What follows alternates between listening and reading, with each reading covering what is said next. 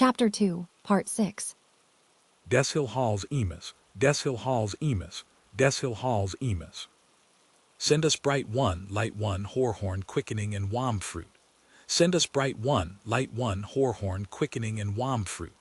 Send us bright one, light one, whorehorn quickening and wam fruit. Hoopsa boy boy hoopsa, hoopsa boy boy hoopsa, hoopsa boy boy hoopsa. Universally that person as a human is esteemed very little perceptive concerning whatsoever matters are being held as most profitably by mortals with sapience, endowed to be studied, who is ignorant of that which the most in doctrine erudite, and certainly by reason of that in them, high mind as ornament deserving of veneration constantly maintain, when by general consent they affirm that other circumstances being equal by no exterior splendor, is the prosperity of a nation more efficaciously asserted than by the measure of how far forward may have progressed the tribute of its solicitude for that proliferant continuance, which of evils the original if it be absent when fortunately present, constitutes the certain sign of omnipotent nature's incorrupted benefaction.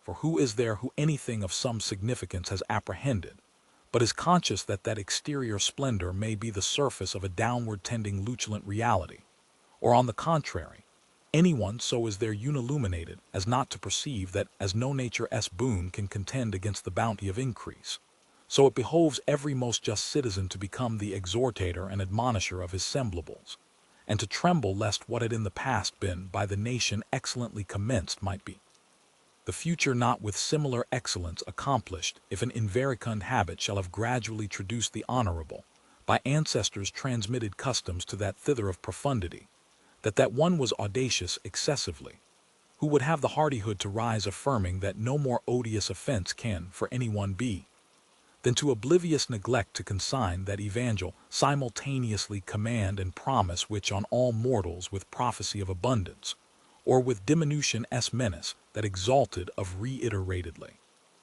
procreating function ever irrevocably enjoined.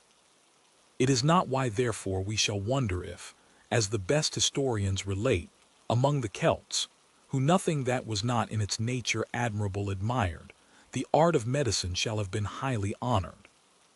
Not to speak of hostels, leper yards, sweating chambers, plague graves, their greatest doctors, the O'Shiels, the O'Hickeys, the O'Lees, have sedulously set down the divers methods by which the sick and the relapsed found again health, whether the malady had been the trembling withering or loose boyconal flux. Certainly in every public work which in it anything of gravity contains preparation should be with importance commensurate, and therefore a plan was by them adopted, whether by having preconsidered, or as the maturation of experience, it is difficult in being said which the discrepant opinions of subsequent inquirers are not up to the present congrued to render manifest, whereby maternity was so far from all accident possibility removed that whatever care the patient in that all hardest of woman, our chiefly required, and not solely for the copiously opulent, but also for her who not being sufficiently moneyed scarcely, and often not even scarcely could subsist valiantly, and for an inconsiderable emolument was provided. To her nothing already then and thenceforward was any way able to be molestful, for this chiefly felt all citizens except with proliferant mothers prosperity at all not to can be. And as they had received eternity God's mortals generation to befit them her beholding, when the case was so hoving itself, parturient in vehicle their ward carrying desire immense among all one another was impelling on of her to be received into that domicile. O thing of prudent nation, not merely in being seen, but also even in being related worthy of being praised, that they her by anticipation went seeing mother, that she by them, suddenly to be about to be cherished had been begun she felt. Before born bliss babe had, within womb one he worshipped, whatever in that one case done commodiously done was. A couch by midwives attended with wholesome food reposeful, cleanest swaddles as though forth-bringing were now done, and by wise foresight set. But to this no less of what drugs there is need and surgical implements, which are pertaining to her case, not omitting aspect of all very distracting spectacles in various latitudes, by our terrestrial orb offered together with images, divine and human, the cogitation of which by sejunct females is to tumescence conducive or eases issue in the high sunbright well-built fair home of mothers when, ostensibly far gone and reproductive, it is come by her thereto to lie in, her term up. Some man that wayfaring was stood by house door at night oncoming. Of Israel's folk was that man that on earth wandering far had fared. Stark ruth of man his errand that him lone led till that house. Of that house a horn is lord. 70 beds keeps he their teeming mothers are wont that they lie for to thole and bring forth bairns hale, so God's angel to Mary quoth. Watchers tway their walk white sisters in ward sleepless. Smarts they still, sickness soothing, in 12 moons thrice an hundred. Truest bedthanes they twain are for horn holding wariest ward. In ward wary the watcher hearing come that man mild-hearted eft rising with swire iwimpled to him her gate wide undid. Lo, 11 leaping lightens in eyeblink Ireland westward welkin. Full she drad that God the wreaker all mankind would fordo with water for his evil sins. Christ's rude made she on breastbone and him drew that he would rathe in fair under her thatch. That man her will wadding worthful went in horn's house. Loth to irk in horn's hall hat holding the seeker stood. On her stow he was living with dear wife and lovesome daughter, that then over land and seafloor 9 years had long outwandered. Once her in townhithe meeting he to her bow had not doffed. Her to forgive now he craved with good ground of her allowed that of him swift-seen face, hers, so young then had looked. Light swift her eyes kindled, bloom of blushes his word winning. As her eyes then onget his weeds swart therefore sorrow she feared. Glad after she was that adreed was. Her he asked if Herr Doctor tidings sent from far coast, and she with grameful sigh him answered that Herr Doctor in heaven was. Sad was the man that word to hear that him so heavied in bowels ruthful. All she there told him, ruing death for friends so young, algate sore unwilling God's rightwiseness to withsay.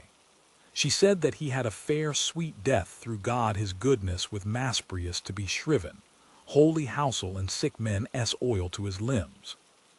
The man then right earnest asked the nun of which death the dead man was died, and the nun answered him, and said that he was died in Mona Island through Bellicrab 3 year agon come Childermass, and she prayed to God the all-ruthful to have his dear soul in his undeathliness.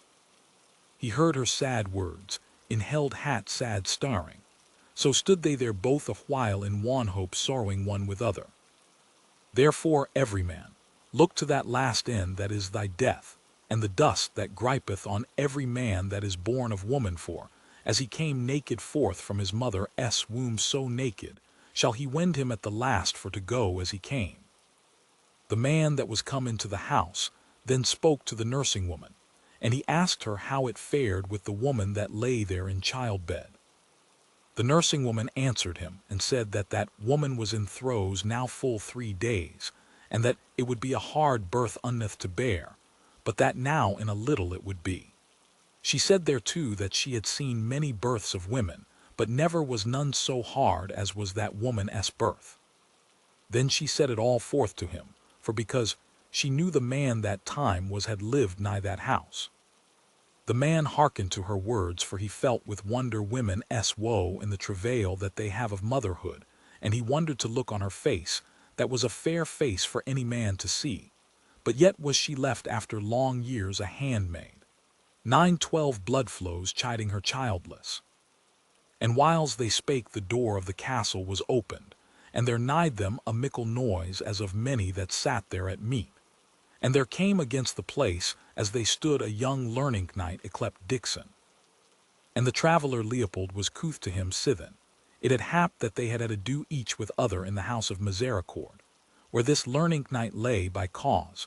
The traveller Leopold came there to be healed, for he was sore wounded in his breast by a spear, wherewith a horrible and dreadful dragon was smitten him, for which he did do make a salve of volatile salt, and chrism as much as he might suffice. And he said now that he should go into that castle, for to make merry with them that were there. And the traveller Leopold said that he should go otherwhither, for he was a man of caudles and a subtle.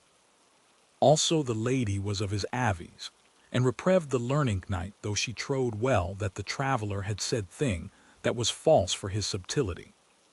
But the learning knight would not hear say nay, nor do her mandment ne have him in aught contrarious to his list, and he said how it was a marvellous castle. And the traveller Leopold went into the castle for to rest him for a space, being sore of limb, after many marches, environing in divers lands and sometime venery.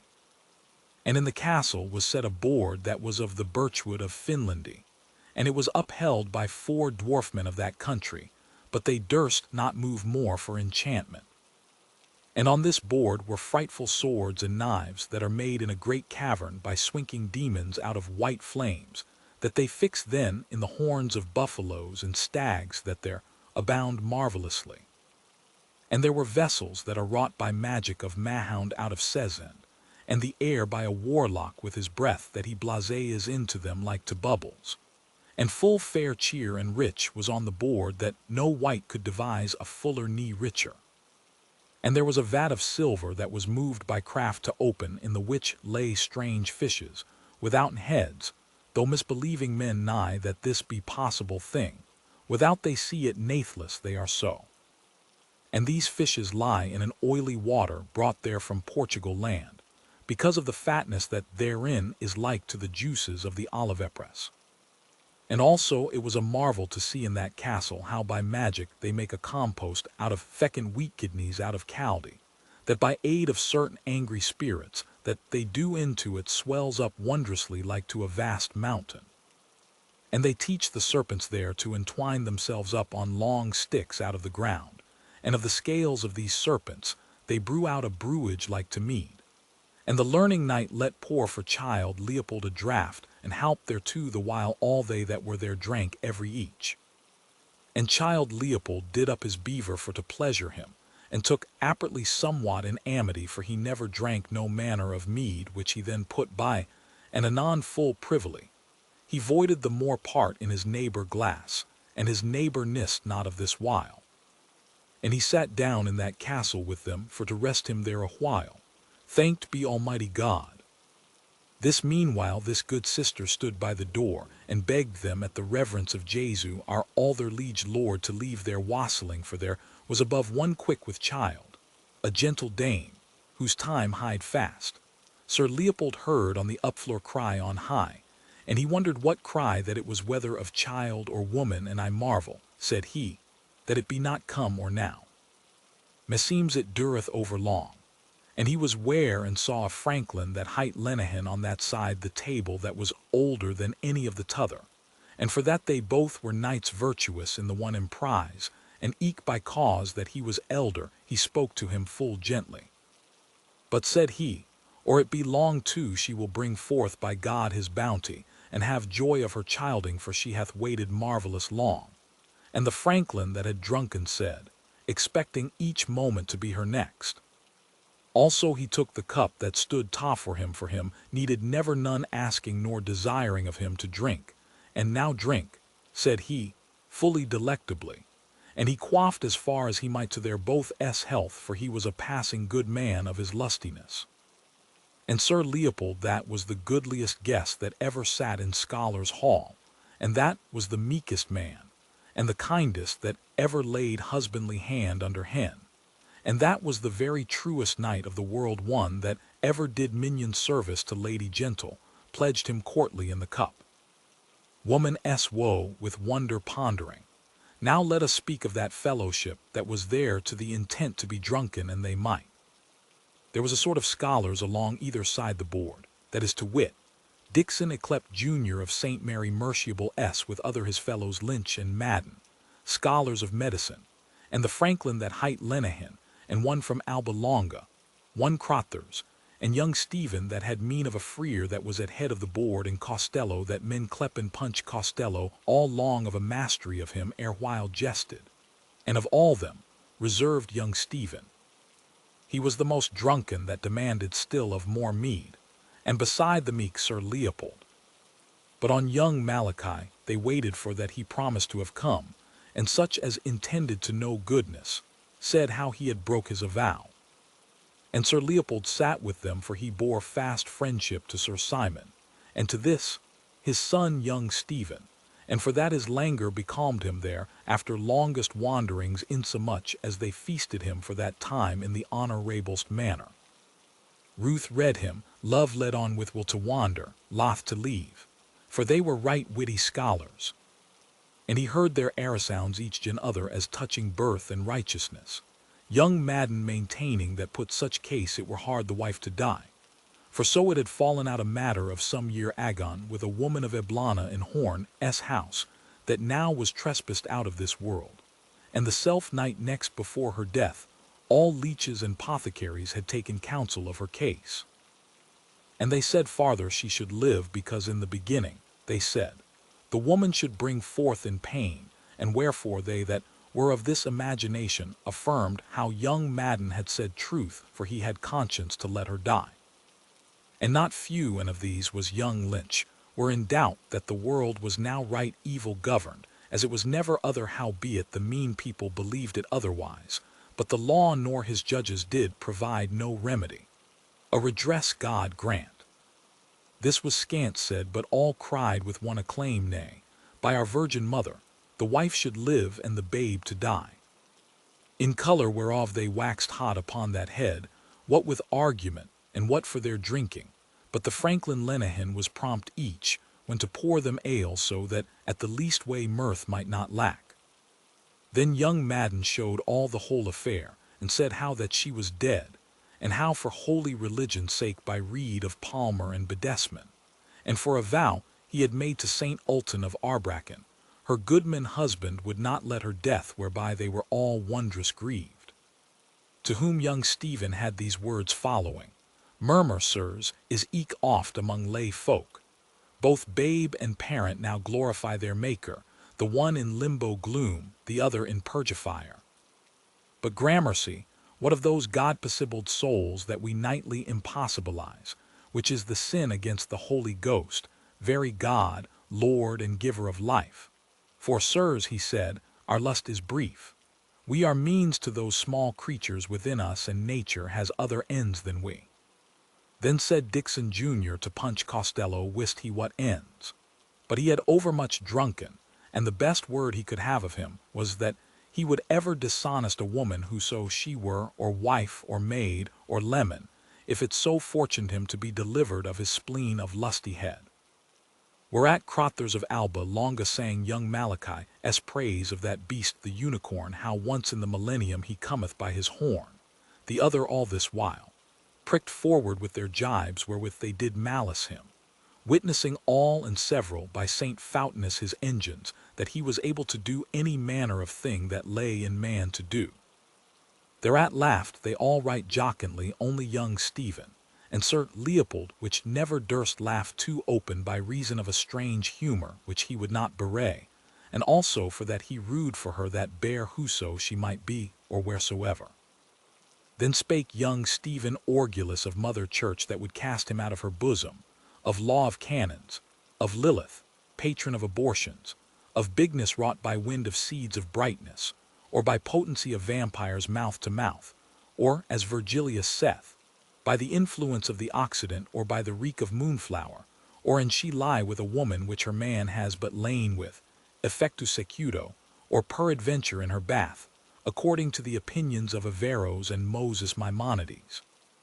He said also how at the end of the 2nd month a human soul was infused, and how in all our Holy Mother foldeth ever souls for God's greater glory, whereas that earthly mother which was but a dam to bear beastly should die by canon, for so saith he that holdeth the fisherman's seal, even that blessed Peter, on which rock was Holy Church for all ages founded. All they bachelors then asked of Sir Leopold, would he in like case so jeopard her person as risk life to save life? A wariness of mind he would answer as fitted all, and laying hand to jaw, he said, dissembling, as his wont was, that as it was informed him, who had ever loved the art of physic as might a layman, and agreeing also with his experience of so seldom seen an accident, it was good for that Mother Church belike at one blow had birth and death pence, and in such sort deliverly he escaped their questions. "That is truth, party," said Dixon, and or I a pregnant word, which hearing young Stephen was a marvelous glad man, and he averred that he who stealeth from the poor lendeth to the Lord, for he was of a wild manner when he was drunken, and that he was now in that taking it appeared eftsoons. But Sir Leopold was passing grave, maugre his word by cause. He still had pity of the terror-causing shrieking of shrill women in their labor. And as he was minded of his good Lady Marian, that had borne him an only manchild which on his 11th day on live had died, and no man of art could save so dark is destiny. And she was wondrous stricken of heart for that evil hap, and for his burial did him on a fair corslet of lamb's wool, the flower of the flock, lest he might perish utterly and lie acled, for it was then about the midst of the winter. And now Sir Leopold, that had of his body no manchild for an heir, looked upon him his friend's son, and was shut up in sorrow for his forepast happiness, and as sad as he was that him failed a son of such gentle courage, for all accounted him of real parts, so grieved he also in no less measure for young Stephen, for that he lived riotously with those wastrels, and murdered his goods with whores. About that present time, young Stephen filled all cups that stood empty, so as there remained but little mo if the prudenter had not shadowed their approach from him, that still plied it very busily, who, praying for the intentions of the sovereign pontiff, he gave them for a pledge the vicar of Christ, which also, as he said, is vicar of Bray. "Now drink we," quod he, "of this mazer, and quaff ye this mead, which is not indeed parcel of my body, but my soul's bodiment. Leave ye fraction of bread to them that live by bread alone. Be not afeard neither, for any want for this will comfort more than the other will dismay. See ye here." And he showed them glistering coins of the tribute, and goldsmith notes the worth of £2.19 that he had, he said, for a song which he writ. They all admired to see the foresaid riches in such dearth of money as was herebefore. His words were then these as followeth: "Know all men," he said, "time's ruins build eternity's mansions." What means this? Desire's wind blasts the thorn tree, but after it becomes from a bramble bush to be a rose upon the root of time. Mark me now. In woman's womb word is made flesh, but in the spirit of the Maker all flesh that passes becomes the word that shall not pass away. This is the post-creation. Omnis caro ad te veniet. No question but her name is puissant who aventuried the dear course of our agent buyer, healer and herd. Our mighty mother and mother most venerable, and Bernardus saith aptly that she hath an omnipotentium daperi supplicem, that is to wit, an almightiness of petition, because she is the second Eve, and she won us. Saith Augustine too, whereas that other, our grandam, which we are linked up with by successive anastomosis of navel cords, sold us all, seed, breed, and generation, for a penny pippin. But here is the matter now. Or she knew him, that second I say, and was but creature of her creature, virgin matter, figlia dicul figlio. Or she knew him not, and then stands she in the one denial or ignorancy with Peter Piscator, who lives in the house that Jack built, and with Joseph, the joiner patron of the happy demise of all unhappy marriages. Parsec M. Elo taxil nous adit quequi L avate missi dan set fishu position si tate la sacer pigeon, venter de dia. Intutor transubstantiality, odor consubstantiality, but in no case subsubstantiality. And all cried out upon it for a very scurvy word. A pregnancy without joy, he said, a birth without pangs, a body without blemish, a belly without bigness.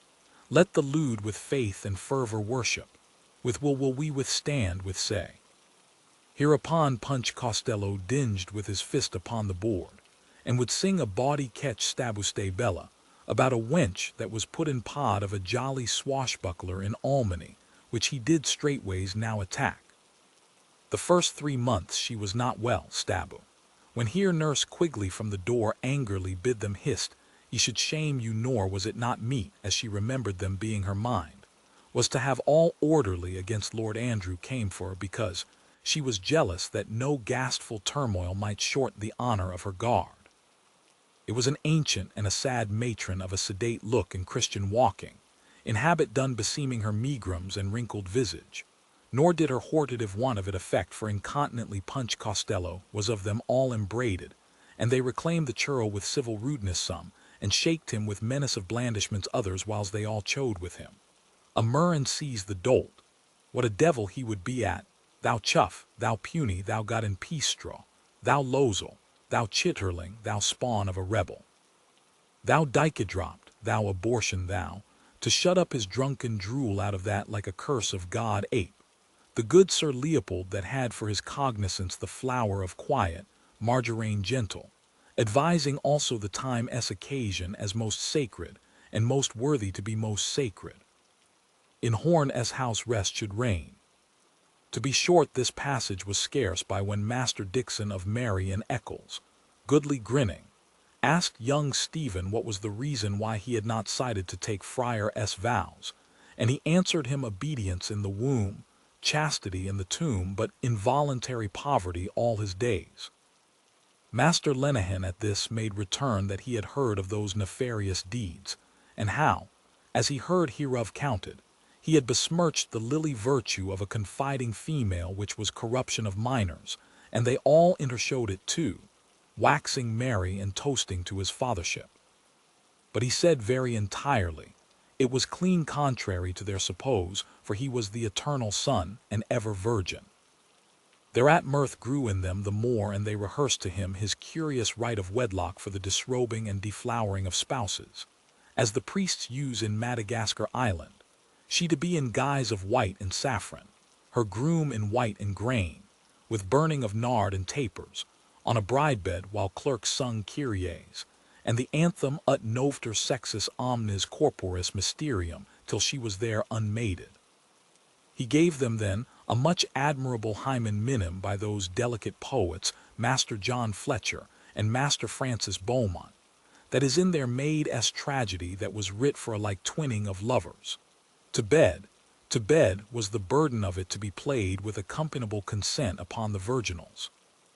An exquisite dulcet epithalame of most mollificative swadency for juveniles amatory, whom the odoriferous flambeaux of the paranymphs have escorted to the quadrupedal proscenium of connubial communion.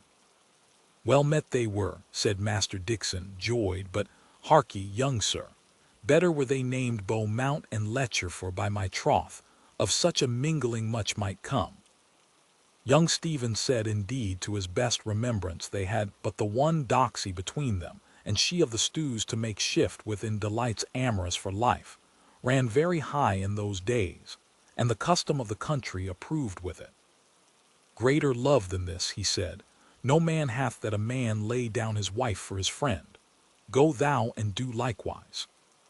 Thus, or words to that effect, saith Zarathustra, sometime Regius professor of French letters to the University of Oxdale, nor breath there ever that man to whom mankind was more beholden. Bring a stranger within thy tower, it will go hard, but thou wilt have the secondibiest bed. Orate fraters pro memetipso, and all the people shall say, Amen.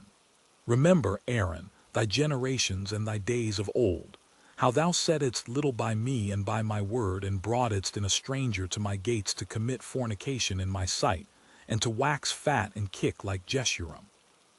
Therefore hast thou sinned against my light, and hast made me, thy lord, to be the slave of servants.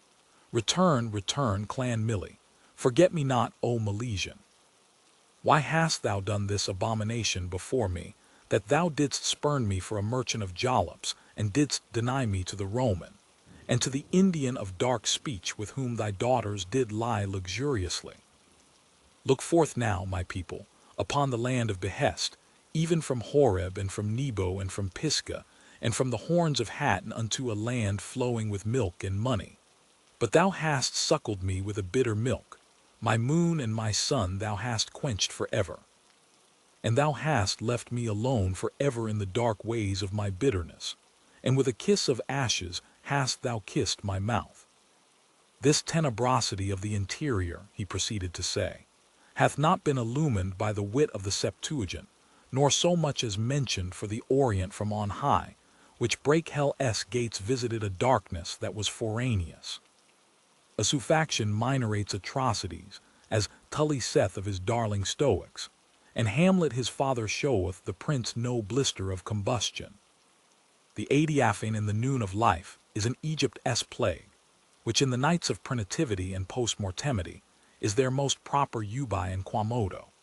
And as the ends and ultimates of all things accord in some mean and measure with their inceptions and originals, that same multiplicit concordance which leads forth growth from birth accomplishing, by a retrogressive metamorphosis, that minishing and ablation towards the final which is agreeable unto nature, so is it with our subsolar being. The aged sisters draw us into life.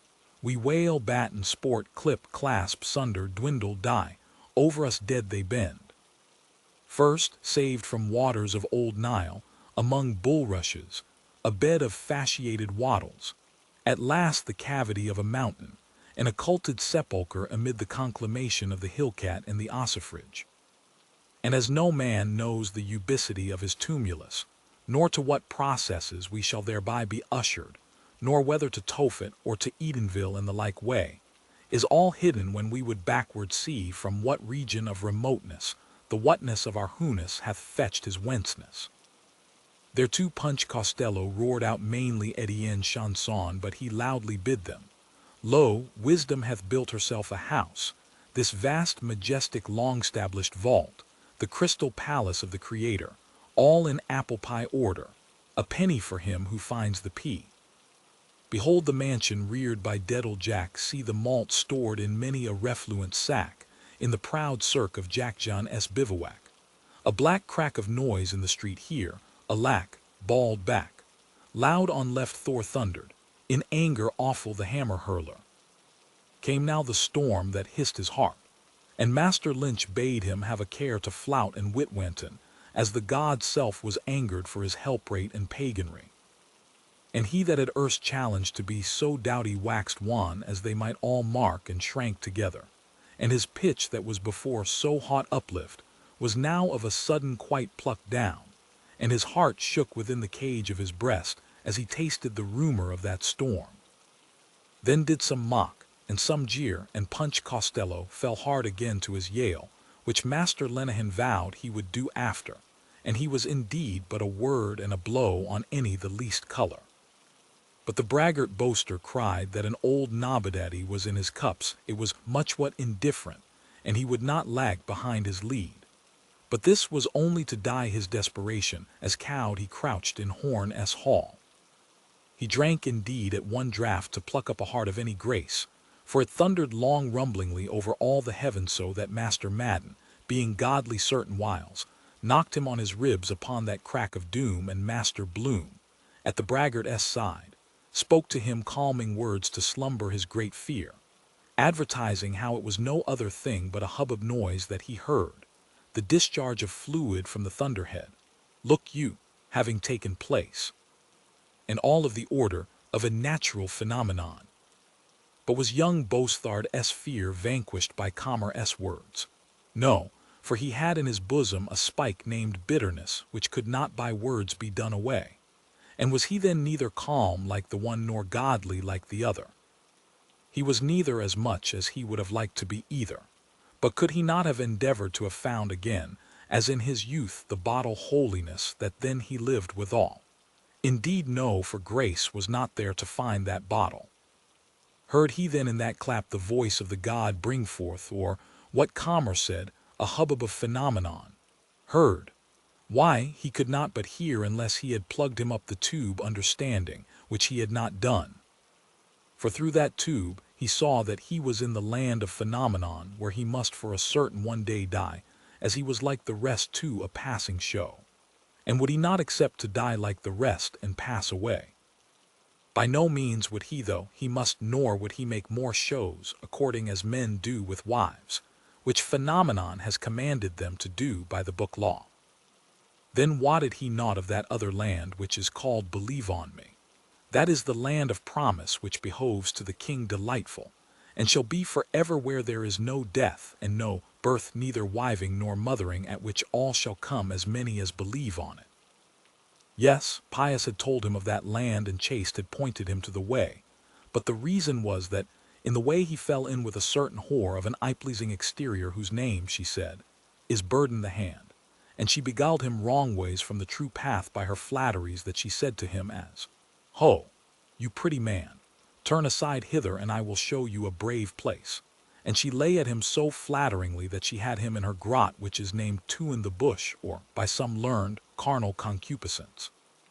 This was it what all that company that sat there at commons in manse of mothers the most lusted after, and if they met with this whore Burden the Hand, which was within all foul plagues, monsters, and a wicked devil, they would strain the last but they would make at her and know her.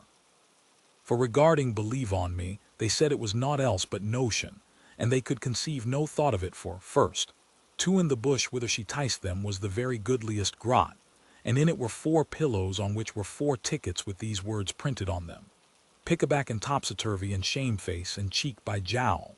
And second, for that foul plague all pox, and the monsters they cared not for them for preservative, had given them a stout shield of oxen gut, and third, that they might take no hurt neither from offspring, that was that wicked devil by virtue of this same shield, which was named Kilcheld. So were they all in their blind fancy, Mr. Cavil and Mr. Sometimes Godly, Mr. Ape Swillill, Mr. False Franklin, Mr. Dainty Dixon, young Bothard, and Mr. Cautious Calmer. Wherein, O wretched company, were ye all deceived, for that was the voice of the god that was in a very grievous rage that he would presently lift his arm up and spill their souls for their abuses, and their spillings done by them contrariwise to his word, which forth to bring brenningly biddeth. So Thursday 16th June pack, Dignam laid in clay of an apoplexy, and after hard drought, please God, rained, a bargeman coming in by water a 50 mile or thereabout with turf, saying the seed 1 tea sprout, fields athirst, very sad-colored and stunk mightily, the quags and tofts too, hard to breathe, and all the young quicks clean consumed, without sprinkle this long, while back as no man remembered to be without. The rosy buds all gone brown and spread out blobs, and on the hills naught but dry flag and faggots that would catch at first fire. All the world saying, for aught they knew, the big wind of last February a year that did havoc the land so pitifully a small thing beside this barrenness. But by and by, as said, this evening after sundown, the wind sitting in the west, biggish swollen clouds to be seen as the night increased, and the weatherwise pouring up at them, and some sheet lightnings at first and after, past 10 of the clock, one great stroke with a long thunder, and in a brace of shakes all scamper pell-mell within door for the smoking shower, the men making shelter for their straws with a clout or kerchief, women folk skipping off with kirtles catched up soon as the pour came. In Ely Place, Bagot Street, Duke S. Lawn, thence through Marion Green up to Hall Street, a swash of water flowing that was before Bondry, and not one chair or coach or fiacre seen about, but no more crack after that first. Over against the R.T. Hun Mr. Justice Fitzgibbon S. door, that is to sit with Mr. Healy the lawyer upon the college land's mow. Mulligan a gentleman S. gentleman that had but come from Mr. Moore S. the writer S. That was a papish, but is now, folks say, a good Williamite chanced against Alec. Bannon in a cut bob, which are now in with dance cloaks of Kendall Green, that was new got to town from Mullinger with the stage, where his cause and Mal M.S. brother will stay a month yet till St. Swithin, and asks what in the earth he does there. He bound home, and he to Andrew Horn S. being stayed for to crush a cup of wine, so he said, but would tell him of a skittish heifer, big of her age and beef to the heel, and all this while poured with rain, and so both together on to Horn S. There Leopold Bloom of Crawford S. Journal sitting snug with a covey of wags, likely brangling fellows, Dixon Jun, scholar of my Lady of Mercy S. Vin Lynch, a Scots fellow Will Madden T. Lenehan, very sad about a racer he fancied, and Stephen D. Leopold Bloom there for a languor he had, but was now better, he having dreamed tonight a strange fancy of his dame, Mrs. Moll, with red slippers on, in a pair of turkey trunks, which is thought by those in ken to be for a change and Mistress Purifoy there, that got in through pleading her belly, and now on the stools, Poor body, 2 days past her term. The midwife's sore put to it and can tea deliver. She queasy for a bowl of rice slop that is a shrewd dryer up of the insides and her breath very heavy more than good, and should be a bully boy from the knocks, they say. But God give her soon issue. Tease her 9th chick to live, I hear, and Lady Day bit off her last chick's nails that was then a 12-month, and with other 3 all breastfed that died written out in a fair hand in the King's Bible. Her hub 50 odd and a Methodist, but takes the sacrament and is to be seen any fair Sabbath with a pair of his boys off Bullock Harbor dapping on the Sound with a heavy-braked reel, or in a punt he has trailing for flounder and pollock, and catches a fine bag, I hear. In some, an infinite great fall of rain, and all refreshed, and will much increase the harvest, yet those in ken say after wind and water fire shall come for a prognostication of Malachi's almanac. And I hear that Mr. Russell has done a prophetical charm of the same just out of the Hindustanish for his Farmer's Gazette. To have 3 things in all but this a mere fetch, without bottom of reason for old crones and bairns. Yet sometimes they are found in the right guess with their queries no telling how. With this came up Lenehan to the feet of the table to say how the letter was in that night's Gazette, and he made a show to find it about him, for he swore with an oath that he had been at pains about it. But on Stephen's persuasion he gave over the search and was bidden to sit near, by which he did mighty brisk. He was a kind of sport gentleman that went for a Merry Andrew or honest pickle, and what belonged of women, horseflesh or hot scandal, he had it pat.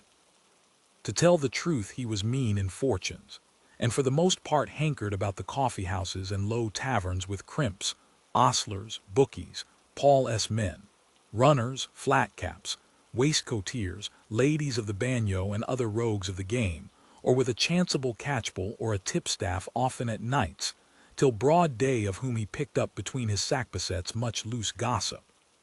He took his ordinary at a boiling cook's, and if he had but gotten into him a mess of broken victuals or a platter of tripes with a bare tester in his purse, he could always bring himself off with his tongue. Some randy quip he had from a punk or what-not that every mother's son of them would burst their sides. The other, Costello that is, hearing this talk asked was it poetry or a tale. Faith, no, he says, Frank, that was his name, tease all about carry cows that are to be butchered along of the plague. But they can go hang, says he with a wink, for me with their bully beef, a pox on it. There's as good fish in this tin as ever came out of it, and very friendly. He offered to take of some salty sprats that stood by, which he had eyed wishly in the meantime, and found the place which was indeed the chief design of his embassy, as he was sharp set. Mort aux vaches, says Frank then in the French language that had been indentured to a brandishipper that has a wine lodge in Bordeaux, and he spoke French like a gentleman too.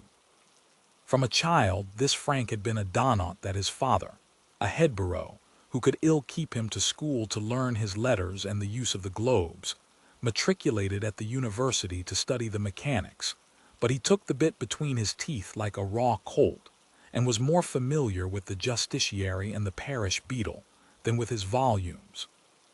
One time he would be a play actor, then a sutler or a welsher, then naught would keep him from the bearpit and the cocking main, then he was for the ocean sea or to hoof it on the roads with the Romany folk, kidnapping a squire's heir by favor of moonlight or fecking maid's linen or choking chicken behind a hedge. He had been off as many times as a cat has lives and back again with naked pockets, as many more to his father, the Hedborough, who shed a pint of tears as often as he saw him. What, says Mr. Leopold with his hands across, that was earnest to know the drift of it, will they slaughter all? I protest I saw them but this day morning going to the Liverpool boats, says he. I can scarce believe 'tis so bad, says he. And he had experience of the like brood beasts, and of springers, greasy hoggets and wether wool, having been some years before actuary for Mr. Joseph Cuff, a worthy salesmaster that drove his trade for live stock and meadow auctions hard by Mr. Gavin Low's yard in Prussia Street. I question with you there, says he, more like 'tis the hoose or the timber tongue. Mr. Stephen, a little moved but very handsomely, told him no such matter, and that he had dispatches from the Emperor's chief tail-tickler thanking him for the hospitality, that was sending over Dr. Rinderpest, the best quoted cowcatcher in all Muscovy, with a bolus or two of physic to take the bull by the horns. Come, come, says Mr. Vincent, plain dealing. He'll find himself on the horns of a dilemma if he meddles with a bull that's Irish, says he. Irish by name and Irish by nature, says Mr. Stephen, and he sent the ale purling about, an Irish bull in an English china shop. I conceive you, says Mr. Dixon. It is that same bull that was sent to our island by Farmer Nicholas, the bravest cattle breeder of them all, with an emerald ring in his nose. True for you, says Mr. Vincent, cross the table, and a bullseye into the bargain, says he, and a plumper and a portlier bull, says he, never shit on shamrock.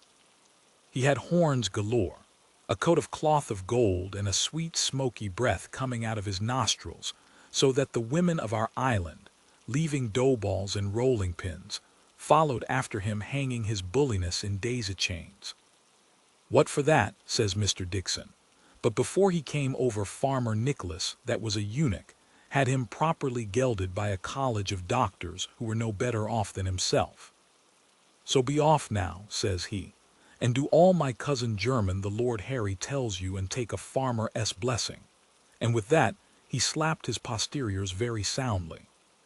But the slap and the blessing stood him friend, says Mr. Vincent, for to make up he taught him a trick worth two of the other, so that maid, wife, abbess and widow to this day affirm that they would rather any time of the month whisper in his ear in the dark of a cowhouse, or get a lick on the nape from his long holy tongue, than lie with the finest strapping young ravisher in the 4 fields of all Ireland. Another then put in his word, and they dressed him, says he, in a point shift and petticoat, with a tippet and girdle and ruffles on his wrists, and clipped his forelock, and rubbed him all over with spermaceti oil, and built stables for him at every turn of the road, with a gold manger in each full of the best hay in the market, so that he could doss and dung to his heart's content. By this time, the father of the faithful, for so they called him, was grown so heavy that he could scarce walk to pasture. To remedy which our cousining dames and damsels brought him his fodder in their apron laps, and as soon as his belly was full, he would rear up on his hind quarters to show their ladyships a mystery, and roar and bellow out of him in bull's language, and they all after him.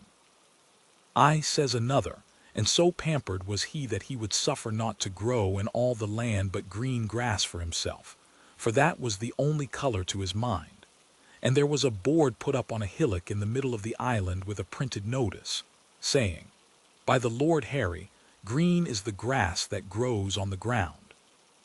And says Mr. Dixon, if ever he got scent of a cattle raider in Roscommon, or the wilds of Connemara, or a husbandman in Sligo, that was sowing as much as a handful of mustard or a bag of rapeseed, out he'd run amuck over half the countryside, rooting up with his horns whatever was planted, and all by Lord Harry's orders. There was bad blood between them at first, says Mr. Vincent, and the Lord Harry called Farmer Nicholas all the old nicks in the world, and an old whoremaster that kept 7 trulls in his house, and I'll meddle in his matters, says he. I'll make that animal smell hell, says he, with the help of that good pizzle my father left me. But one evening, says Mr. Dixon, when the Lord Harry was cleaning his royal pelt to go to dinner after winning a boat race, he had spade oars for himself, but the first rule of the course was that the others were to row with pitchforks. He discovered in himself a wonderful likeness to a bull, and on picking up a black-thumbed chapbook that he kept in the pantry, he found sure enough that he was a left-handed descendant of the famous champion bull of the Romans, Bos Bovum, which is good bog Latin for boss of the show. After that, says Mr. Vincent, the Lord Harry put his head into a cow's drinking trough in the presence of all his courtiers, and pulling it out again told them all his new name. Then, with the water running off him, he got into an old smock and skirt that had belonged to his grandmother, and bought a grammar of the bull's language to study. but he could never learn a word of it except the first personal pronoun, which he copied out big and got off by heart. And if ever he went out for a walk, he filled his pockets with chalk to write it upon what took his fancy, the side of a rock, or a tea-house table, or a bale of cotton, or a cork float. In short, he and the Bull of Ireland were soon as fast friends as an arse and a shirt. They were, says Mr. Stephen, and the end was that the men of the island, seeing no help was toward, as the ungrate women were all of one mind, made a wary raft, loaded themselves and their bundles of chattels on shipboard, set all masts erect, manned the yards, sprang their luff, heaved to, spread 3 sheets in the wind, put her head between wind and water, weighed anchor, ported her helm, ran up the Jolly Roger, gave 3 times 3, let the Bulgin run, pushed off in their bumboat, and put to sea to recover the main of America. Which was the occasion, says Mr. Vincent, of the composing by a boatswain of that rollicking chanty, Pope Peter S. but a pissabed, a man s a man for a that. Our worthy acquaintance, Mr. Malachi Mulligan, now appeared in the doorway as the students were finishing their apologue, accompanied with a friend whom he had just rencountered, a young gentleman, his name Alec Bannon, who had late come to town, it being his intention to buy a color or a cornetcy in the fencibles and list for the wars.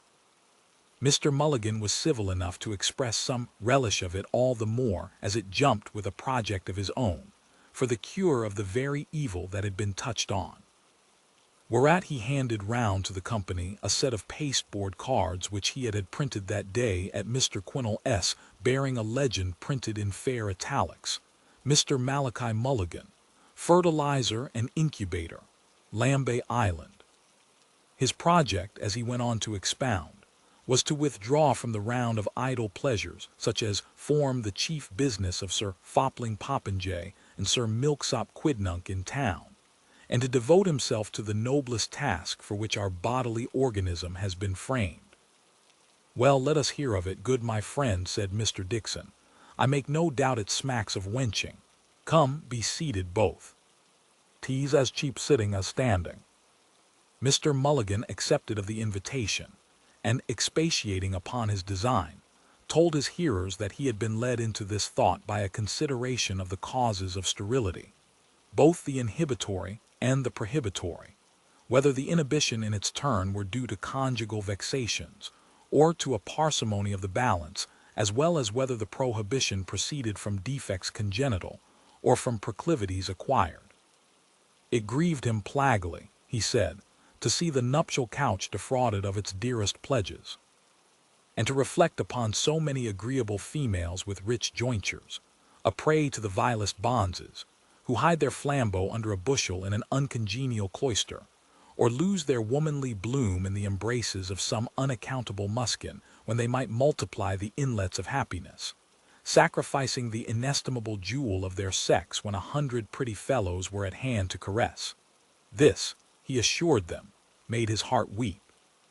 To curb this inconvenience, which he concluded due to a suppression of latent heat, having advised with certain counselors of worth and inspected into this matter, he had resolved to purchase in fee simple for ever the freehold of Lambay Island from its holder, Lord Talbot de Malahide, a Tory gentleman of note much in favor with our ascendancy party.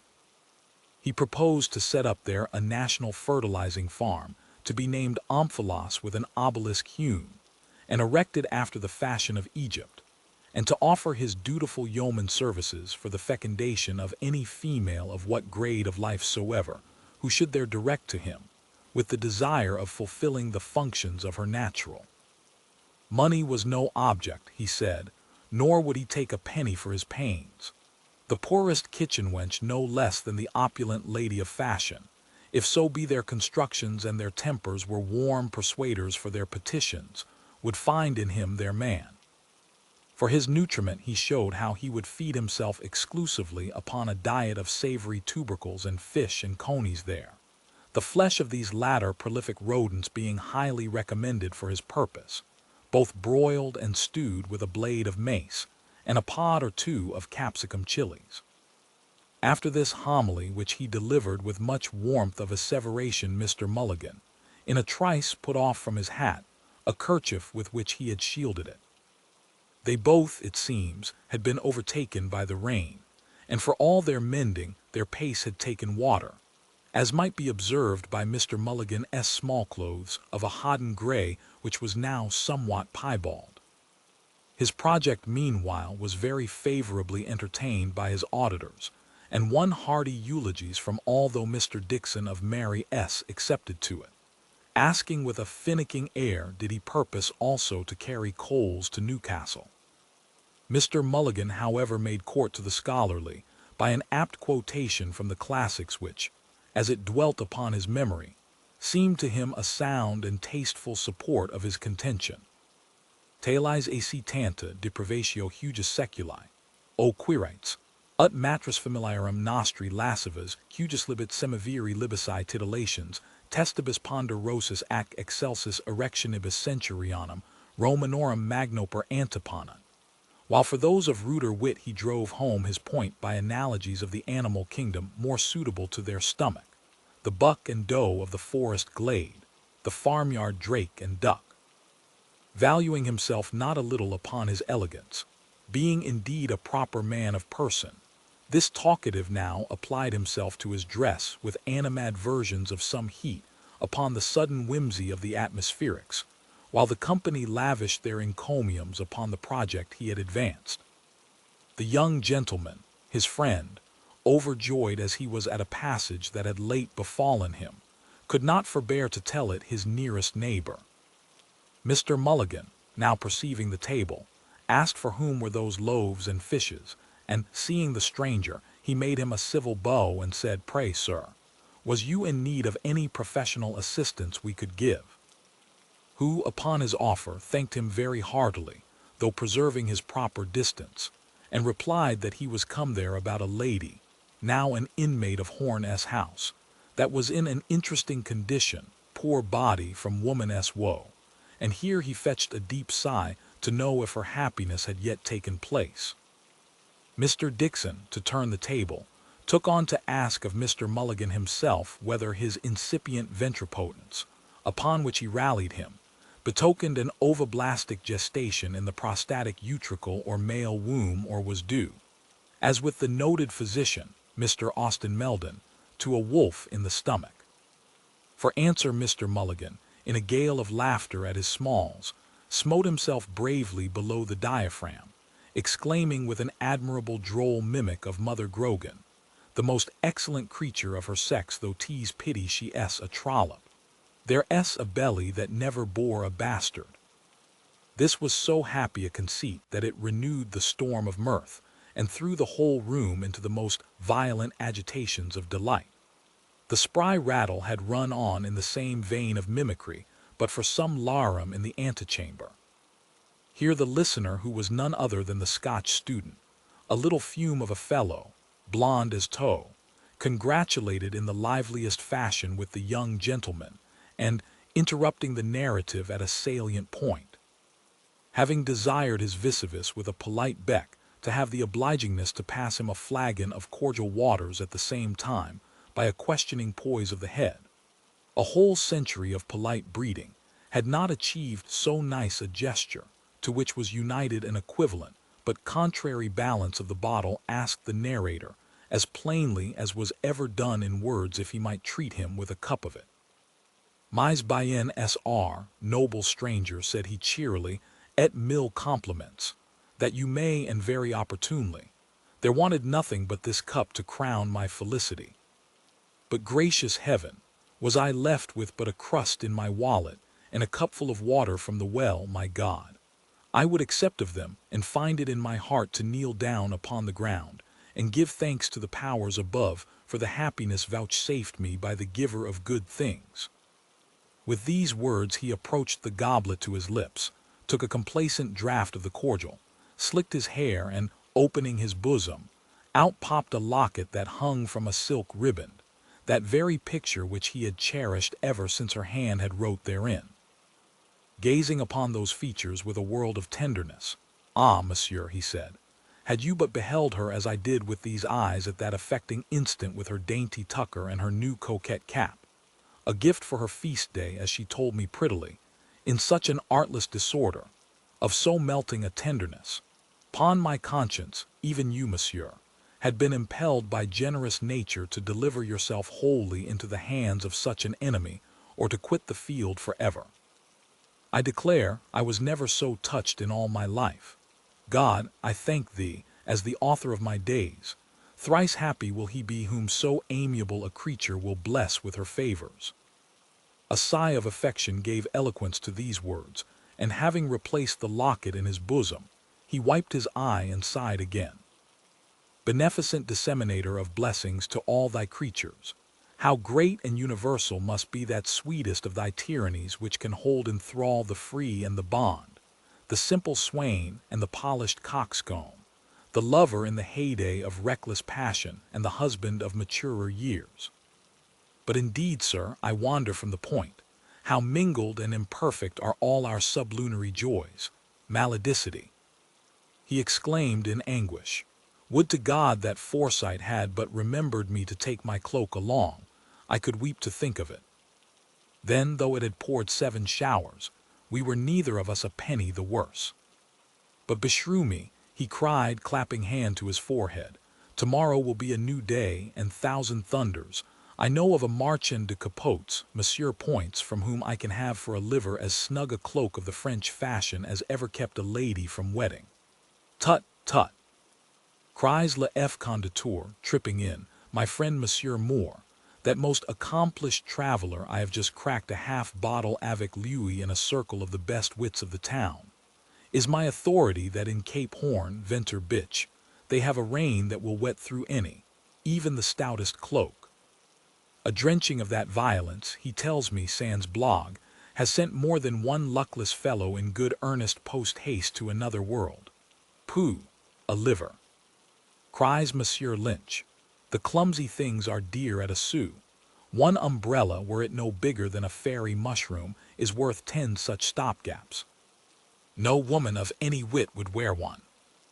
My dear Kitty told me today that she would dance in a deluge before ever she would starve in such an ark of salvation for, as she reminded me, blushing piquantly and whispering in my ear, though there was none to snap her words but giddy butterflies, Dame Nature, by the divine blessing, has implanted it in our hearts, and it has become a household word that ill why a Jew chooses, for which the innocence of our original garb, in other circumstances a breach of the proprieties, is the fittest, nay, the only garment.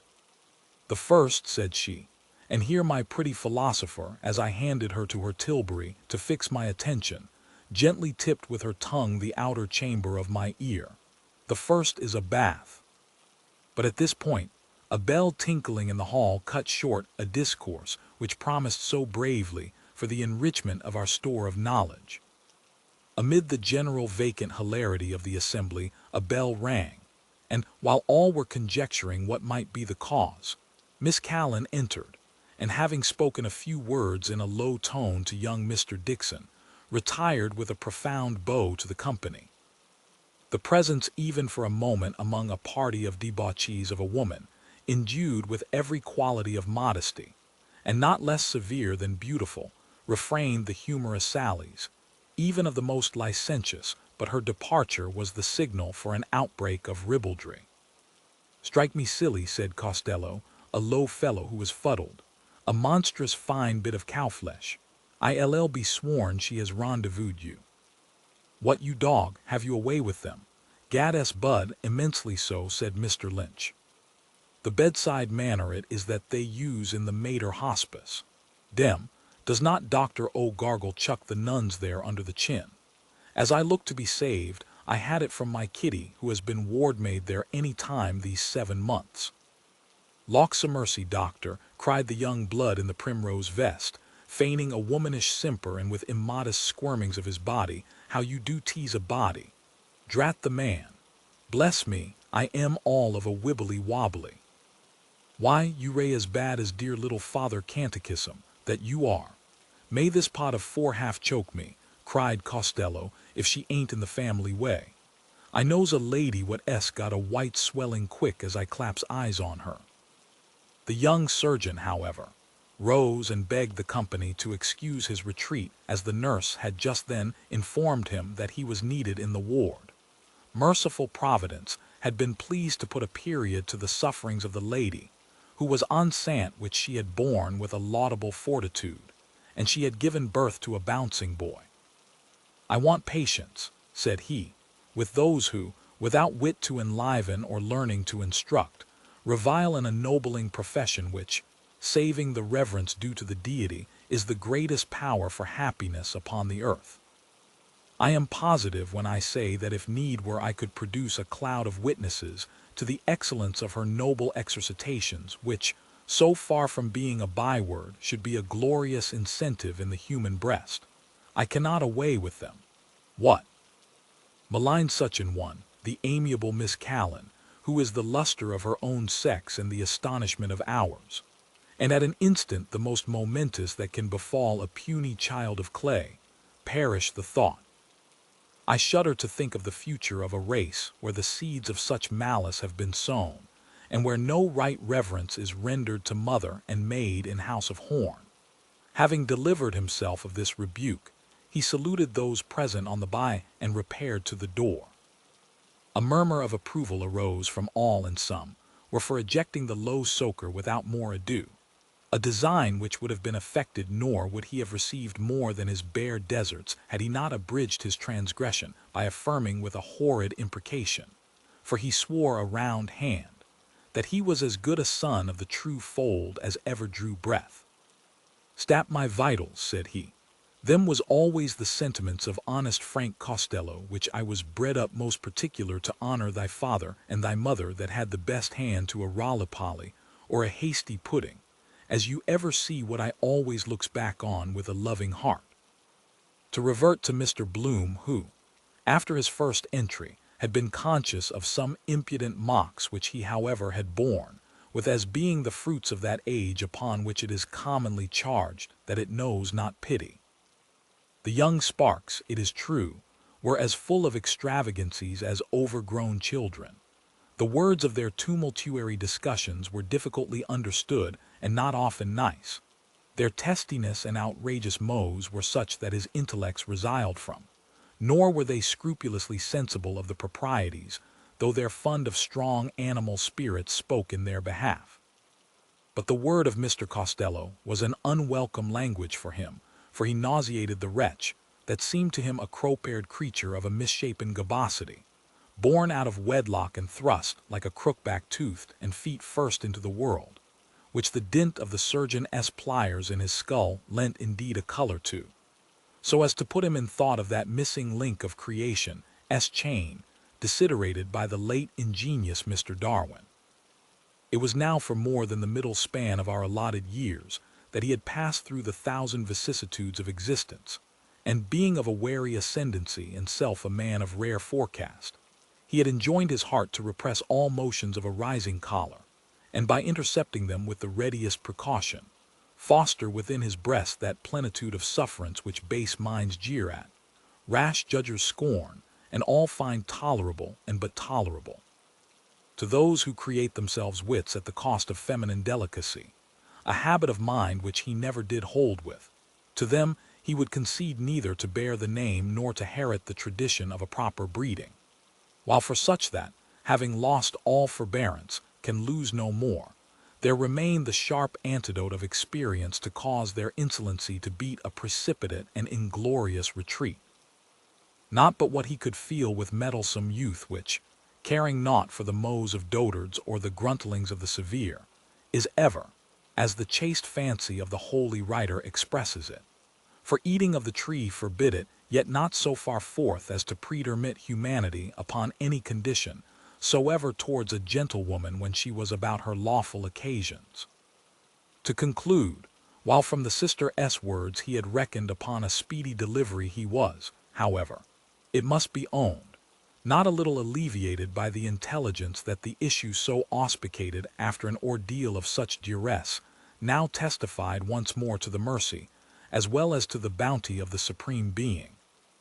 Accordingly, he broke his mind to his neighbor, saying that, to express his notion of the thing, his opinion, who ought not perchance to express one, was that one must have a cold constitution and a frigid genius not to be rejoiced by this freshest news of the fruition of her confinement, since she had been in such pain through no fault of hers. The dressy young blade said it was her husband that put her in that expectation, or at least it ought to be, unless she were another Ephesian matron.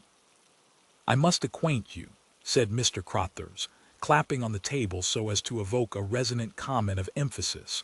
Old Glory Allelujurum was round again today, an elderly man with dungarees, preferring through his nose a request to have word of Wilhelmina, my life, as he calls her.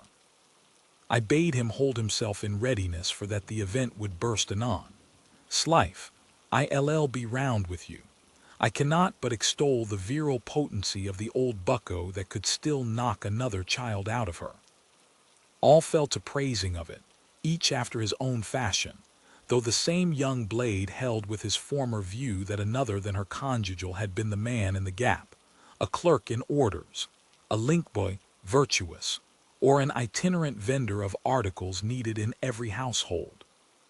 Singular, communed the guest with himself, the wonderfully unequal faculty of metempsychosis possessed by them, that the puerperal dormitory and the dissecting theater should be the seminaries of such frivolity, that the mere acquisition of academic titles should suffice to transform, in a pinch of time, these votaries of levity into exemplary practitioners of an art which most men anywise eminent have esteemed the noblest.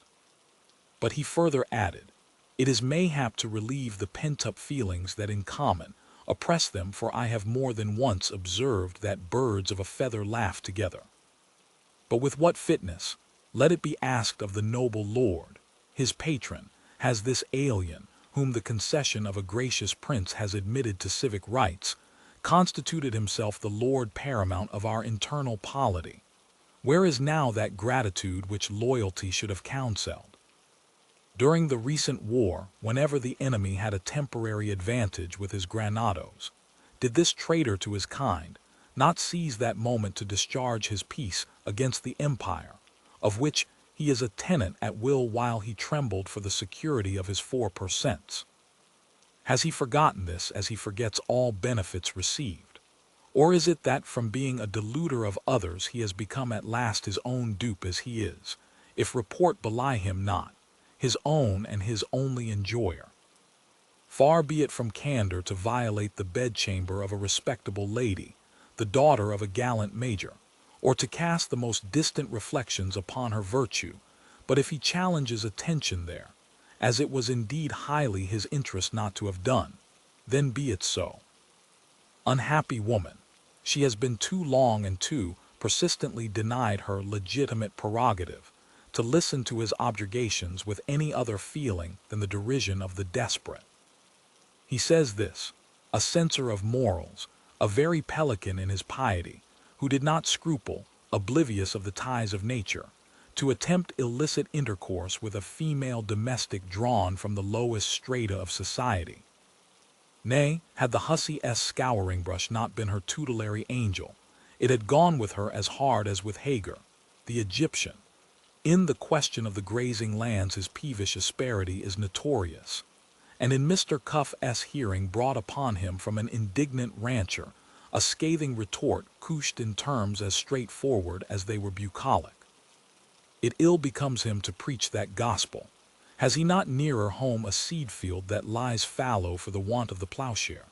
A habit reprehensible at puberty is second nature, and an opprobrium in middle life. If he must dispense his balm of Gilead in nostrums and apothegms of dubious taste to restore to health a generation of unfledged profligates, let his practice consist better with the doctrines that now engross him. His marital breast is the repository of secrets which decorum is reluctant to adduce. The lewd suggestions of some faded beauty may console him for a consort neglected and debauched, but this new exponent of morals and healer of ills is at his best an exotic tree which, when rooted in its native orient, throve and flourished, and was abundant in balm, but, transplanted to a clime more temperate, its roots have lost their quondam vigor while the stuff that comes away from it is stagnant, acid, and inoperative. The news was imparted with a circumspection recalling the ceremonial usage of the sublime port by the second female infirmarian to the junior medical officer in residence, who, in his turn, announced to the delegation that an heir had been born. When he had betaken himself to the women's apartment to assist at the prescribed ceremony of the afterbirth, in the presence of the Secretary of State for Domestic Affairs and the members of the Privy Council, silent in unanimous exhaustion and approbation, the delegates, chafing under the length and solemnity of their vigil, and hoping that the joyful occurrence would palliate a license which the simultaneous absence of Abigail and obstetrician rendered the easier, broke out at once into a strife of tongues. In vain the voice of Mr. Canvasser Bloom was heard endeavoring to urge, to mollify, to refrain. The moment was too propitious for the display of that discursiveness, which seemed the only bond of union among tempers so divergent. Every phase of the situation was successively eviscerated.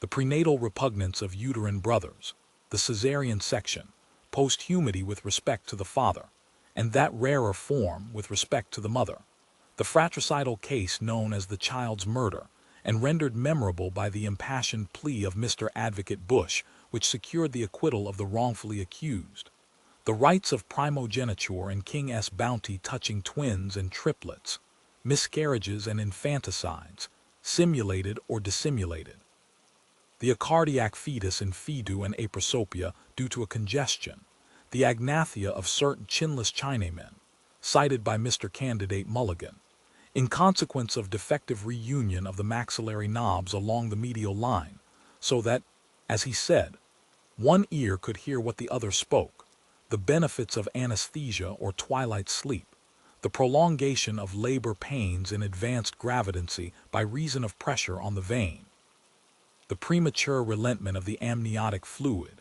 as exemplified in the actual case, with consequent peril of sepsis to the matrix, artificial insemination by means of syringes, involution of the womb consequent upon the menopause, the problem of the perpetration of the species in the case of females impregnated by delinquent rape, that distressing manner of delivery called by the Brandenburger Sturzgeburt, the recorded instances of multiseminal, twickindled and monstrous births conceived during the catamnic period, or of consanguineous parents, in a word, all the cases of human nativity which Aristotle has classified in his masterpiece with chromolithographic illustrations. The gravest problems of obstetrics and forensic medicine were examined with as much animation as the most popular beliefs on the state of pregnancy, such as the forbidding to a gravid woman to step over a contrastile lest, by her movement, the navel cord should strangle her creature, and the injunction upon her in the event of a yearning, ardently and ineffectually entertained, to place her hand against that part of her person which long usage has consecrated as the seat of castigation. The abnormalities of hair lip, breast mole, supernumerary digits, negro s inkle, strawberry mark, and portwine stain were alleged by one as a prima facie and natural hypothetical explanation of those swine-headed. The case of Madame Grisel Stevens was not forgotten, or dig-haired infants occasionally born. The hypothesis of a plasmic memory, advanced by the Caledonian envoy, and worthy of the metaphysical traditions of the land he stood for, envisaged in such cases an arrest of embryonic development at some stage antecedent to the human. An outlandish delegate sustained against both these views, with such heat as almost carried conviction, the theory of copulation between women and the males of brutes, his authority being his own avouchment in support of fables such as that of the Minotaur, which the genius of the elegant Latin poet has handed down to us in the pages of his Metamorphoses. The impression made by his words was immediate but short-lived. It was effaced as easily as it had been evoked by an allocution from Mr. Candidate Mulligan in that vein of pleasantry, which none better than he knew how to effect, postulating as the supremest object of desire a nice clean old man. Contemporaneously, a heated argument having arisen between Mr. Delegate Madden and Mr. Candidate Lynch, regarding the juridical and theological dilemma created in the event of one Siamese twin predeceasing the other. The difficulty by mutual consent was referred to Mr. Canvasser Bloom for instant submittal to Mr. Coadjutor Deacon Daedalus. Hitherto silent, whether the better to show by preternatural gravity that curious dignity of the garb with which he was invested, or in obedience to an inward voice, he delivered briefly, and as some thought, perfunctorily, the ecclesiastical ordinance forbidding man to put asunder what God has joined. But Malatia's tale began to freeze them with horror. He conjured up the scene before them. The secret panel beside the chimney slid back and in the recess appeared Haynes. Which of us did not feel his flesh creep? He had a portfolio full of Celtic literature in one hand, in the other a file marked poison. Surprise, horror, loathing were depicted on all faces while he eyed them with a ghostly grin. I anticipated some such reception. He began with an eldritch laugh, for which, it seems, history is to blame. Yes, it is true. I am the murderer of Samuel Childs, and how I am punished. The inferno has no terrors for me. This is the appearance is on me. Tear and ages, what way would I be resting at all? He muttered thickly, and I tramping Dublin this while back with my share of songs and himself after me the like of a Solth or a Bulwerus. My hell and Ireland is in this life. It is what I tried to obliterate my crime. Distractions rookshooting the Erse language he recited some. Laudanum he raised the file to his lips, camping out. In vain. His spectre stalks me, dope is my only hope. Destruction, the Black Panther. With a cry he suddenly vanished and the panel slid back. An instant later his head appeared in the door opposite and said, "Meet me at Westland Row Station at 11:10." He was gone. Tears gushed from the eyes of the dissipated host.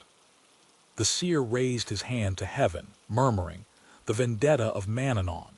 The sage repeated, "Lex talionis." The sentimentalist is he who would enjoy without incurring the immense debtorship for a thing done. Malatia's, overcome by emotion, ceased. The mystery was unveiled. Haynes was the third brother. His real name was Childs. The Black Panther was himself the ghost of his own father. He drank drugs to obliterate. For this relief much thanks.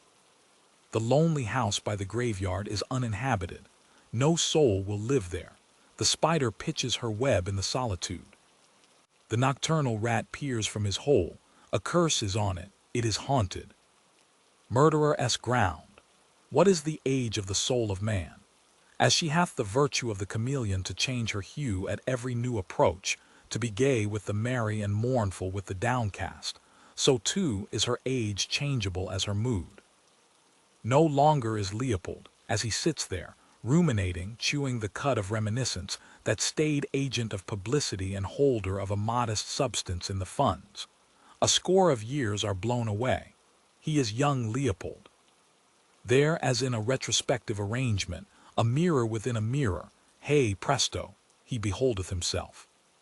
That young figure of then is seen, precociously manly, walking on a nipping morning from the old house in Clanbrassil Street to the high school, his book-satchel on him bandolier-wise, and in it a goodly hunk of wheaten loaf, a mother-s thought. Or it is the same figure, a year or so gone over in his first hard hat, that was a day, already on the road, a full-fledged traveler for the family firm equipped with an order book, a scented handkerchief, not for show only, his case of bright trinketware, alas. A thing now of the past, and a quiverful of compliant smiles for this or that half-won housewife reckoning it out upon her fingertips, or for a budding virgin shyly acknowledging, but the heart, tell me, his studied besomoins. The scent, the smile, but more than these, the dark eyes and oleaginous address, brought home at duskfall many a commission to the head of the firm, seated with Jacob S. pipe after like labors in the paternal ingle. A meal of noodles, you may be sure, is ahiating, reading through round horned spectacles some paper from the Europe of a month before. But hey presto, The mirror is breathed on, and the young knight-errant recedes, shrivels, dwindles to a tiny speck within the mist. Now he is himself paternal, and these about him might be his sons. Who can say? The wise father knows his own child. He thinks of a drizzling night in Hatch Street, hard by the bonded stores there, the first. Together she is a poor waif, a child of shame, yours and mine, and of all for a bare shilling and her luckpenny. Together they hear the heavy tread of the watch as two rain-caped shadows pass the new Royal University. Bridie Kelly. He will never forget the name, ever remember the night, first night, the bride night. They are entwined in nethermost darkness, the willer with the willed, and in an instant fiat. Light shall flood the world. Did heart leap to heart? Nay, fair reader, in a breath 'twas done, but hold. Back it must not be. In terror the poor girl flees away through the murk. She is the bride of darkness, a daughter of night. She dare not bear the sunny-golden babe of day. No, Leopold. Name and memory solace thee not. That youthful illusion of thy strength was taken from thee, and in vain. No son of thy loins is by thee. There is none now to be for Leopold, what Leopold was for Rudolph. The voices blend and fuse in clouded silence, silence that is the infinite of space, and swiftly, silently the soul is wafted over regions of cycles of generations that have lived. A region where gray twilight ever descends, never falls on wide sage-green pasture fields, shedding her dusk, scattering a perennial dew of stars. She follows her mother with ungainly steps, a mare leading her fillyfoal. Twilight phantoms are they, yet molded in prophetic grace of structure, slim shapely haunches, a supple tendinous neck, the meek apprehensive skull. They fade, sad phantoms, all is gone. Agendeth is a waste land, a home of screechholes and the sand-blind Upupa. Nedame the golden is no more, and on the highway of the clouds they come, muttering thunder of rebellion, the ghosts of beasts. Who? Hark, who? Parallax stalks behind and goads them, the lancinating lightnings of whose brow are scorpions. Elk and yak, the bulls of Bashan and of Babylon, mammoth and mastodon, they come trooping to the sunken sea, Lacus Mortis. Ominous, revengeful, zodiacal host. They moan, passing upon the clouds, horned and capricorned, the trumpeted with the tusked, the lion-maned, the giant-antlered, snouter and crawler, rodent, ruminant and pachyderm, all their moving, moaning multitude, murderers of the sun.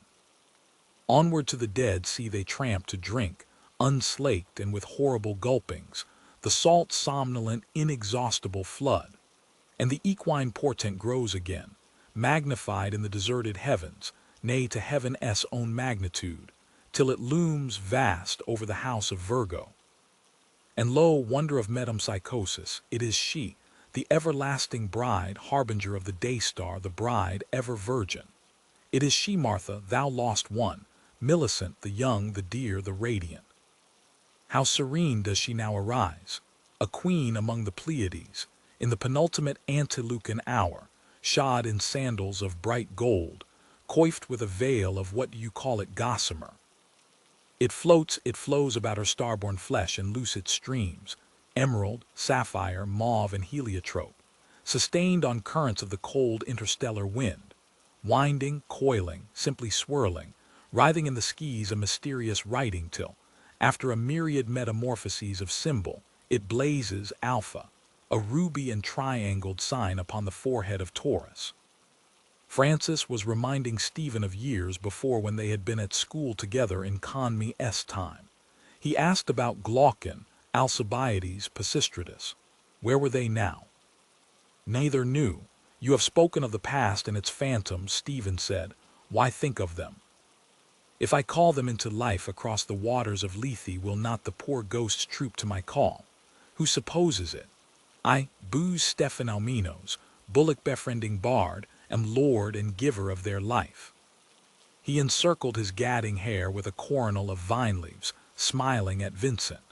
That answer and those leaves, Vincent said to him, will adorn you more fitly when something more, and greatly more, than a capful of light odes can call your genius father. All who wish you well hope this for you. All desire to see you bring forth the work you meditate to acclaim you Stephen Faros. I heartily wish you may not fail them. Oh no, Vincent Lenehan said, laying a hand on the shoulder near him. Have no fear, he could not leave his mother an orphan. The young man's face grew dark. All could see how hard it was for him to be reminded of his promise and of his recent loss. He would have withdrawn from the feast had not the noise of voices allayed the smart. Madden had lost 5 drachmas on Scepter for a whim of the rider's name. Lenehan, as much more. He told them of the race. The flag fell and who? Off scamper the mare ran out freshly with O. Madden up, she was leading the field. All hearts were beating. Even Phyllis could not contain herself. She waved her scarf and cried, "Huzzah, Scepter wins." But in the straight on the run home, when all were in close order, the dark horse throwaway drew level, reached, outstripped her. All was lost now. Phyllis was silent. Her eyes were sad anemones. "Juno," she cried, "I am undone." But her lover consoled her and brought her a bright casket of gold in which lay some oval sugar plums, which she partook. A tear fell, one only. "A whacking fine whip," said Lenehan, "is W. Lane. 4 winners yesterday and 3 today. What rider is like him? Mount him on the camel or the boisterous buffalo, the victory in a hack canter is still his. But let us bear it as was the ancient wont. Mercy on the luckless, poor Scepter," he said with a light sigh. "She is not the filly that she was. Never by this hand shall we behold such another. By gad, sir, a queen of them. Do you remember her, Vincent? I wish you could have seen my queen today," Vincent said. How young she was, and radiant Lalage were scarce fair beside her, in her yellow shoes and frock of muslin. I do not know the right name of it. The chestnuts that shaded us were in bloom. The air drooped with their persuasive odor and with pollen floating by us. In the sunny patches, one might easily have cooked on a stone a batch of those buns with Corinth fruit in them that Paraplipomenes sells in his booth near the bridge. But she had naught for her teeth but the arm with which I held her, and in that she nibbled mischievously when I pressed too close. A week ago she lay ill, 4 days on the couch, but today she was free, blithe, mocked at peril. She is more taking then. Her posies too. Mad romp that she is, she had pulled her fill as we reclined together. And in your ear, my friend, you will not think who met us as we left the field. Conmee himself. He was walking by the hedge, reading, I think a brevier book with, I doubt not, a witty letter in it from Glycera or Chloe to keep the page.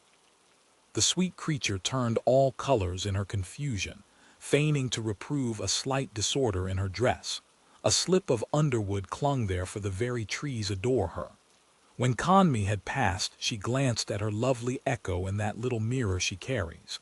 But he had been kind. In going by he had blessed us. The gods, too, are ever kind, Lenehan said. If I had poor luck with Bass' mare, perhaps this draught of his may serve me more propensely. He was laying his hand upon a wine jar. Malachi saw it and withheld his act, pointing to the stranger and to the scarlet label. Warily, Malachi whispered, preserve a druid silence. His soul is far away. It is as painful perhaps to be awakened from a vision as to be born. Any object, intensely regarded, may be a gate of access to the incorruptible aeon of the gods. Do you not think it, Stephen? Theosophos told me so, Stephen answered, whom in a previous existence Egyptian priests initiated into the mysteries of karmic law. The lords of the moon, Theosophos told me, an orangefury shipload from planet Alpha of the lunar chain, would not assume the etheric doubles, and these were therefore incarnated by the ruby-colored egos from the second constellation. However, as a matter of fact though, the preposterous surmise about him being in some description of a doldrums or other or mesmerized, which was entirely due to a misconception of the shallowest character, was not the case at all. The individual whose visual organs, while the above was going on, were at this juncture commencing to exhibit symptoms of animation, was as astute if not astuter than any man living, and anybody that conjectured the contrary would have found themselves pretty speedily in the wrong shop. During the past 4 minutes or thereabouts, he had been starring hard at a certain amount of number 1 Bass, bottled by Messrs. Bass and Co. at Burton-on-Trent, which happened to be situated amongst a lot of others right opposite to where he was, and which was certainly calculated to attract anyone's remark on account of its scarlet appearance. He was simply and solely, as it subsequently transpired for reasons best known to himself, which put quite an altogether different complexion on the proceedings, after the moment before's observations about boyhood days and the turf, recollecting 2 or 3 private transactions of his own which the other 2 were as mutually innocent of as the babe unborn. Eventually, however, both their eyes met, and as soon as it began to dawn on him that the other was endeavoring to help himself to the thing, he involuntarily determined to help him himself, and so he accordingly took hold of the neck of the medium-sized glass recipient which contained the fluid sought after, and made a capacious hole in it by pouring a lot of it out with, also at the same time, however, a considerable degree of attentiveness in order not to upset any of the beer that was in it about the place. The debate which ensued was in its scope and progress an epitome of the course of life. Neither place nor counsel was lacking in dignity. The debaters were the keenest in the land. The theme they were engaged on the loftiest and most vital. The high hall of Horn's house had never beheld an assembly so representative and so varied, nor had the old rafters of that establishment ever listened to a language so encyclopedic. A gallant scene in truth it made. Crothers was there at the foot of the table in his striking Highland garb, his face glowing from the briny airs of the Mull of Galloway. There too, opposite to him, was Lynch, whose countenance bore already the stigmata of early depravity and premature wisdom. Next the Scotchman was the place assigned to Costello, the eccentric, while at his side was seated in stolid repose the squat form of Madden. The chair of the resident indeed stood vacant before the hearth, but on either flank of it the figure of Bannon in explorer's kit of tweed shorts and salted cowhide brogues contrasted sharply with the primrose elegance and town-bred manners of Malachi Rowland St. John Mulligan. Lastly, at the head of the board was the young poet who found a refuge from his labors of pedagogy and metaphysical inquisition in the convivial atmosphere of Socratic discussion, while to right and left of him were accommodated the flippant prognosticator, fresh from the hippodrome, and that vigilant wanderer, soiled by the dust of travel and combat, and stained by the mire of an indelible dishonor, but from whose steadfast and constant heart no lure or peril or threat or degradation could ever efface the image of that voluptuous loveliness which the inspired pencil of Lafayette has limned for ages yet to come. It had better be stated here and now at the outset that the perverted transcendentalism to which Mr. S. Dedalus Div. Sep. contentions would appear to prove him pretty badly addicted runs directly counter to accepted scientific methods. Science, it cannot be too often repeated, deals with tangible phenomena. The man of science, like the man in the street, has to face hard-headed facts that cannot be blinked and explain them as best he can. There may be, it is true, some questions which science cannot answer at present, such as the first problem submitted by Mr. L. Bloom, Pub. Canv. regarding the future determination of sex.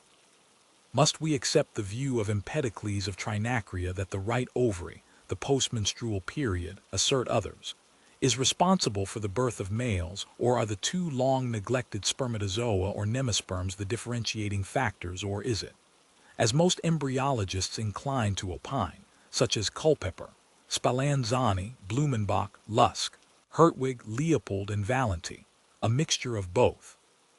This would be tantamount to a cooperation, one of nature's favorite devices, between the nisus formativus of the nemasperm on the one hand, and on the other a happily chosen position, succubitus felix, of the passive element. The other problem raised by the same inquirer is scarcely less vital: infant mortality. It is interesting because, as he pertinently remarks, we are all born in the same way, but we all die in different ways. Mr. M. Mulligan Higg, et Hugh, Doc. blames the sanitary conditions in which our gray-lunged citizens contract adenoids, pulmonary complaints, etc., by inhaling the bacteria which lurk in dust. These factors, he alleged, and the revolting spectacles offered by our streets, hideous publicity posters, religious ministers of all denominations, mutilated soldiers and sailors, exposed scorbutic car drivers, the suspended carcasses of dead animals, paranoid bachelors and unfructified duennas, these, he said, were accountable for any and every falling off in the caliber of the race. Callipydia, he prophesied, would soon be generally adopted, and all the graces of life, genuinely good music, agreeable literature, light philosophy, instructive pictures, plaster-cast reproductions of the classical statues such as Venus and Apollo, artistic colored photographs of prize bobbies. All these little attentions would enable ladies who were in a particular condition to pass the intervening months in a most enjoyable manner. Mr. J. Crother's disc back attributes some of these demises to abdominal trauma in the case of women workers subjected to heavy labors in the workshop and to marital discipline in the home, but by far the vast majority to neglect, private or official, culminating in the exposure of newborn infants, the practice of criminal abortion, or in the atrocious crime of infanticide. Although the former, we are thinking of neglect, is undoubtedly only too true, the case he cites of nurses forgetting to count the sponges in the peritoneal cavity is too rare to be normative. In fact, when one comes to look into it, the wonder is that so many pregnancies and deliveries go off so well as they do, all things considered, and in spite of our human shortcomings which often balk nature in her intentions. An ingenious suggestion is that thrown out by Mr. V. Lynch, back. Arith, that both natality and mortality, as well as all other phenomena of evolution, tidal movements, lunar phases, blood temperatures, diseases in general, everything, in fine, in nature's vast workshop, from the extinction of some remote sun to the blossoming of one of the countless flowers which beautify our public parks, is subject to a law of numeration as yet unascertained. Still, the plain, straightforward question why a child of normally healthy parents, and seemingly a healthy child and properly looked after, succumbs unaccountably in early childhood, though other children of the same marriage do not, must certainly, in the poet's words, give us pause. Nature, we may rest assured, has her own good and cogent reasons for whatever she does, and in all probability such deaths are due to some law of anticipation by which organisms in which morbus germs have taken up their residence. Modern science has conclusively shown that only the plasmic substance can be said to be immortal, tend to disappear at an increasingly earlier stage of development, an arrangement which, though productive of pain to some of our feelings, notably the maternal, is nevertheless, some of us think, in the long run beneficial to the race in general, in securing thereby the survival of the fittest. Mr. S. Daedalus Div. Sep. remark, or should it be called an interruption, that an omnivorous being which can masticate, deglute, digest, and apparently pass through the ordinary channel with pluperfect imperturbability, such multifarious aliments as cancrenous females emaciated by parturition, corpulent professional gentlemen, not to speak of jaundiced politicians and chlorotic nuns, might possibly find gastric relief in an innocent collation of staggering bob, reveals as naught else could, and in a very unsavory light, the tendency above alluded to. For the enlightenment of those who are not so intimately acquainted with the minutiae of the municipal abattoir as this morbid-minded aesthete and embryo philosopher, who for all his overweening bumptiousness in things scientific, can scarcely distinguish an acid from an alkali, prides himself on being, it should perhaps be stated that staggering bob, in the vile parlance of our lower-class licensed victuallers, signifies the cookable and eatable flesh of a calf newly dropped from its mother. In a recent public controversy with Mr. L. Bloom Pub, Canv, which took place in the Commons Hall of the National Maternity Hospital, 29, 30 and 31 Halls Street, of which, as is well known, Dr. A. Horn Lick in Midwa F.K. Q.C. P.I. is the able and popular master. He is reported by eyewitnesses as having stated that once a woman has let the cat into the bag, an aesthete allusion, presumably, to one of the most complicated and marvelous of all nature's processes, the act of sexual congress. She must let it out again or give it life, as he phrased it, to save her own. At the risk of her own was the telling rejoinder of his interlocutor, none the less effective for the moderate and measured tone in which it was delivered. Meanwhile, the skill and patience of the physician had brought about a happy accouchement. It had been a weary while both for patient and doctor. All that surgical skill could do was done, and the brave woman had manfully helped. She had fought the good fight, and now she was very happy. Those who have passed on, who have gone before, are happy too as they gaze down and smile upon the touching scene. Reverently look at her as she reclines there with the mother light in her eyes, that longing hunger for baby fingers. A pretty sight it is to see, in the first bloom of her new motherhood, breathing a silent prayer of thanksgiving to one above, the universal husband. And as her loving eyes behold her babe, she wishes only one blessing more, to have her dear Dodie there with her to share her joy, to lay in his arms that mite of God's clay, the fruit of their lawful embraces. He is older now, you and I may whisper it, and a trifle stooped in the shoulders, yet in the whirligig of years, a grave dignity has come to the conscientious second accountant of the Ulster Bank, College Green Branch. O Dodie, loved one of old, faithful life-mate now, it may never be again that far-off time of the roses. With the old shake of her pretty head she recalls those days. God, how beautiful now across the mist of years. But their children are grouped in her imagination about the bedside. Hers and his, Charlie, Mary Alice, Frederick Albert, if he had lived. Mamie, Budgie, Victoria Francis. Tom, Violet, Constance, Louisa, darling little Bobsy, called after our famous hero of the South African War. Lord Bobbs of Waterford and Kandahar, and now this last pledge of their union, a Purifoy if ever there was one, with the true Purifoy nose. Young hopeful will be christened Mortimer Edward after the influential third cousin of Mr. Purifoy in the Treasury Remembrancer's office, Dublin Castle. And so time wags on, but Father Cronion has dealt lightly here.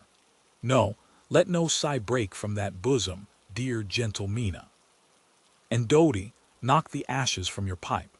The seasoned briar you still fancy when the curfew rings for you, may it be the distant day. And doubt the light whereby you read in the sacred book, for the oil too has run low, and so with a tranquil heart to bed, to rest. He knows and will call in his own good time.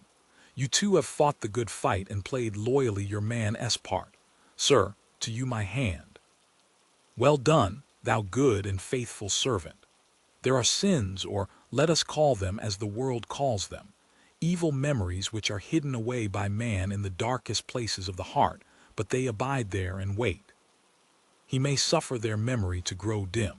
Let them be as though they had not been, and all but persuade himself that they were not, or at least were otherwise. Yet a chance word will call them forth suddenly, and they will rise up to confront him in the most various circumstances, a vision or a dream, or while timbrel and harp soothe his senses, or amid the cool silver tranquility of the evening, or at the feast, at midnight, when he is now filled with wine. Not to insult over him will the vision come as over one that lies under her wrath, not for vengeance to cut him off from the living, but shrouded in the piteous vesture of the past, silent, remote, reproachful. The stranger still regarded on the face before him a slow recession of that false calm there, imposed, as it seemed, by habit or some studied trick, upon words so embittered as to accuse in their speaker an unhealthiness, a flair for the cruder things of life. A scene disengages itself in the observer's memory, evoked, it would seem, by a word of so natural a homeliness as if those days were really present there, as some thought with their immediate pleasures. A shaven space of lawn one soft May evening, the well-remembered grove of lilacs at Roundtown, purple and white, fragrant, slender spectators of the game, but with much real interest in the pellets as they run slowly forward over the sward or collide and stop, one by its fellow, with a brief alert shock. And yonder about that gray urn where the water moves at times in thoughtful irrigation, you saw another as fragrant sisterhood, flowy, Addie, Tiny, and their darker friend, with I know not what of arresting in her pose then, Our Lady of the Cherries, a comely brace of them pendant from an ear, bringing out the foreign warmth of the skin so daintily against the cool ardent fruit. A lad of 4 or 5 in linsey-woolsey, blossom time, but there will be cheer in the kindly hearth when ere long the bowls are gathered and hutched, is standing on the urn secured by that circle of girlish fond hands. He frowns a little just as this young man does now with a perhaps too conscious enjoyment of the danger, but must needs glance at whiles towards where his mother watches from the piazzetta giving upon the flower-close with a faint shadow of remoteness or of reproach. All's verg English in her glad look. Mark this farther and remember, the end comes suddenly. Enter that antechamber of birth where the studious are assembled and note their faces. Nothing, as it seems, thereof rash or violent. Quietude of custody, rather, befitting their station in that house, the vigilant watch of shepherds and of angels about a crib in Bethlehem of Judah long ago. But as before the lightning the serried storm clouds, heavy with preponderant excess of moisture, in swollen masses turgidly distended, compass earth and sky in one vast slumber, impending above parched field and drowsy oxen and blighted growth of shrub and verdure, till in an instant a flash rives their centers, and with the reverberation of the thunder the cloudburst pours its torrent. So and not otherwise was the transformation, violent and instantaneous, upon the utterance of the word. Burke S. Outflings my Lord Stephen, giving the cry and a tag and bobtail of all them after, cockerel, jackanapes, Welsher, pill-doctor, punctual Bloom at heels with a universal grabbing at headgear, ashplints, bilboes, Panama hats and scabbards, Zermatt alpenstocks and what not. A dedale of lusty youth, noble every student there. Nurse Callan taken aback in the hallway cannot stay them, nor smiling surgeon coming downstairs with news of placentation ended, a full pound if a milligram. They hark him on. The door it is open, They are out, tumultuously off for a minute's race, all bravely legging it, Burke S. of Denzil and Hall's their ulterior goal. Dixon follows giving them sharp language but raps out an oath, he too, and on. Bloom stays with nurse, a thought to send a kind word to happy mother and nursling up there. Dr. Diet and Dr. Quiet. Looks she too not other now. Ward of watching in Horn S. house has told its tale in that washed-out pallor. Then all being gone, a glance of motherwit helping, he whispers close in going, Madam, when comes the stork-bird for thee? The air without is impregnated with rain-dew moisture, life essence celestial, glistening on Dublin stone their under startiony coelum. God S. air, the All-Father S. air, scintillant circumambient Cecil air, breathe it deep into thee. By heaven, Theodore Purifoy, thou hast done a doughty deed and no botch. Thou art, I vow, the remarkablest progenitor barring none in this chaffering all-including most farraginous chronicle. Astounding. In her lay a God-framed Gogivan performed possibility which thou hast fructified with thy modicum of man's work. Cleave to her, serve, toil on, labor like a very bandog, and let scholarmen and all Malthusiasts go hang. Thou art all their daddies, Theodore. Art drooping under thy load, bemoiled with butcher's bills at home and ingots, not thine. In the counting-house, head up. For every new-begotten thou shalt gather thy homer of ripe wheat. See, thy fleece is drenched. Dost envy Darby Dullman there with his Joan? A canting jay and a roomied curdog is all their progeny. Pshaw, I tell thee, he is a mule, a dead gastropod without vim or stamina, not worth a cracked kreutzer. Copulation without population. No, say I, Herod's slaughter of the innocents were the truer name. Vegetables, forsooth, and sterile cohabitation. Give her beefsteaks, red, raw, bleeding. She is a hoary pandemonium of ills, enlarged glands, mumps, quinsy, bunions, hay fever, bed sores, ringworm, floating kidney, Derbyshire neck, warts, bilious attacks, gallstones, cold feet, varicose veins. A truce to threens and trentals and Jeremies and all such congenital defunctive music. 20 years of it, regret them not. With thee it was not as with many that will and would and wait and never do. Thou saw'st thy America, thy life desk, and didst charge to cover like the transpontine bison. How saith Zarathustra, Dein ka trb sal milkus do. None trinks do dias sse milch des uters. See, it displodes for thee in abundance. Drink, man, and utterful. Mother-s milk purify the milk of human kin, milk too of those burgeoning stars overhead rutilant in thin rain vapor, punch milk, such as those rioters will quaff in their guzzling den, milk of madness, the honey milk of Canaan-s land. Thy cow-s dug was tough, what?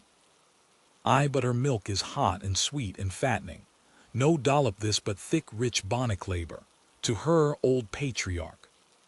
Pap per diem partulam et pretundum nunc est bibendum. All off for a buster, Armstrong, hollering down the street.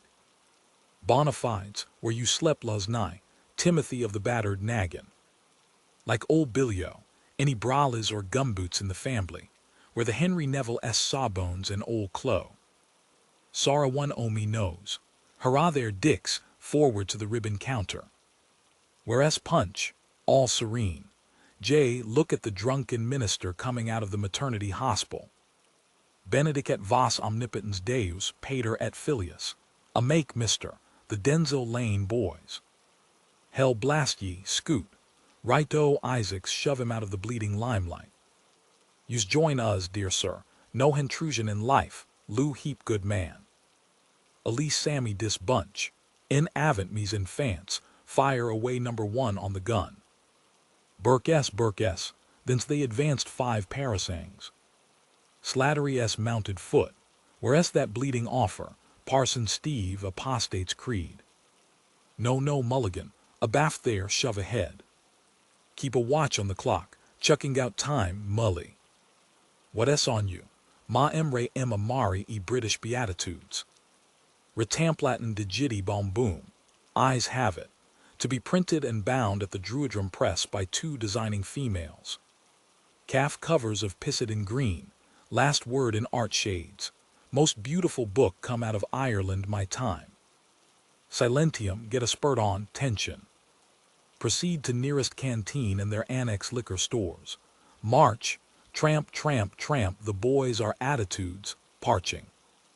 Beer, beef, business, Bibles, bulldogs, battleships, buggery and bishops, whether on the scaffold high. Beer, beef, trample the Bibles. When for Ireland, dear, trample the trampellers, thunderation. Keep the derned military step. We fall, bishop's booze box. Halt, heave to, rugger. Scrum in, no touch kicking. Wow, my tootsies. You hurt, most amazingly sorry, query. Who is standing this here do, proud possessor of damnall, declare misery.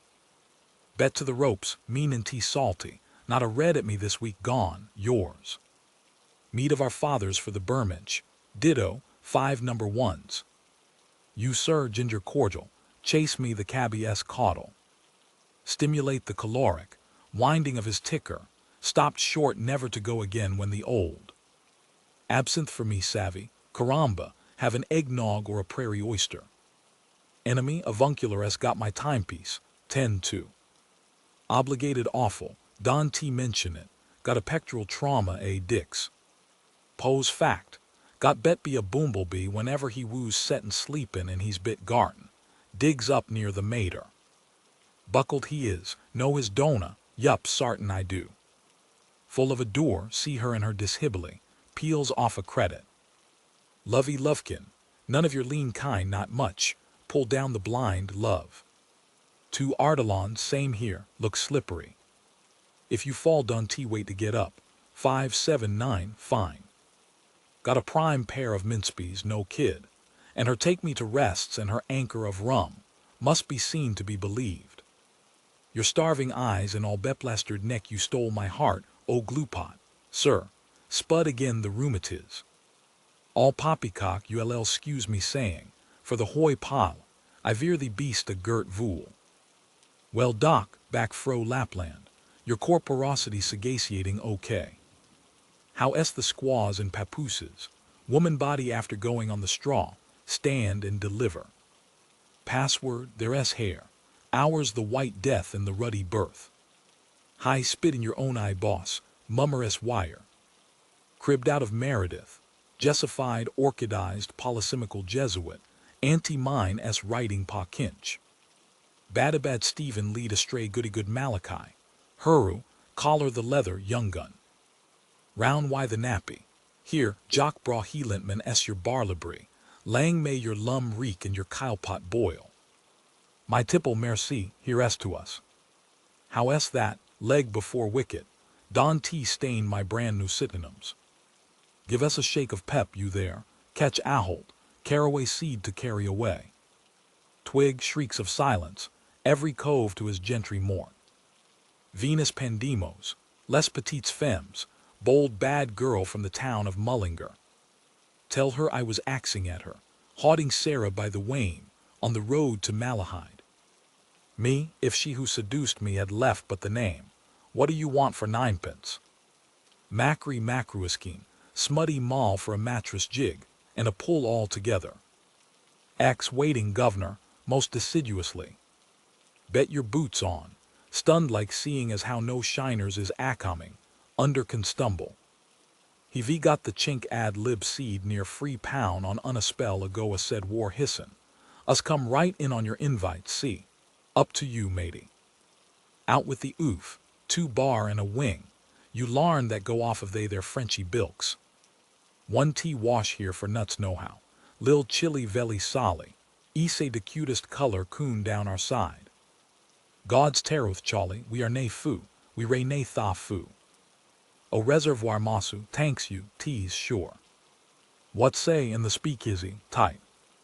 I she you sure. Bantam 2 days teedy, bowsing nout but claret wine. Garn have a glint do, gum I am jiggered. And been to barber he have, too full for words, with a railway bloke. How come you so, opera he de like, Rose of Castile. Rose of cast, police, some H2O for a gent fainted. Look at Bantam flowers, Gemini, he going to holler. The Colleen Bon, my Colleen Bon, oh cheese it. Shut his blurry Dutch oven with a firm hand. Had the winner today till I tipped him a dead cert. The ruffin cly the nab of Stephen Hand as give me the J.D. Coppeline. He strike a telegram boy paddock wire big bug bass to the depot. Shove him a Joey and Grahamize.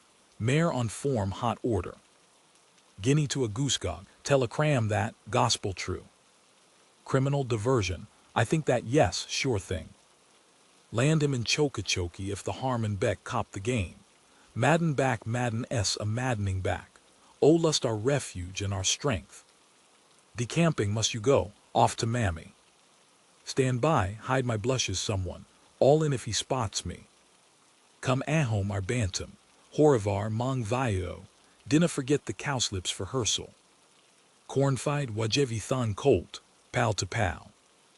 Janek of John Thomas her spouse, no fake old man Leo. Elp me honest Injun, shiver my timbers if I had, there a great big holy friar. Vifer you know me tell. Vel I says if that ain't a sheeny nashes, vel I vil get Misha Miss Hinna. Through yerd our Lord, amen. You move emotion, Steve boy you ray going at some, more bluggy drunkables. Will immensely splendiferous stander permit one stooder of most extreme poverty, and one largest grandacious thirst to terminate one expensive inaugurated libation. Give a breather. Landlord, landlord, have you good wine, stabu. Hoots moan a wee drap to pre, cut and come again, right. Boniface, absent the lot, nos omnes biberamus viridum toxicum diabolus capiat posterioria nostria.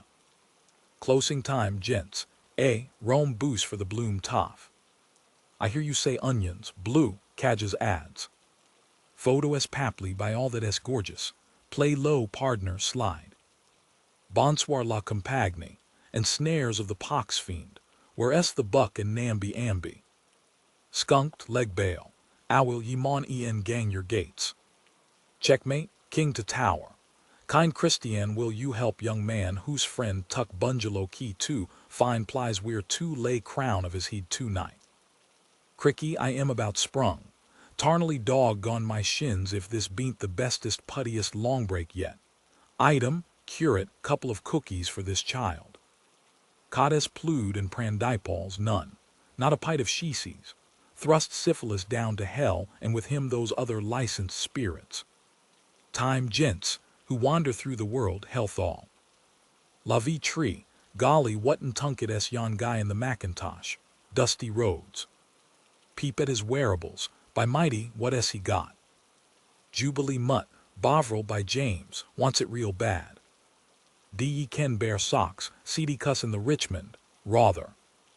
Thought he had a deposit of lead in his penis. Trumpery insanity, Bartle the bread we calls him.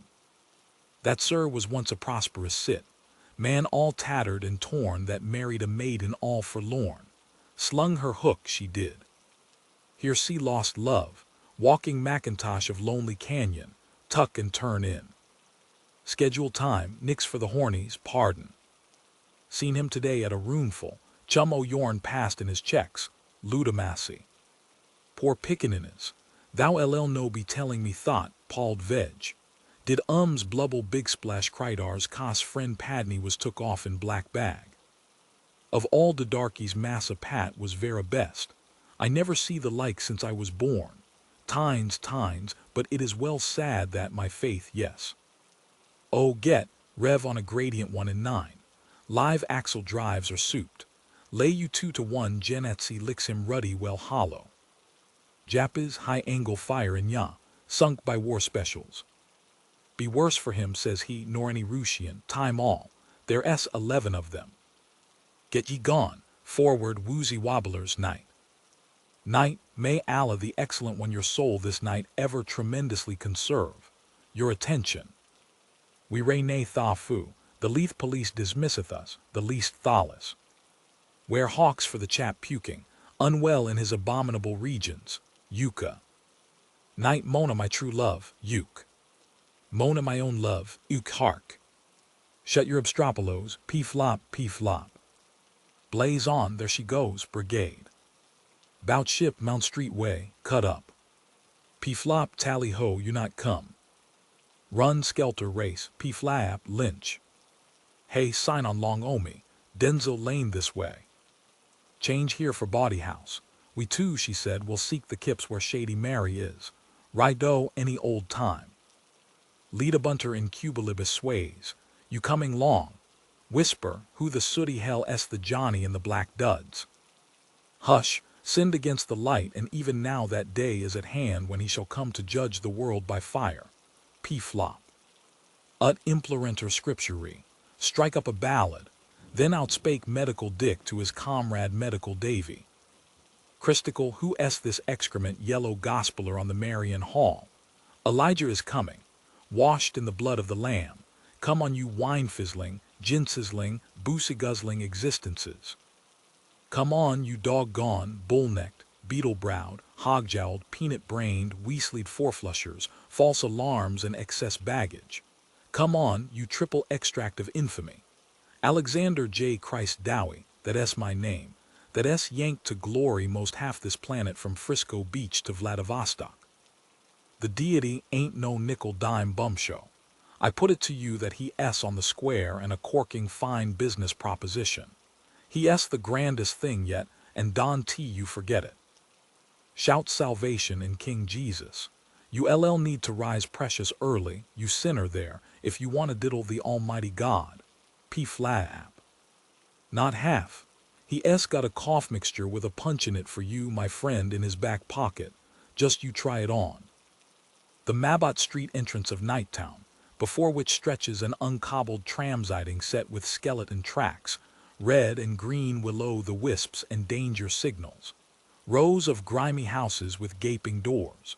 Rare lamps with faint rainbow fans. Round Rabbiati-s halted ice gondola stunted men and women squabble. They grab wafers between which are wedged lumps of coral and copper snow. Sucking, they scatter slowly. Children, the swankum of the gondola, high-reared, forges on through the murk, white and blue under a lighthouse.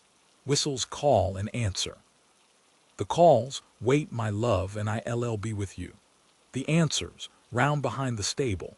A deaf-mute idiot with goggle eyes, his shapeless mouth dribbling, jerks past, shaken in St. Vitus dance. A chain of children's hands imprisons him. The children, Kithog, salute. The idiot lifts a palsied left arm and gurgles. Girahu, the children, where's the great light? The idiot gobbling, gaghust, they release him. He jerks on.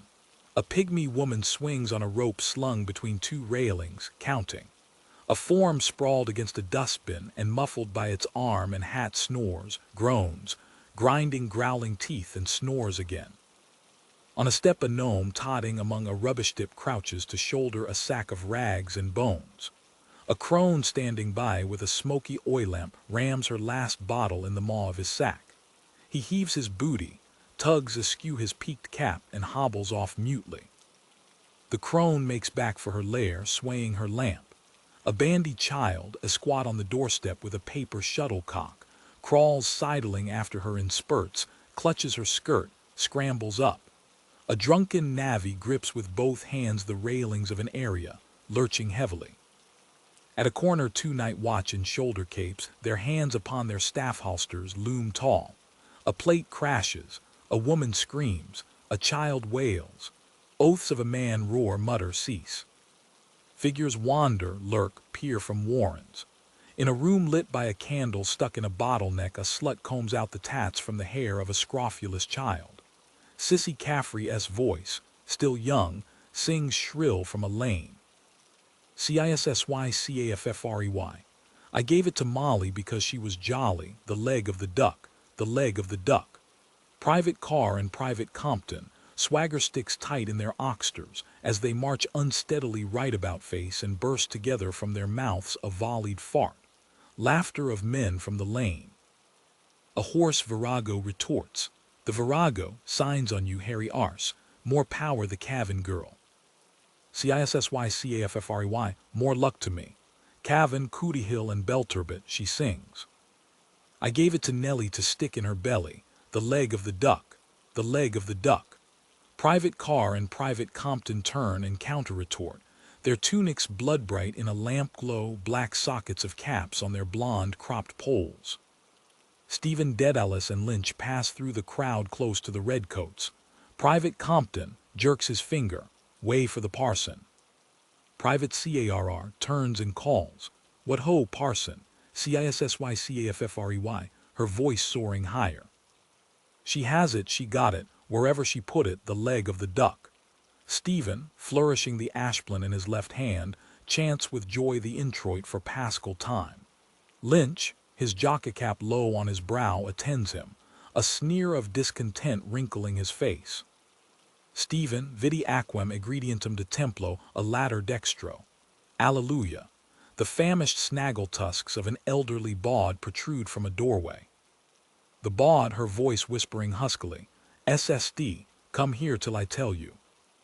Maidenhead inside, SSD Stephen, altius aliquantulum. Et omnis ad quos pervenit aqua ista. The bawd spits in their trail her jet of venom, Trinity Medicals. Fallopian tube, all prick and no pence. Eddie Boardman, sniffling, crouched with Bertha supple, draws her shawl across her nostrils.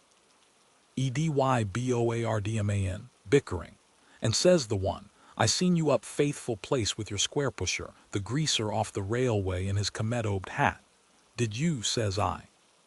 That s not for you to say, says I, you never seen me in the man-trap with a married Highlander, says I, the likes of her.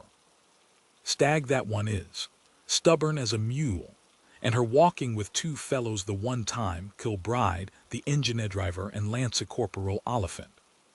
Stephen triumphaliter, salvi facti sunt. He flourishes his ashplant, shivering the lamp image, shattering light over the world. A liver and white spaniel on the prowl slinks after him, growling. Lynch scares it with a kick. Lynch, so that. Stephen looks behind. So that gesture, not music, not odor, would be a universal language, the gift of tongues rendering visible not the lay sense but the first entelechy, the structural rhythm. Lynch, pornosophical philotheology. Metaphysics in Mecklenburg Street. Stephen, we have Sheridan Shakespeare and henpecked Socrates. Even the all-wisest Stagirite was bitted, bridled and mounted by a light of love. Lynch, bah, Stephen. Anyway, who wants two gestures to illustrate a loaf and a jug? This movement illustrates the loaf and jug of bread or wine in Omar. Hold my stick. Lynch, damn your yellow stick. Where are we going? Stephen, lecherous lynx, to la belle dame sans merci, Georgina Johnson, ad dimque lidificat juventutem meme. Stephen thrusts the ashplant on him and slowly holds out his hands, his head going back till both hands are a span from his breast, down turned in planes intersecting, the fingers about to part, the left being higher. Lynch, which is the jug of bread? It skills not. That or the custom house, illustrate thou, here take your crutch and walk. They pass. Tommy Caffrey scrambles to a gas lamp and clasping climbs in spasms. From the top spur he slides down. Jackie Caffrey clasps to climb. The navvy lurches against the lamp. The twins scuttle off in the dark. The navvy, swaying, presses a forefinger against a wing of his nose and ejects from the farther nostril a long liquid jet of snot. Shouldering the lamp, he staggers away through the crowd with his flaring cresset. Snakes of river fog creep slowly. From drains, clefts, cesspools, middens arise on all sides stagnant fumes. A glow leaps in the south beyond the seaward reaches of the river. The navvy, staggering forward, cleaves the crowd and lurches towards the tram siding. On the farther side, under the railway bridge, Bloom appears, flushed, panting, cramming bread and chocolate into a side pocket. From Gillen S. hairdresser S. window, a composite portrait shows him gallant Nelson S. image. A concave mirror at the side presents to him lovelorn Longlost Lugabru Buluhum. Grave Gladstone sees him level, Bloom for Bloom. He passes, struck by the stare of truculent Wellington, but in the convex mirror grin unstruck the Bonham eyes and Fatchuk cheek chops of Jollipoldy the Rickstix Doldy. At Antonio Rabbiati S. door Bloom halts, sweated under the bright arc lamp. He disappears. In a moment he reappears and hurries on. Bloom, fish and taters. Nga. He disappears into Alhassan S., the pork butcher S., under the downcoming roll shutter. A few moments later he emerges from under the shutter, puffing Poldy, blowing Bluehum. In each hand he holds a parcel, one containing a lukewarm pig S. crubine, the other a cold sheep S. trotter sprinkled with whole pepper. He gasps, standing upright. Then bending to one side he presses a parcel against his ribs and groans. Bloom, stitch in my side. Why did I run? He takes breath with care and goes forward slowly towards the lampset siding. The glow leaps again. Bloom, what is that? A flasher, searchlight. He stands at Cormac's corner watching. Bloom, Aurora Borealis or a steel foundry. Ah, the brigade, of course. South side anyhow, big blaze. Might be his house, beggar S. bush, we race safe. He hums cheerfully. London S. burning, London S. burning, on fire, on fire. He catches sight of the navvy lurching through the crowd at the farther side of Talbot Street. I'll miss him, run quick. Better cross here. He darts to cross the road, urchins shout. The URCHINS, mind out, mister. Two cyclists with lighted paper lanterns a-swing swim by him, grazing him, their bells rattling. The bells, halty-alty-alty-all. Bloom, halts erect, stung by a spasm. Ow. He looks round, darts forward suddenly. Through rising fog a dragon sandstrewer traveling at caution slews heavily down upon him, its huge red headlight winking, its trolley hissing on the wire. The motorman bangs his foot gong. The gong, bang bang blah back blood bug blue. The brake cracks violently. Bloom, raising a policeman's white-gloved hand, blunders stiff-legged out of the track. The motorman, thrown forward, pug-nosed on the guide wheel, yells as he slides past over chains and keys. The motorman, "Hey, shitbreeches, are you doing the hat trick?" Bloom trick-leaps to the curbstone and halts again. He brushes a mudflake from his cheek with a parceled hand. Bloom, no thoroughfare, close shave that but cured the stitch. Must take up Sando's exercises again. On the hands down. Insure against street accident too. The providential. He feels his trouser pocket. Poor mama's panacea. He'll easily catch in track or bootlace in a cog. Day the wheel of the Black Maria peeled off my shoe at Leonard's corner. Third time is the charm. Shoe trick. Insolent driver. I ought to report him. Tension makes them nervous. Might be the fellow balked me this morning with that horsey woman. Same style of beauty. Quick of him all the same. The stiff walk, true words spoken in jest. That awful cramp in Lad Lane. Something poisonous I ate, emblem of luck, why? Probably lost cattle, mark of the beast. He closes his eyes an instant, bit light in the head. Monthly or effect of the other, brain fag, that tired feeling. Too much for me now. Ow! A sinister figure leans on plated legs against O'Bairn's wall, a visage unknown, injected with dark mercury. From under a wide-leaved sombrero the figure regards him with evil eye. Bloom, buenas noches, si ahorita blanca quecal es esta. The figure, impassive, raises a signal arm. Password. Es raid mabat. Bloom haha merci. Esperanto slan lev. He mutters, Gaelic League spy sent by that fire-eater. He steps forward. A sack-shouldered ragman bars his path. He steps left, ragsackman left. Bloom, I beg. He leaps right, sackragman right. Bloom, I beg. He swerves, sidles, step aside, slips past and on. Bloom, keep to the right, right, right. If there is a signpost planted by the touring club at Stepaside who procured that public boon, I who lost my way and contributed to the columns of the Irish Cyclist the letter headed in darkest Stepaside. Keep to the right. Rags and bones at midnight, offense more likely. First place murderer makes for, wash off his sins of the world. Jackie Caffrey, hunted by Tommy Caffrey, runs full tilt against Bloom. Bloom, oh. Shocked on weak hams he halts. Tommy and Jackie vanish there. Bloom pats with parceled hands watch, fob pocket, book pocket, purse-a-poke, sweets of sin, potato soap. Bloom, beware of pickpockets. Old thieves dodge, collide, then snatch your purse. The retriever approaches sniffing, nose to the ground. A sprawled form sneezes. A stooped bearded figure appears garbed in the long caftan of an elder in Zion, and a smoking cap with magenta tassels. Horn spectacles hang down at the wings of the nose. Yellow poison streaks are on the drawn face. RUDOLPH. Second half-crown waste money today. I told you not go with drunken goy ever. So you catch no money. Bloom hides the Crubine and Trotter behind his back and crestfallen feels warm and cold feet meet. Ja, ich weiß, Papachi. RUDOLPH. What you making down this place? Have you no soul? With feeble vulture talons he feels the silent face of Bloom. Are you not my son Leopold, the grandson of Leopold? Are you not my dear son Leopold who left the house of his father and left the God of his fathers Abraham and Jacob? Bloom with precaution. I suppose so, father, Mosenthal, all that s left of him. RUDOLPH. Severely. One night they bring you home drunk as dog after spend your good money, what you call them running chaps.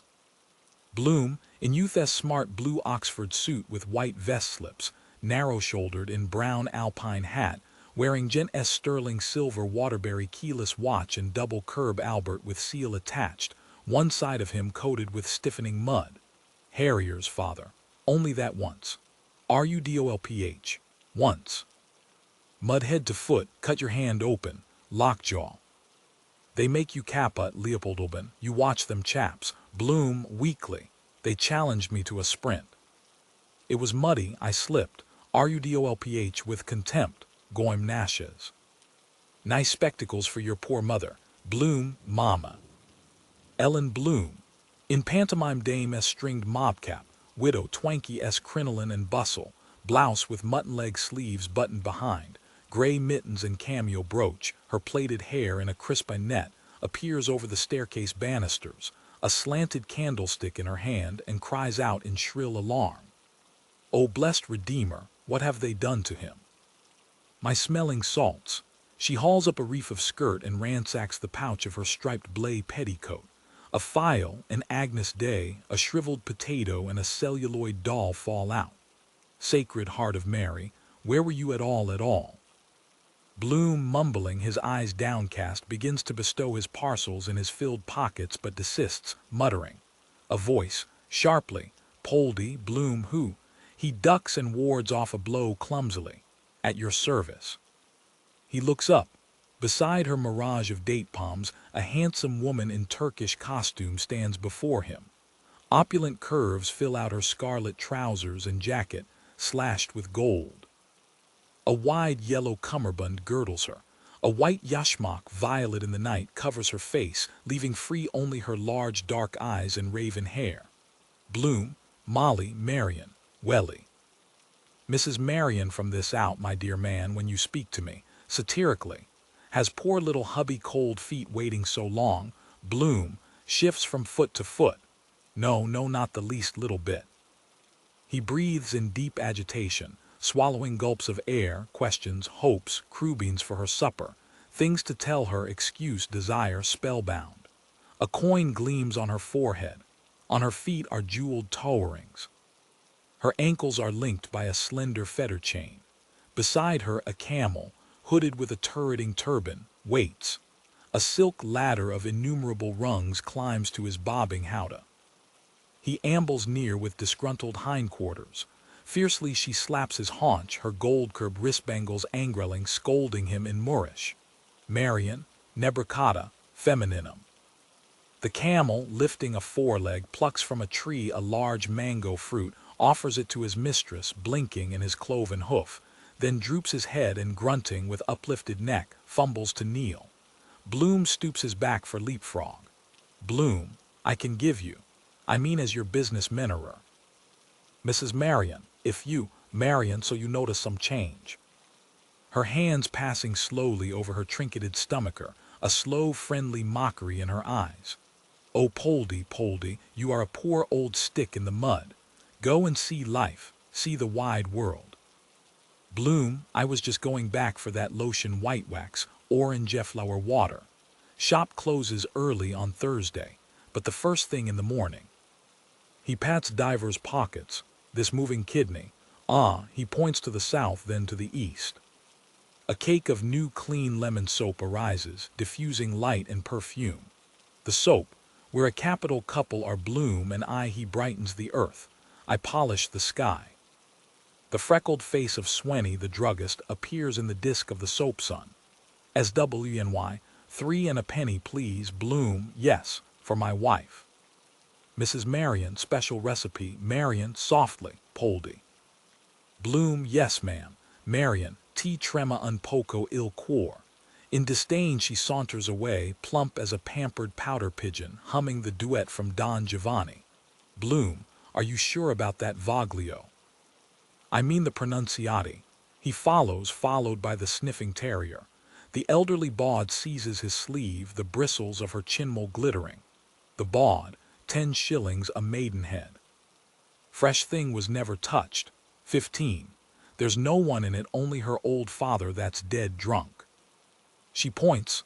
In the gap of her dark den furtive, rain-bedraggled, Bridie Kelly stands. Bridie, Hatch Street, any good in your mind? With a squeak she flaps her bat shawl and runs. A burly rough pursues with booted strides. He stumbles on the steps, recovers, plunges into gloom.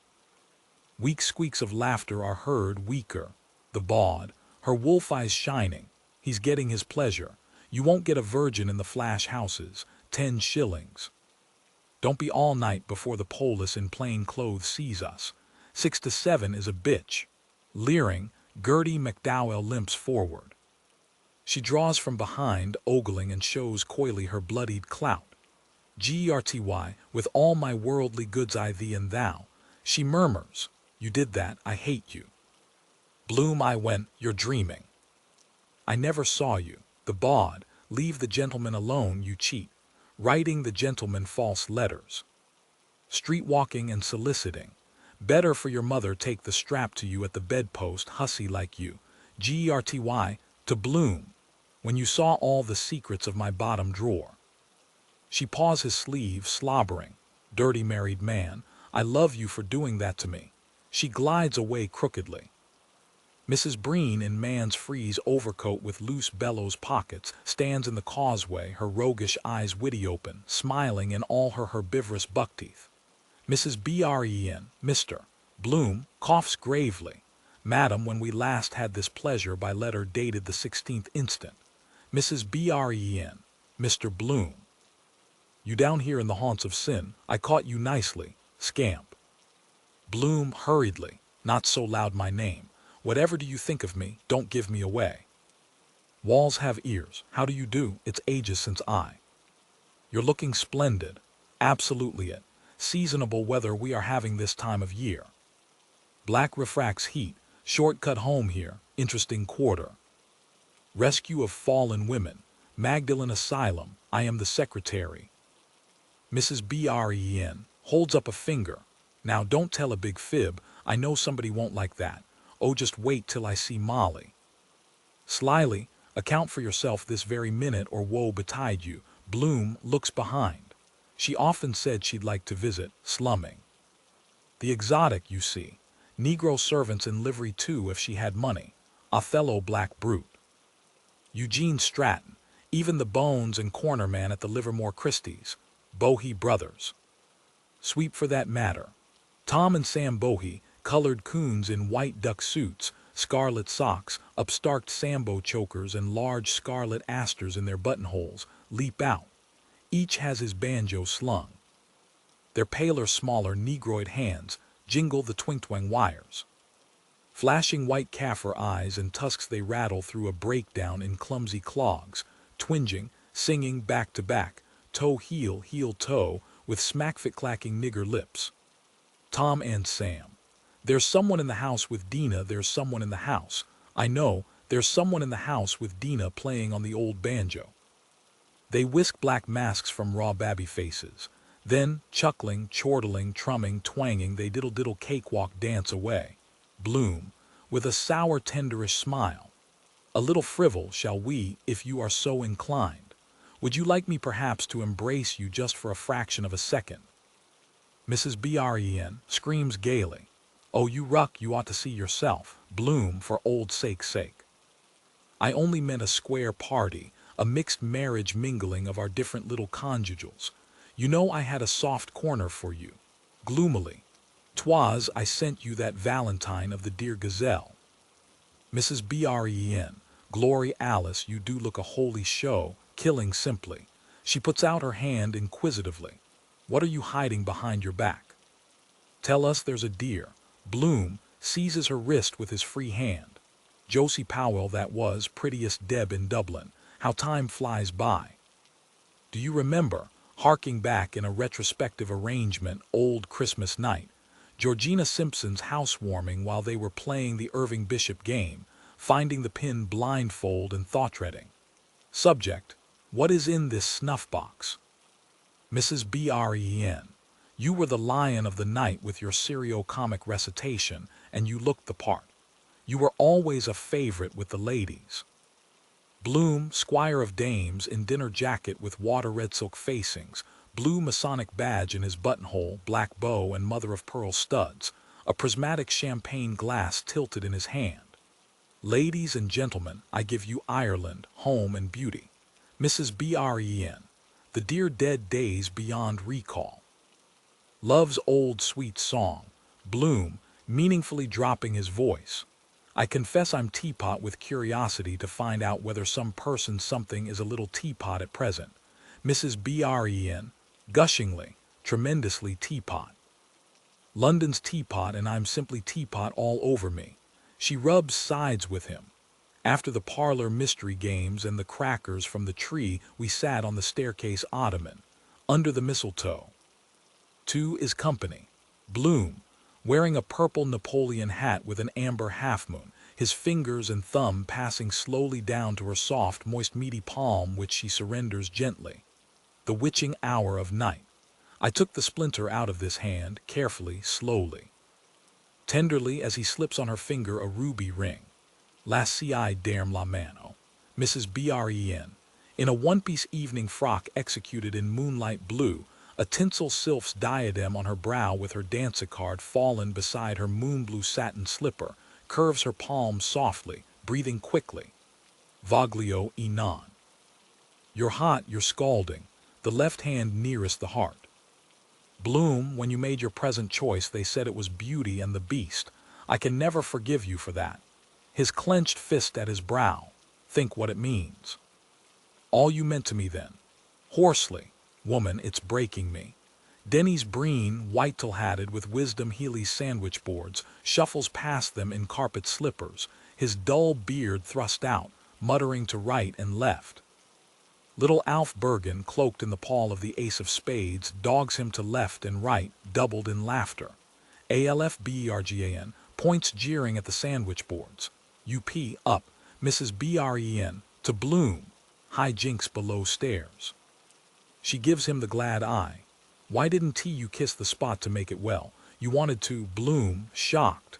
Molly's best friend. Could you, Mrs. Bren? Her pulpy tongue between her lips offers a pigeon kiss. HN. The answer is a lemon. Have you a little present for me there? Bloom, offhandedly kosher, a snack for supper. The home without potted meat is incomplete. I was at Lee, Mrs. Banman Palmer, trenchant exponent of Shakespeare. Unfortunately threw away the program. Rattling good place round there for pigs' feet. Feel. Richie Gooding, 3 ladies' hats pinned on his head, appears weighted to one side by the black legal bag of collies, and ward on which a skull and crossbones are painted in white limewash. He opens it and shows it full of polonies, kippered herrings, find-in hatties, and tight-packed pills. RICHIE, best value in dub. Bald Pat, bothered beetle, stands on the curbstone, folding his napkin, waiting to wait. Pat advances with a tilted dish of spilling gravy, steak and kidney. Bottle of lager, he. Wait till I wait. RICHIE, good God, ineverate and all. With hanging head he marches doggedly forward. The navvy, lurching by, gores him with his flaming pronghorn. RICHIE, with a cry of pain, his hand to his back. Ah, bright lights. Bloom points to the navvy. A spy, Don T attract attention. I hate stupid crowds.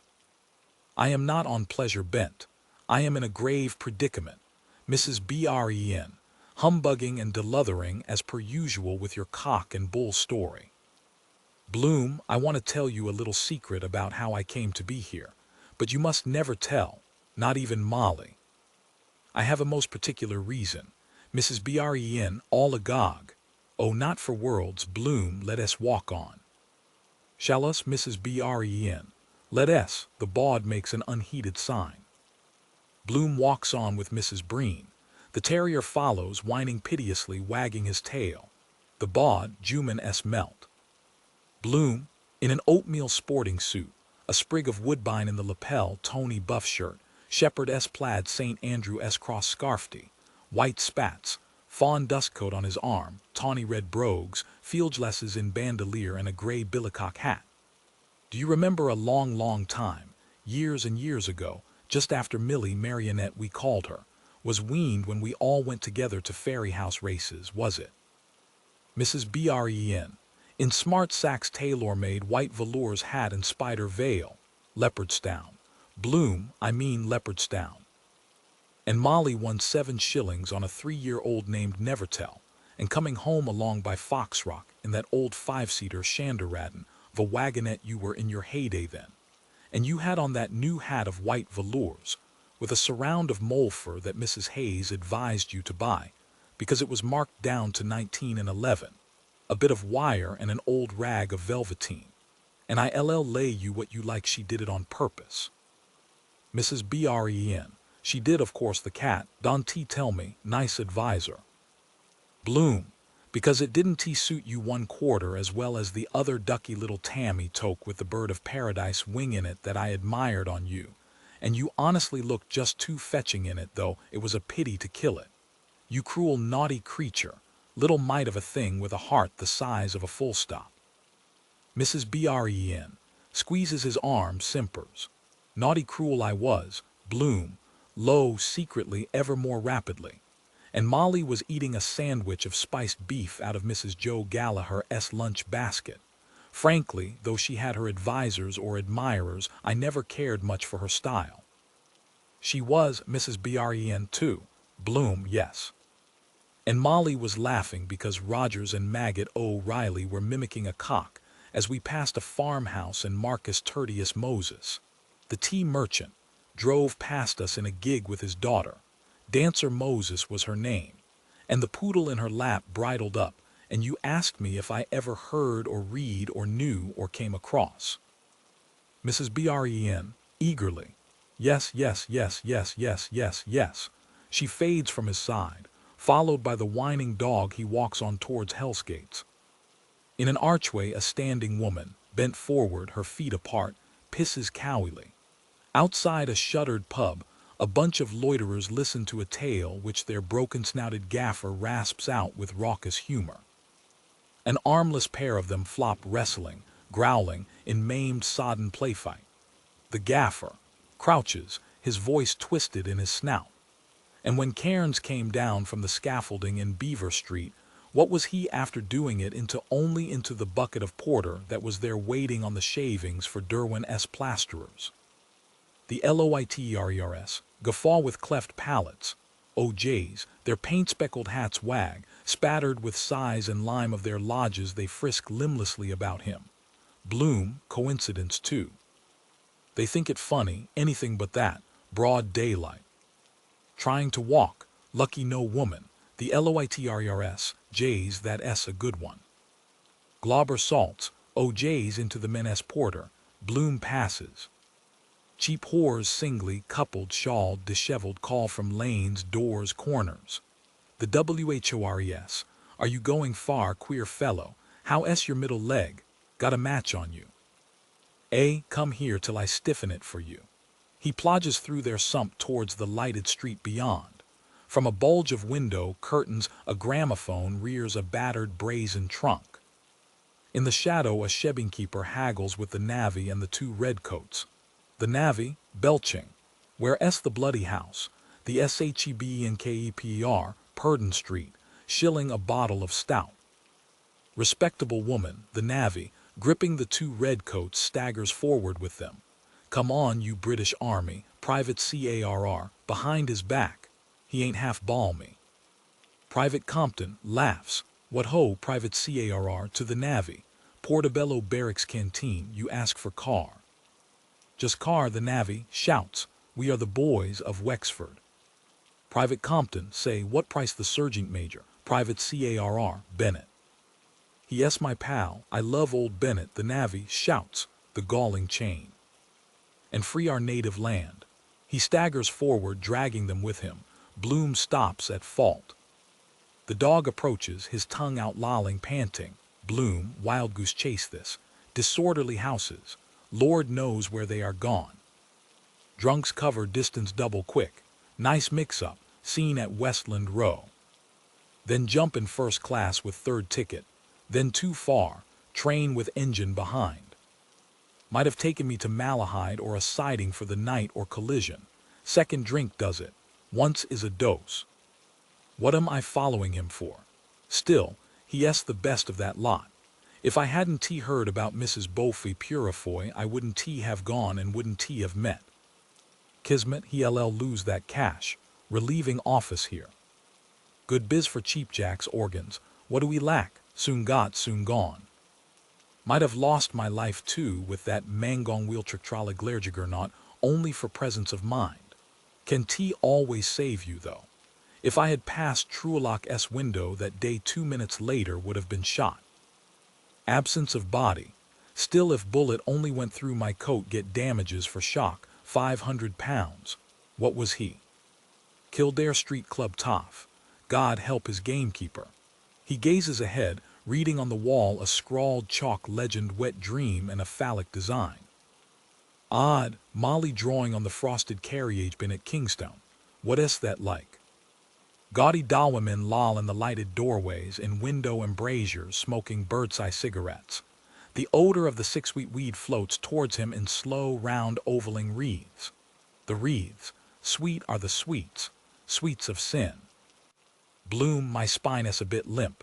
Go or turn, and this food. Eat it and get all pigsticky. Absurd I am, waste of money. 1 and 8pence too much. The retriever drives a cold, sniveling muzzle against his hand, wagging his tail. Strange how they take to me.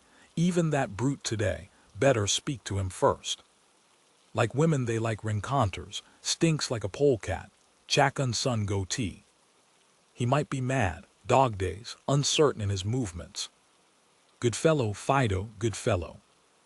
Gary Owen, the wolf dog, sprawls on his back, wriggling obscenely with begging paws, his long black tongue lolling out. Influence of his surroundings. Give and have done with it. Provided nobody. Calling encouraging words, he shambles back with a furtive poacher-esque tread, dogged by the setter into a dark, stale-stunk corner. He unrolls one parcel and goes to dump the crewbean softly, but holds back and feels the trotter. Sizable for threepence. But then I have it in my left hand, calls for more effort. Why? Smaller from want of use. Oh, let it slide, 2 and 6. With regret he lets the unrolled crewbean and trotter slide.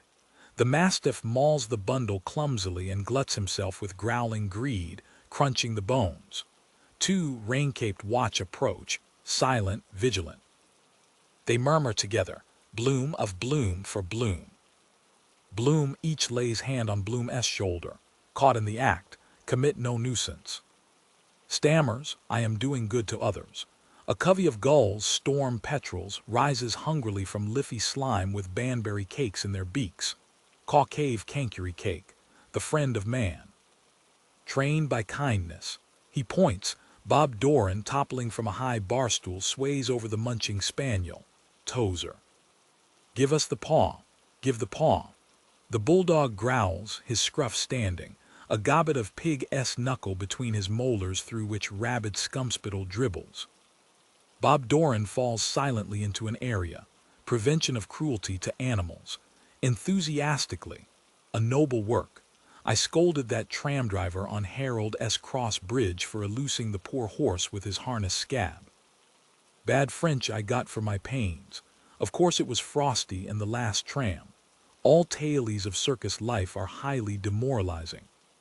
Signor Maffei, passion pale in lion tamer-esque costume with diamond studs in his shirt front, steps forward, holding a circus paper hoop, a curling carriage whip, and a revolver with which he covers the gorging boarhound. With a sinister smile, ladies and gentlemen, my educated greyhound.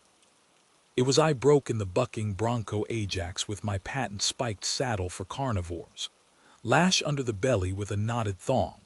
Block tackle and a strangling pulley will bring your lion to heel, no matter how fractious, even Leo Ferox there, the Libyan Mainator. A red-hot crowbar and some liniment rubbing on the burning part produced Fritz of Amsterdam, the thinking hyena. He glares. I possess the Indian sign. The glint of my eye does it with these breast sparklers. With a bewitching smile, I now introduce Mademoiselle Ruby, the pride of the ring. Come, name and address. I have forgotten for the moment. Ah, yes, he takes off his high-grade hat, saluting. Dr. Bloom, Leopold, dental surgeon. You have heard of von Blum Pasha, umpteen millions, Donnerwitter. Owns half Austria, Egypt, cousin. Proof, a card falls from inside the leather headband of Bloom's hat. In red fez, caddy-esque dress coat with broad green sash, wearing a false badge of the Legion of Honor, picks up the card hastily and offers it. Allow me. My club is the Junior Army and Navy. Solicitors Messrs. John Henry Minton, 27 Bachelor S. Walk. Reads, Henry Flower, no fixed abode. Unlawfully watching and besetting. An alibi, you are cautioned. Produces from his heart pocket a crumpled yellow flower. This is the flower in question. It was given me by a man I don't know his name. Plausibly. You know that old joke, Rose of Castile. Bloom, the change of name, Virag. He murmurs privately and confidentially. We are engaged, you see, Sergeant, lady in the case. Love entanglement. He shoulders the second watch gently. Dash it all. It's a way we gallants have in the Navy. Uniform that does it. He turns gravely to the first watch. Still, of course, you do get your Waterloo sometimes. Drop in some evening and have a glass of old Burgundy. To the second watch gaily. I'll introduce you, Inspector. She's game. Do it in the shake of a lamb's tail. A dark mercurialized face appears leading a veiled figure. The castle is looking for him. He was drummed out of the army. Thickfilled, a crimson halter round her neck, a copy of the Irish Times in her hand in tone of reproach pointing. Henry, Leopold. Lionel, thou lost one, clear my name. Sternly, come to the station. Scared hats himself, steps back, then, plucking at his heart and lifting his right forearm on the square, he gives the sign and due-guard of fellowcraft.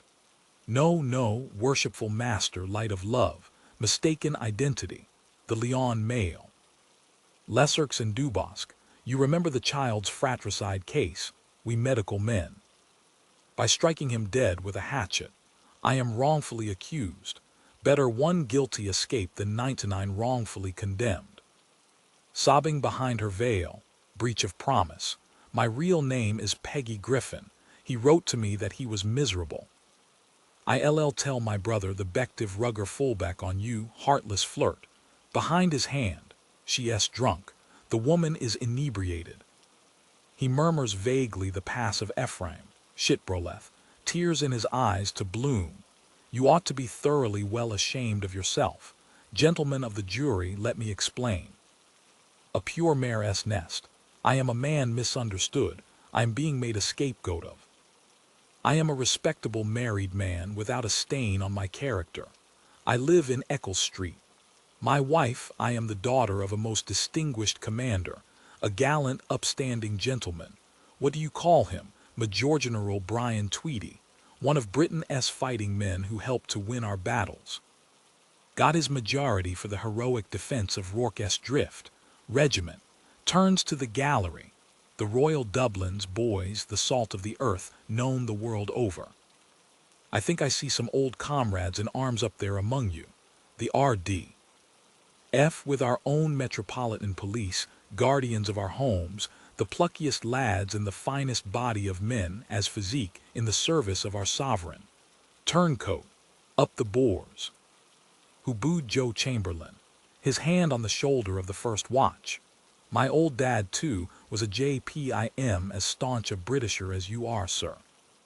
I fought with the colors for king and country in the absent-minded war under General Gough in the Park, and was disabled at Spion Kop in Bloemfontein, was mentioned in dispatches.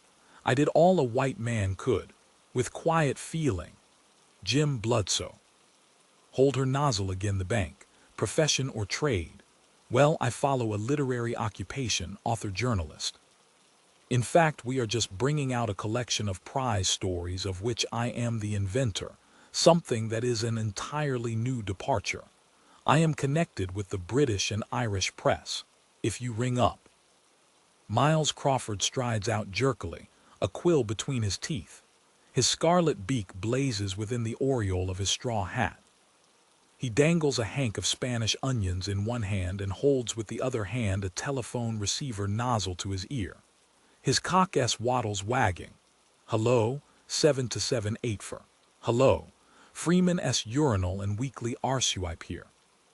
Paralyze Europe, you witch, bluebags. Who writes, is it Bloom? Mr. Philip Boeuf, pale-faced, stands in the witness box in accurate morning dress. out breast pocket with peak of handkerchief showing, creased lavender trousers and patent boots. He carries a large portfolio labeled Matchem S Masterstrokes. No, you aren't not by a long shot if I know it. I don't see it, that s all.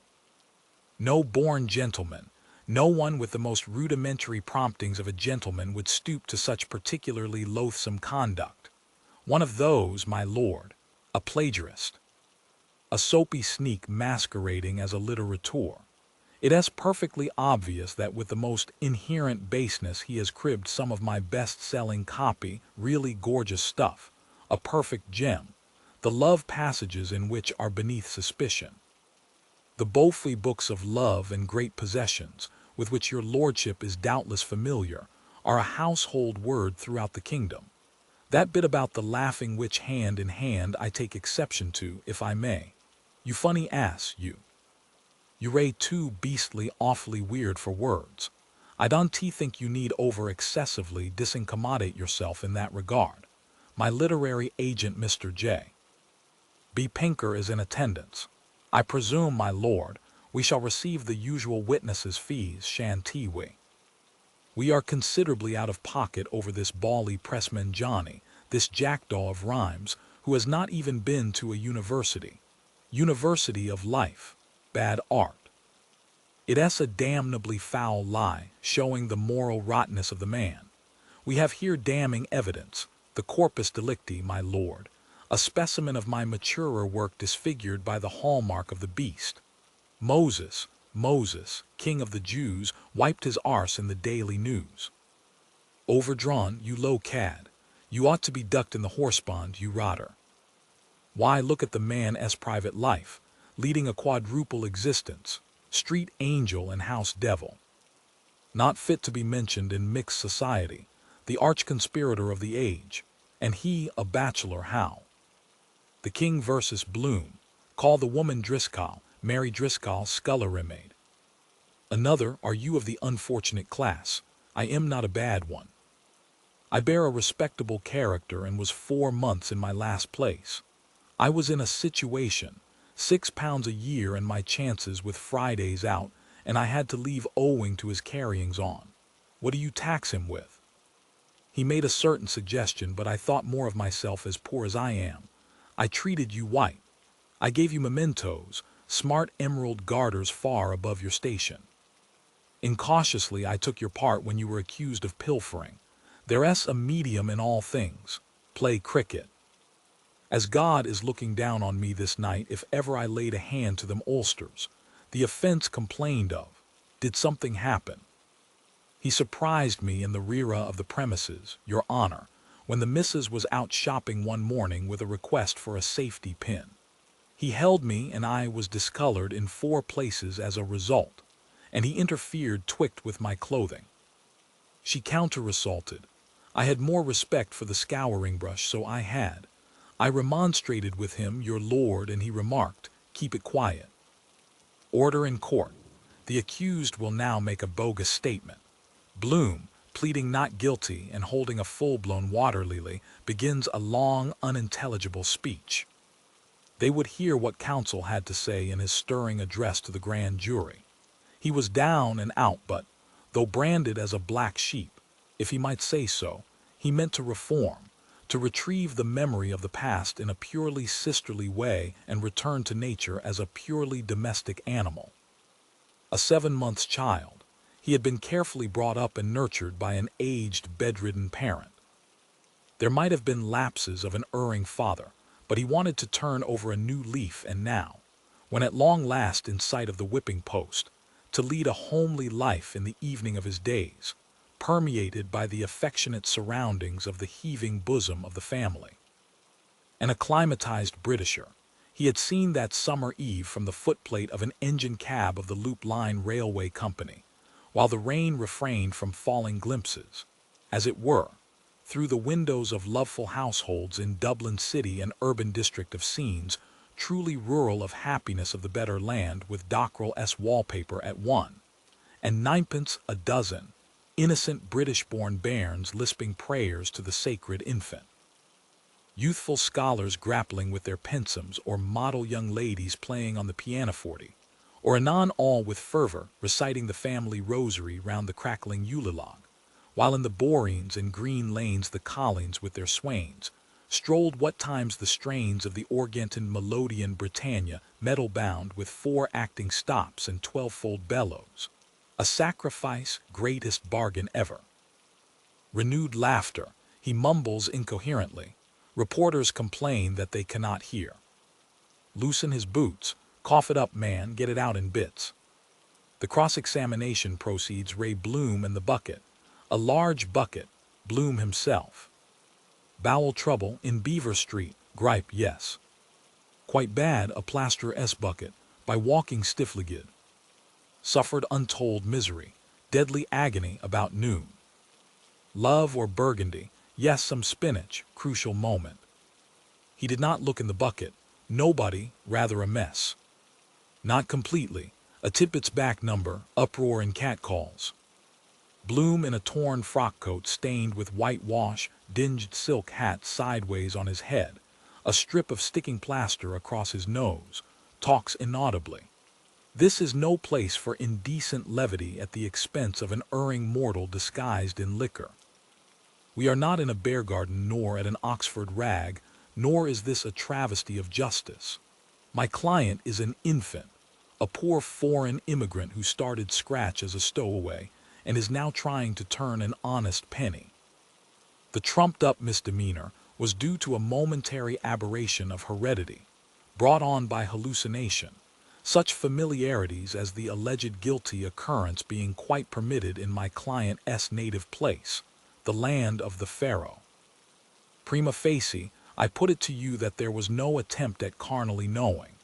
Intimacy did not occur, and the offense complained of by Driscoll, that her virtue was solicited, was not repeated. I would deal in a special with atavism. There have been cases of shipwreck and somnambulism in my client's family. If the accused could speak, he could a tale unfold, one of the strangest that have ever been narrated between the covers of a book. He himself, my lord, is a physical wreck from Cobbler's weak chest. His submission is that he is of Mongolian extraction and irresponsible for his actions. Not all there, in fact. Barefoot, pigeon-breasted in Lasker's vest and trousers, apologetic toes turned in, opens his tiny mole's eyes and looks about him dazedly, passing a slow hand across his forehead. Then he hitches his belt sailor fashion and with a shrug of oriental obeisance salutes the court, pointing one thumb heavenward. Him Mackie velly muchy fine night. He begins to lilt simply. Lili poo lil chilly blingy pigfoot every night payee 2 shilly. He is howled down. J.J. O-M-O-L-L-O-Y. Hotly to the populace. This is a lone hand fight. By Hades, I will not have any client of mine gagged and badgered in this fashion by a pack of curs and laughing hyenas. The Mosaic Code has superseded the law of the jungle. I say it, and I say it emphatically, without wishing for one moment to defeat the ends of justice. Accused was not accessory before the act, and prosecutrix has not been tampered with. The young person was treated by defendant as if she were his very own daughter. Bloom takes J. O'Malley's hand and raises it to his lips. I shall call rebutting evidence to prove up to the hilt that the hidden hand is again at its old game. When in doubt, persecute Bloom.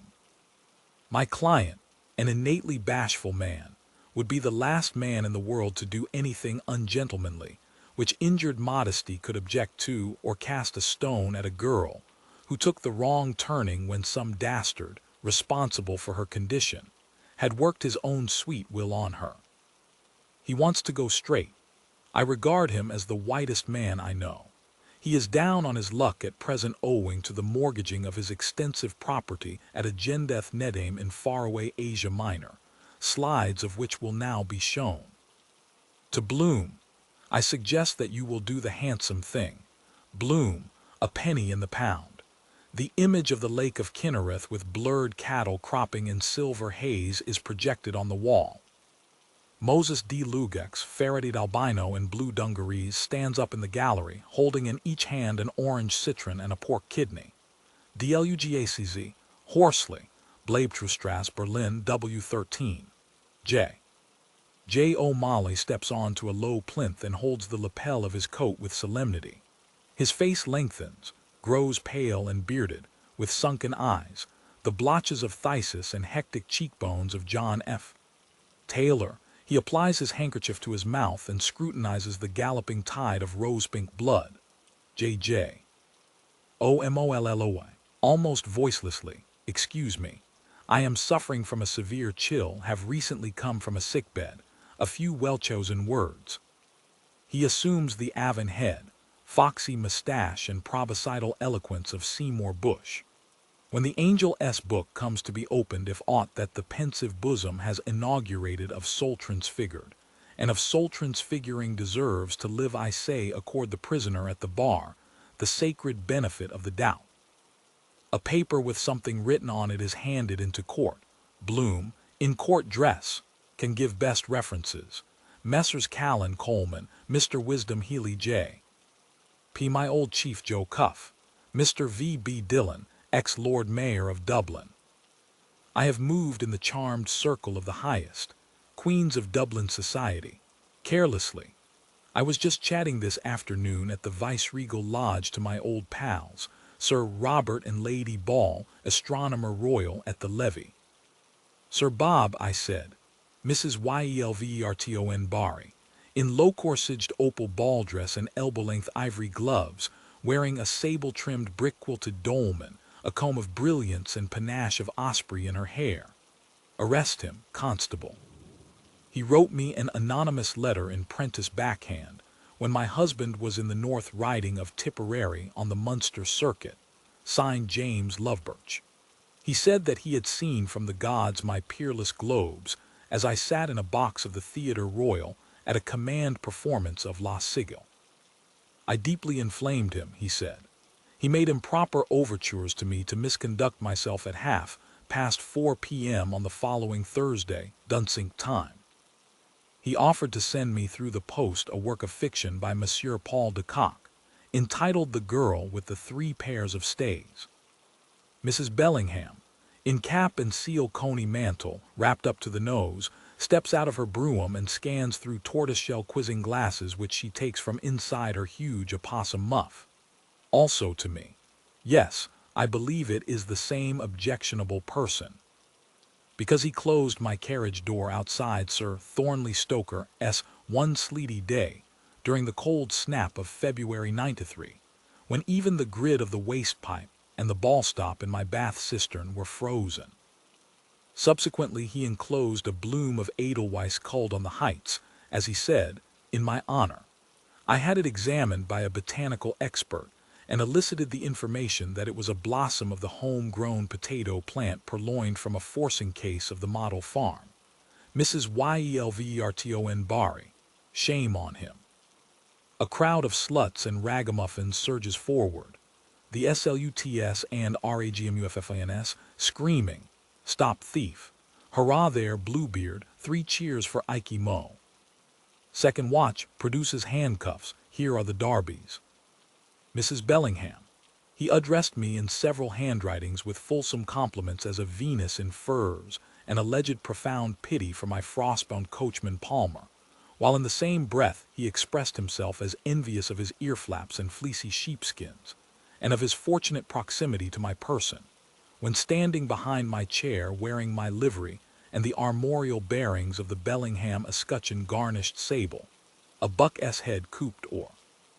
He lauded almost extravagantly my nether extremities, my swelling calves in silk hose drawn up to the limit, and eulogized glowingly my other hidden treasures in priceless lace which, he said, he could conjure up.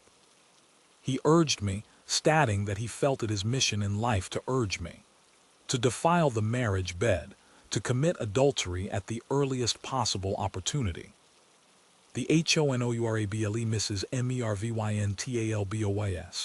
In Amazon costume, hard hat, jackboots cockspurred, vermilion waistcoat, fawn musketeer gauntlets with braided drums, long train held up in hunting crop with which she strikes her whelp constantly. Also me. Because he saw me on the polo ground of the Phoenix Park at the match All Ireland versus the rest of Ireland. My eyes, I know, shone divinely as I watched Captain Slogger Denye of the Inniskillings win the final chukkar on his darling Cobb Centaur. This plebeian Don Juan observed me from behind a hackney car and sent me in double envelopes an obscene photograph, such as are sold after dark on Paris boulevards, insulting to any lady. I have it still. It represents a partially nude Señorita, frail and lovely, his wife, as he solemnly assured me, taken by him from nature, practicing illicit intercourse with a muscular torero, evidently a blackguard. He urged me to do likewise, to misbehave, to sin with officers of the garrison. He implored me to soil his letter in an unspeakable manner, to chastise him as he richly deserves, to bestride and ride him, to give him a most vicious horsewhipping. Mrs. Bellingham, me too. Mrs. Yelverton Barry, me too. Several highly respectable Dublin ladies hold up improper letters received from Bloom. The HONOURABLE Mrs. MERVYNTALBOYS stamps her jingling spurs in a sudden paroxysm of fury. I will, by the God above me. I'll scourge the pigeon-livered cur as long as I can stand over him. I'll flay him alive. Bloom, his eyes closing, quails expectantly. Here. He squirms again. He pants cringing. I love the danger. The HONOURABLE Mrs. MERVYNTALBOYS. Very much so. I'll make it hot for you. I'll make you dance Jack Latin for that. Mrs. Bellingham, tan his breech well, the upstart. Write the stars and stripes on it. Mrs. Yelverton Barry, disgraceful. There's no excuse for him. A married man, Bloom, all these people. I meant only the spanking idea. A warm, tingling glow without effusion. Refined birching to stimulate the circulation. The HONOURABLE Mrs. MERVYNTALBOYS laughs derisively. Oh, did you, my fine fellow? Well, by the living God, you'll get the surprise of your life now, believe me, the most unmerciful hiding a man ever bargained for. You have lashed the dormant tigress in my nature into fury. Mrs. Bellingham shakes her muff and quizzing glasses vindictively. Make him smart, Hannah dear. Give him ginger. Thrash the mongrel within an inch of his life. The cat o' nine tails. Geld him, vivisect him. Bloom, oh cold, oh shivery, it was your ambrosial beauty. Forget, forgive, Kismet, let me off this once. Mrs. Yelverton Barry. Don't do so on any account, Mrs. Talbot. He should be soundly trounced. The HONOURABLE Mrs. MERVYNTALBOYS. I'll do no such thing. Pig dog and always was ever since he was pupped. To dare address me. I'll flog him black and blue in the public streets. I'll dig my spurs in him up to the rowel. He is a well-known cuckold. Take down his trousers without loss of time. Come here, sir, quick, ready. Bloom, the weather has been so warm. DAVYSTPHENS. Messenger of the Sacred Heart and Evening Telegraph with St. Patrick's Day supplement, containing the new addresses of all the cuckolds in Dublin. The timepiece, cuckoo, cuckoo, cuckoo. The quoits, jig-jag, jigga-jigga, jig-jag. The nameless one, bareback riding, wait for age, gob, he organized her. The JURORS, really, the nameless one, arse over tip, 100 shillings to 5. The JURORS, most of us thought as much. First watch, he is a marked man, another girl S-plate cut. Wanted Jack the Ripper, £1,000 reward, second watch and in black. A Mormon, anarchist, the crier, whereas Leopold Bloom of no fixed abode is a well-known dynamitard, forger, bigamist, bawd and cuckold, and a public nuisance to the citizens of Dublin, and whereas at this commission of assizes the most honorable. The recorder, I will put an end to this white slave traffic and rid Dublin of this odious pest. Scandalous. Let him be taken, Mr. Subsheriff, from the dock where he now stands and detained in custody in Mount J prison during his Majesty's pleasure, and there be hanged by the neck until he is dead, and therein fail not at your peril, or may the Lord have mercy on your soul. Remove him. Long John Fanning, who LL hanged Judas Iscariot, RUMBOLD, hanging Harry, your Majesty, the Mersey terror, 5 guineas a jugular. Neck or nothing, the bells heyo heyo. Bloom, wait, stop, gulls. Good heart, I saw, innocence. Girl in the monkey house, zoo, lewd chimpanzee. Pelvic basin, her artless blush unmanned me, I left the precincts. Hines, may I speak to you? You know me, that 3 shillings you can keep. If you want a little more, HYNES, you are a perfect stranger. Second watch, the bomb is here. First watch, infernal machine with a time fuse. Bloom, no pig-s feet, I was at a funeral. First watch, liar, Paddy DIGNAM, it is true, it was my funeral. Dr. Finucane pronounced life extinct when I succumbed to the disease from natural causes. Bloom, you hear, Paddy DIGNAM. Bloom, I am Paddy Dignam S. Spirit. List, oh list, Bloom, the voice is the voice of Esau. Second watch, how is that possible? First watch, it is not in the Penny Catechism. Paddy Dignam, by metempsychosis, spooks. A voice, oh rocks, Paddy Dignam. Once I was in the employ of Mr. J.H. Minton, solicitor, commissioner for oaths and affidavits of 27 Bachelor S. Walk. Now I am defunct, the wall of the heart hypertrophied, hard lines. The poor wife was awfully cut up. How is she bearing it? Keep her off that bottle of sherry. A lamp, I must satisfy an animal need. That buttermilk didn't tea agree with me. Father COFFEY, Naaman Jacobs, Vobiscuits. Amen, John OCONNELL, Dignam Patrick T. deceased, Paddy DIGNAM, overtones. My master S. voice, John OCONNELL, burial docket letter number UP 8 of 5000. Field 17, House of Keys, plot 101. Paddy DIGNAM, pray for the repose of his soul. Tom ROCHFORD, Reuben J. A. Florin, I find him. My turn now on, follow me up to Carlo, the kisses, Leo. Icky licky mickey sticky for Leo, cuckoo, yummyum wom. Big cumbig pirouette, Leopold. Leoli o Leo, Bloom, a man's touch. Sad music, church music, perhaps here. Zoe Higgins, a young whore in a sapphire slip, closed with 3 bronze buckles, a slim black velvet fillet round her throat, nods, trips down the steps and accosts him. Zoe, are you looking for someone? He S inside with his friend. Bloom, is this Mrs. Mac S? Zoe, no, 81. Mrs. Cohen S, you might go farther and fare worse. Mother Slipper Slapper, familiarly. She S on the job herself tonight with the vet, her teepster that gives her all the winners and pays for her son in Oxford. Working overtime, but her luck S turned today. Suspiciously, you ray not his father, are you? Bloom, not I. Zoe, you both in black. Has little Mousy any tickles tonight? His skin, alert, feels her fingertips approach. A hand glides over his left thigh. Zoe, how S the nuts? Bloom, offside. Curiously, they are on the right. Heavier, I suppose. 1 in a million, my tailor, Mejas says. Zoe, in sudden alarm, you be a hard canker. Bloom, not likely. Zoe, I feel it.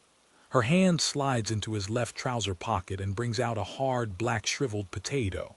She regards it and Bloom with dumb, moist lips. Bloom, a talisman. Heirloom, Zoe, for keeps. For being so nice, eh? She puts the potato greedily into a pocket, then links his arm, cuddling him with supple warmth. He smiles uneasily. Slowly, note by note, oriental music is played. He gazes in the tawny crystal of her eyes, ringed with kohol. His smile softens. Zoe, you'll know me the next time. Bloom, forlornly. I never loved a dear gazelle, but it was sure to. Gazelles are leaping, feeding on the mountains, near our lakes. Round their shores file shadows black of cedar groves. Aroma rises, a strong hair growth of resin. It burns the orient, a sky of sapphire, cleft by the bronze flight of eagles. Under it lies the woman city, nude, white, still, cool in luxury. A fountain murmurs among damask roses. Mammoth roses murmur of scarlet wine grapes. A wine of shame, lust, blood exudes, strangely murmuring. Zoe, murmuring sing-song with the music, her odalisque lips lusciously smeared with salve of swine-fat and rosewater. Scorech ani wenoach benoith hierishalem. Bloom, fascinated. I thought you were of good stock by your accent. Zoe, and you know what thought did. She bites his ear gently with little gold-stopped teeth, sending on him a cloying breath of stale garlic. The roses draw apart, disclose a sepulchre of the gold of kings and their moldering bones. Bloom draws back, mechanically caressing her right bub with a flat, awkward hand. Are you a Dublin girl? Zoe catches a stray hair deftly and twists it to her coil. No bloody fear. I am English. Have you a swaggeroo? Bloom, as before, rarely smoke, dear, cigar now and then. Childish device. Lewdly. The mouth can be better engaged than with a cylinder of rank weed. Zoe, go on. Make a stump speech out of it. Bloom, in workman-esque corduroy overalls, black gansey with red floating tie and Apache cap. Mankind is incorrigible. Sir Walter Raleigh brought from the New World that potato and that weed, the one a killer of pestilence by absorption, the other a poisoner of the ear, eye, heart, memory, will, understanding all. That is to say, he brought the poison 100 years before another person whose name I forget brought the food. Suicide. Lies. All our habits, why look at our public life, midnight chimes from distant steeples. The CHIMES, turn again Leopold. Lord Mayor of Dublin, Bloom, in alderman-esque gown and chain. Electors of Arran Quay, Inns Quay, Rotunda Mount, and North Dock, better run a tramline, I say, from the cattle market to the river. That's the music of the future. That's my program. Cui bono, but our buccaneering Vanderdeckens in their phantom ship of finance. An elector, 3 times 3 for our future chief magistrate. The aurora borealis of the torchlight procession leaps. The TORCHBRRS. Hooray! Several well-known burgesses, city magnates, and freemen of the city shake hands with Bloom and congratulate him. Timothy Harrington, late thrice Lord Mayor of Dublin, imposing in mayoral scarlet, gold chain and white silk tie, confers with Councillor Lorcan Sherlock, locum tenens. They nod vigorously in agreement. Late Lord Mayor HARRNGTON, in scarlet robe with mace, gold mayoral chain, and large white silk scarf. That Alderman Sir Leo Bloom's speech be printed at the expense of the ratepayers. That the house in which he was born be ornamented with a commemorative tablet, and that the thoroughfare hitherto known as Cow Parlor off Cork Street be henceforth designated Boulevard Bloom. COUNCILLOR LORCAN Sherlock, carried unanimously. Bloom, impassionedly. These Flying Dutchmen, or Lying Dutchmen, as they recline in their upholstered poop, casting dice, what reck they? Machines is their cry, their chimera, their panacea. Labor-saving apparatuses, supplanters, bugbears, manufactured monsters for mutual murder, hideous hobgoblins produced by a horde of capitalistic lusts upon our prostituted labor. The poor man starves while they are grassing their royal mountain stags or shooting peasants and partridges in their purblind pomp of pelf and power. But their reign is rover for revere and ever and ev. Prolonged applause. Venetian masts, maypoles, and festal arches spring up. A streamer bearing the legend Seed Mile Failt and Ma Titab Melech Israel spans the street. All the windows are thronged with sightseers, chiefly ladies. Along the route the regiments of the Royal Dublin Fusiliers, the King's Own Scottish Borderers, the Cameron Highlanders and the Welsh Fusiliers, standing to attention, keep back the crowd. Boys from high school are perched on the lampposts, telegraph poles, windowsills, cornices, gutters, chimney pots, railings, rainspouts, whistling and cheering. The pillar of the cloud appears. A fife and drum band is heard in the distance playing the call knitter. The beaters approach with imperial eagles hoisted, trailing banners and waving oriental palms. The chryselephantine papal standard rises high, surrounded by pennons of the civic flag. The van of the procession appears headed by John Howard Parnell, city marshal, in a chessboard tabard, the Athlone pursuivant and Ulster king of arms. They are followed by the Right Honourable Joseph Hutchinson, Lord Mayor of Dublin, his lordship the Lord Mayor of Cork. There worships the mayors of Limerick, Galway, Sligo and Waterford, 28 Irish representative peers, sirdars, grandees and maharajas bearing the cloth of estate, the Dublin Metropolitan Fire Brigade, the chapter of the Saints of Finance in their plutocratic order of precedence, the Bishop of Down and Connor, His Eminence Michael Cardinal Logg, Archbishop of Armagh, Primate of all Ireland, His Grace, the Most Reverend Dr. William Alexander, Archbishop of Armagh, Primate of all Ireland, the Chief Rabbi, the Presbyterian Moderator, the heads of the Baptist, Anabaptist, Methodist and Moravian chapels, and the Honorary Secretary of the Society of Friends. After them march the guilds and trades and train bands with flying colors. Coopers, bird fanciers, millwrights, newspaper canvassers, law scriveners, masseurs, vintners, trussmakers, chimney sweeps, lard refiners, tabinet and poplin weavers, farriers, Italian warehousemen, church decorators, bootjack manufacturers, undertakers, silk mercers, lapidaries, salesmasters, cork cutters, assessors of fire losses, dyers and cleaners, export bottlers, fellmongers, ticket writers, heraldic seal engravers, horse repository hands, bullion brokers, cricket and archery outfitters, riddle makers, egg and potato factors, hosiers and glovers, plumbing contractors. After them march gentlemen of the bedchamber, black rod, deputy garter, gold stick, the master of horse, the Lord Great Chamberlain, the Earl Marshal, the High Constable carrying the sword of state, St. Stephen's iron crown, the chalice and Bible. 4 buglers on foot blow a senate. Beefeaters reply, winding clarions of welcome. Under an arch of triumph Bloom appears, bareheaded, in a crimson velvet mantle trimmed with ermine, bearing St. Edward's staff, the orb and scepter with the dove, the curtana. He is seated on a milk-white horse with long flowing crimson tail, richly caparisoned, with golden headstall. Wild excitement. The ladies from their balconies throw down rose petals. The air is perfumed with essences. The men cheer. Bloom's boys run amid the bystanders with branches of hawthorn and wren bushes. Bloom's boys. The wren, the king of all birds, St. Stephen's his day was caught in the furs. A blacksmith murmurs, for the honor of God, and is that Bloom, he scarcely looks 31. A pavior and flagger, that's the famous Bloom now, the world's greatest reformer. Hats off, all uncover their heads. Women whisper eagerly, a millionairess, richly, isn't he simply wonderful, a noblewoman, nobly, all that man has seen, a feminist, masculinely, and done. A blhnger, a classic face, he has the forehead of a thinker, Bloom's weather. A sunburst appears in the northwest.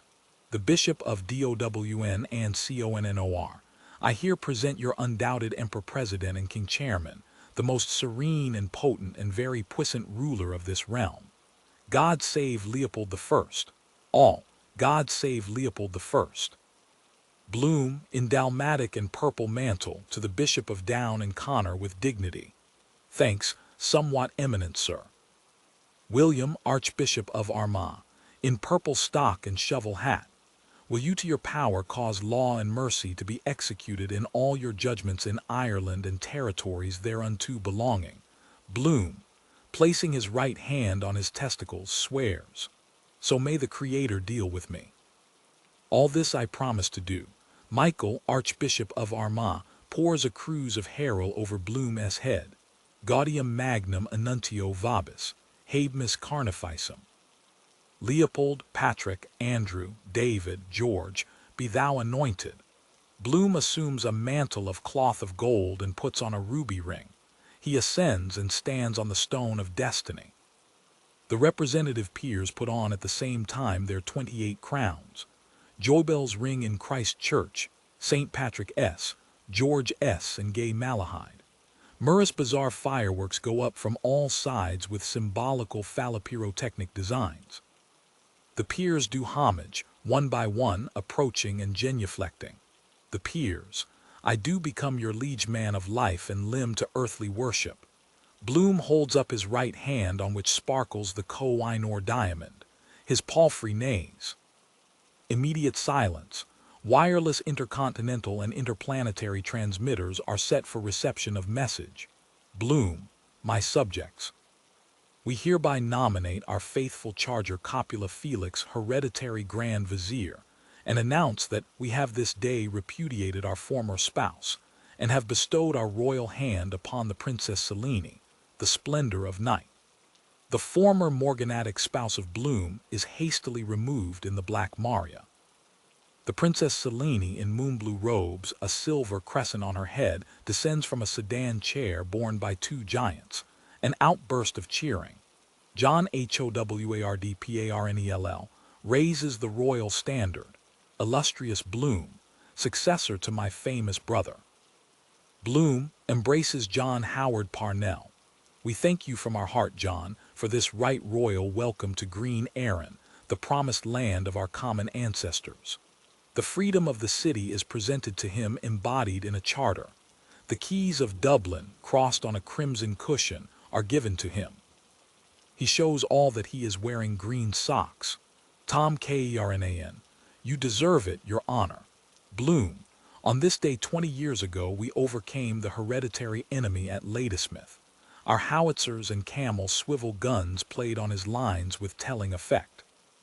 Half a league onward, they charge, all is lost now. Do we yield? No, we drive them headlong. Lo, we charge. Deploying to the left, our light horse swept across the heights of Plevna, and, uttering their warkry bona fide sabbath, sabred the Saracen gunners to a man. The chapel of Freeman Typsttrs. Here, John Wiscnolan. There s the man that got away James Stevens. A BLUCOAT schoolboy. Bravo, an old resident. You ray a credit to your country, sir, that s what you are. An APPLEWOMAN. He s a man like Ireland wants. Bloom, my beloved subjects, a new era is about to dawn. I, Bloom, tell you verily it is even now at hand. Yea, on the word of a Bloom, ye shall ere long enter into the golden city which is to be, the new Bloomusalem in the Nova Hibernia of the future. 32 workmen, wearing rosettes from all the counties of Ireland under the guidance of Derwin the Builder, construct the new Bloomusalem. It is a colossal edifice with crystal roof, built in the shape of a huge pork kidney, containing 40,000 rooms. In the course of its extension, several buildings and monuments are demolished. Government offices are temporarily transferred to railway sheds. Numerous houses are razed to the ground. The inhabitants are lodged in barrels and boxes, all marked in red with the letters. LB. Several paupers fall from a ladder. A part of the walls of Dublin, crowded with loyal sightseers, collapses. The SIGHTSERS, dying, Mortuary T. Salutin. They die. A man in a brown Macintosh springs up through a trapdoor. He points an elongated finger at Bloom. The man in the MACINTOSH. Don T. You believe a word he says. That man is Leopold M. Intosh, the notorious fire raiser. His real name is Higgins. Bloom, shoot him. Dog of a Christian, so much for M. Intosh. A cannon shot. The man in the Macintosh disappears. Bloom with his scepter strikes down poppies. The instantaneous deaths of many powerful enemies, graziers, members of parliament, members of standing committees, are reported. Bloom's bodyguard distribute Maundy money, commemoration medal, loaves and fishes, temperance badges, expensive Henry Clay cigars, free cowbones for soup. Rubber preservatives in sealed envelopes tied with gold thread, butter, scotch, pineapple rock, billets due in the form of cocked hats, ready-made suits, porringers of toad in the hole, bottles of Jay's fluid, purchase stamps, 40 days indulgences, spurious coins, derived pork sausages, theater passes. Season tickets available for all tram lines, coupons of the Royal and privileged Hungarian lottery, penny dinner counters, cheap reprints of the world's 12 worst books, Froggy and Fritz politic, care of the baby infantilic, 50 meals for 7/6 culinic, was Jesus a son myth. Historic, expel that pain medic, infant s compendium of the universe cosmic, let us all chortle hilaric, canvasser s vade mecum journalic, love letters of mother assistant erotic, who in space asterisk, songs that reached our heart melodic, pennywise s way to wealth parsimonic. A general rush and scramble. Women press forward to touch the hem of Bloom's robe. The lady Gwendolen Dubedat bursts through the throng, leaps on his horse and kisses him on both cheeks amid great acclamation. A magnesium flashlight photograph is taken. Babes and sucklings are held up. The women, little father, little father. The babes and sucklings. Clap, clap hands till Poldy comes home, cakes in his pocket for Leo alone. Bloom, bending down, pokes baby Boardman gently in the stomach. Baby Boardman. Hiccups, curdled milk flowing from his mouth. Hajajaja. Bloom, shaking hands with a blind stripling. My more than brother, dear old friends, Peep, Bopep. Tic-tac-toe woodialsatashu, Roigbiv, 32 feet per second. Absence makes the heart grow younger. Leg it, ye devils, honorable wounds. You pee up, you. Pee up, ah naughty naughty fine. Splendid, my dear fellow, not at all, please accept. Come on, boys, wriggle it, girls, may the good God bless him. Aleph Beit Gimel Daleth Haggadah Tephilim Kosher Yom Kippur Hanukkah Rosh Hashanah B'nai Bris Bar Mitzvah Matzoth Ashkenazim Meshagathalith. The court of conscience is now open. His Most Catholic Majesty will now administer open-air justice. Free medical and legal advice, solution of doubles and other problems. All cordially invited. Given at this our loyal city of Dublin in the year one of the paradisiacal era. What am I to do about my rates and taxes? Pay them, my friend, thank you. Can I raise a mortgage on my fire insurance? Sirs, take notice that by the law of torts you are bound over in your own recognizances for 6 months in the sum of £5. A Daniel did I say. Nay, a Peter O'Brien, where do I draw the £5? For bladder trouble, acid nit. Hydrochlor, dill, 20 minims tinct. Nux vom, 5 minims exter. Taraxol lig, 30 minims ac. Dis, turin di. What is the parallax of the subsolar ecliptic of Aldebaran? Pleased to hear from you, Chris, K11. Why aren't you in uniform? When my progenitor of sainted memory wore the uniform of the Austrian despot in a dank prison, where was yours? Pansies. Embellish, beautify suburban gardens. When twins arrive, father pater dad starts thinking.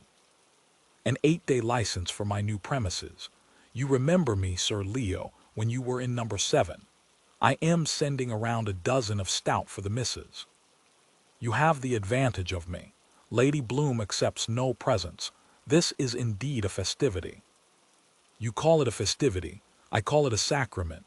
When will we have our own house of keys? I stand for the reform of municipal morals and the plain 10 commandments. New worlds for old. Union of all, Jew, Moslem, and Gentile. 3 acres and a cow for all children of nature. Saloon motor hearses.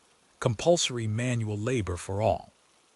All parks open to the public day and night. Electric dish scrubbers. Tuberculosis, lunacy, war, and mendicancy must now cease. General amnesty. Weekly carnival with masked license. Bonuses for all. Esperanto the universal language with universal brotherhood. No more patriotism of barspongers and dropsical impostors. Free money, free rent, free love in a free lay church in a free lay state, free fox and a free hen roost, mixed races and mixed marriage. What about mixed bathing? He is an Episcopalian, an agnostic, an anything-garian seeking to overthrow our holy faith. I am disappointed in you. You bad man, you beast, you abominable person. Give us a tune, Bloom, one of the old sweet songs. I vowed that I never would leave her, she turned out a cruel deceiver. With my Toraloom, Toraloom, Toraloom, Toraloom. Good old Bloom, there's nobody like him after all.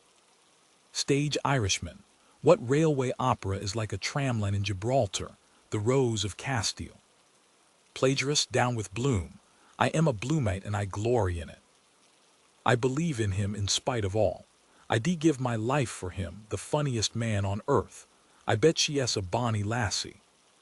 He employs a mechanical device to frustrate the sacred ends of nature. My hero God. Fellow Christians and anti-Bloomites, the man called Bloom is from the roots of hell, a disgrace to Christian men. A fiendish libertine from his earliest years, this stinking goat of Mendes gave precocious signs of infantile debauchery, recalling the cities of the plain, with a dissolute grandeur. This vile hypocrite, bronzed with infamy, is the white bull mentioned in the Apocalypse. A worshipper of the scarlet woman, intrigue is the very breath of his nostrils. The stake faggots and the cauldron of boiling oil are for him. Caliban. Lynch him, roast him. He's as bad as Parnell was. Mr. Fox, this is midsummer madness, some ghastly joke again. By heaven, I am guiltless as the unsunned snow. It was my brother Henry. He is my double. He lives in number 2 Dolphin S. Barn. Slander the Viper has wrongfully accused me. Fellow countrymen, S. Gentle in band bada coist gan capel. I call on my old friend Dr. Malachi Mulligan, sex specialist, to give medical testimony on my behalf. Dr. Bloom is bisexually abnormal. He has recently escaped from Dr. Eustace's private asylum for demented gentlemen. Born out of wedlock, hereditary epilepsy is present, the consequence of unbridled lust. Traces of elephantiasis have been discovered among his ascendants. There are marked symptoms of chronic exhibitionism. Ambidexterity is also latent. He is prematurely bald from self-abuse, perversely idealistic in consequence, a reformed rake, and has metal teeth. In consequence of a family complex, he has temporarily lost his memory, and I believe him to be more sinned against than sinning. I have made a pervaginal examination, and after application of the acid test to 5427 anal, axillary, pectoral, and pubic hairs, I declare him to be Virgo intacta. Dr. Madden, hypsispadia is also marked. In the interest of coming generations, I suggest that the parts affected should be preserved in spirits of wine in the National Teratological Museum. Dr. Crotthers. I have examined the patient's urine. It is albuminoid. Salivation is insufficient, the patellar reflex intermittent. Dr. Punch Costllo, the feeder judicus is most perceptible. Dr. Dixon. Professor Bloom is a finished example of the new womanly man. His moral nature is simple and lovable. Many have found him a dear man, a dear person. He is a rather quaint fellow on the whole, coy though not feeble-minded in the medical sense. He has written a really beautiful letter, a poem in itself, to the court missionary of the Reformed Priests Protection Society, which clears up everything. He is practically a total abstainer, and I can affirm that he sleeps on a straw litter and eats the most Spartan food, cold, dried grocer SPs. He wears a hairshirt of pure Irish manufacture winter and summer and scourges himself every Saturday. He was, I understand, at one time a first-class misdemeanant in Glencree Reformatory.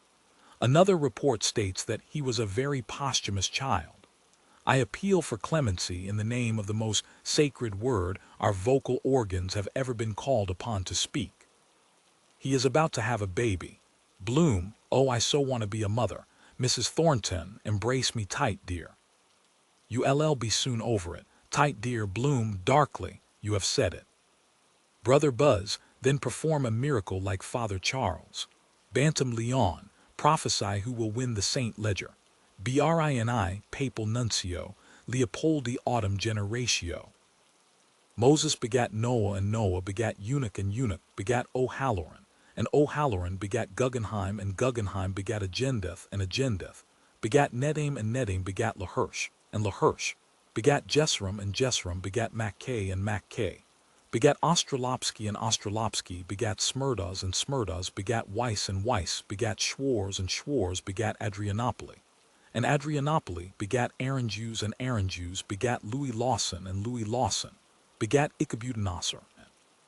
Ichabudinasser begat O'Donnell Magnus, and O'Donnell Magnus begat Christbaum, and Christbaum begat Ben Maimon, and Ben Maimon begat Dusty Rhodes, and Dusty Rhodes begat Ben Ummer, and Ben Ummer begat Joan Smith, and Joan Smith begat Savorgnanovich, and Savorgnanovich begat Jasper Stone, and Jasper Stone begat Vinctatunum, and Vinctatunum begat Shambhaley, and Shambhaley begat Verrag, and Verrag begat Bloom et vocabiter nomen ius Emmanuel.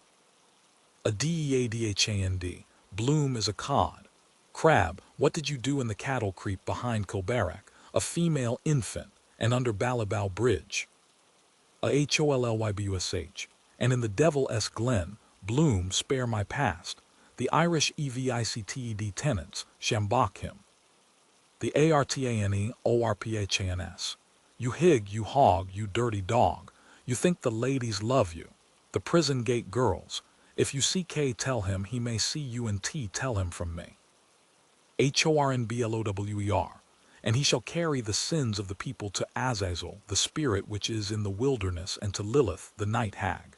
And they shall stone him and defile him, yea, all from Agendeth Nedame, and from Mizraim, the land of Ham. Mastinsky and Citron, Belial. Limlan of Istria, the false Messiah, Abulaphia recant. Mesias, to alteration 1 pair trousers 11 shillings. Bloom, just like old times, poor Bloom. Reuben J, the squeak is out. A split is gone for the flatters. Nip the first rattler. The fire brigade, P-flop. Brother Buzz, forgive him his trespasses. The citizen, thank heaven. Bloom, weep not for me, O daughters of Aaron.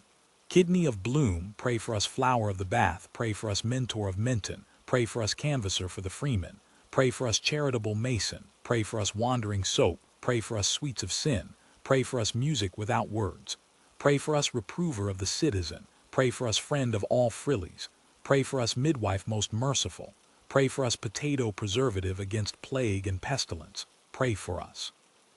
A choir of 600 voices, conducted by Vincent O'Brien, sings the chorus from Handel's Messiah Alleluia, for the Lord God omnipotent reigneth, accompanied on the organ by Joseph Glynn. Bloom becomes mute, shrunken, carbonized. Zoe, talk away till you ray black in the face. Bloom, let me be going now, woman of the house, for by all the goats in Connemara I am, after having the father and mother of a batting. All insanity, patriotism, sorrow for the dead, music, future of the race. To be or not to be, life's dream is end it peacefully. They can live on, I am ruined, a few pastilles of aconite. The blinds drawn, a letter, then lie back to rest. No more I have lived fair. Farewell, Zoe, honest, till the next time. Suppose you got up the wrong side of the bed, or came too quick with your best girl. Oh, I can read your thoughts. Bloom, man and woman, love, what is it? A cork and bottle, I am sick of it, let everything rip. Zoe, I hate a rotter that isn't sincere. Give a bleeding whore a chance. Bloom, I am very disagreeable. You are a necessary evil. Where are you from? London. Zoe, Hoggest Norton, where the pigs plays the organs. I am Yorkshire born. I say Tommy Tittlemouse. Stop that and begin worse. Have you cash for a short time? 10 shillings. Bloom, more hurry, more, Zoe, and more mother. Are you coming into the music room to see our new pianola? Come and I'll peel off. Bloom, Somebody would be dreadfully jealous if she knew. The green-eyed monster. You know how difficult it is. I needn't tell you. Zoe. What the eye can see the heart can grieve for. Come Bloom, laughing witch, the hand that rocks the cradle. Zoe, Babby, Bloom, 1-2 Teely, TLWOT loan. The buckles, love me. Love me not, love me. Zoe, silent means consent. Hot hands, cold gizzard. He hesitates amid scents, music, temptations. She leads him towards the steps, drawing him by the odor of her armpits, the vice of her painted eyes, the rustle of her slip in whose sinuous folds lurks the lion reek of all the male brutes that have possessed her. The male brutes. Good. Zoe and Bloom reach the doorway where two sister whores are seated. They examine him curiously from under their penciled brows and smile to his hasty bow.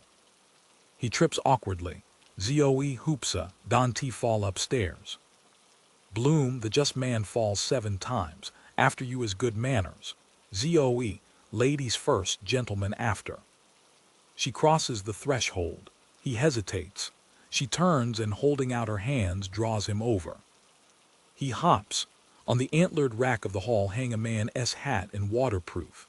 Bloom uncovers himself, but, seeing them, frowns, then smiles, preoccupied.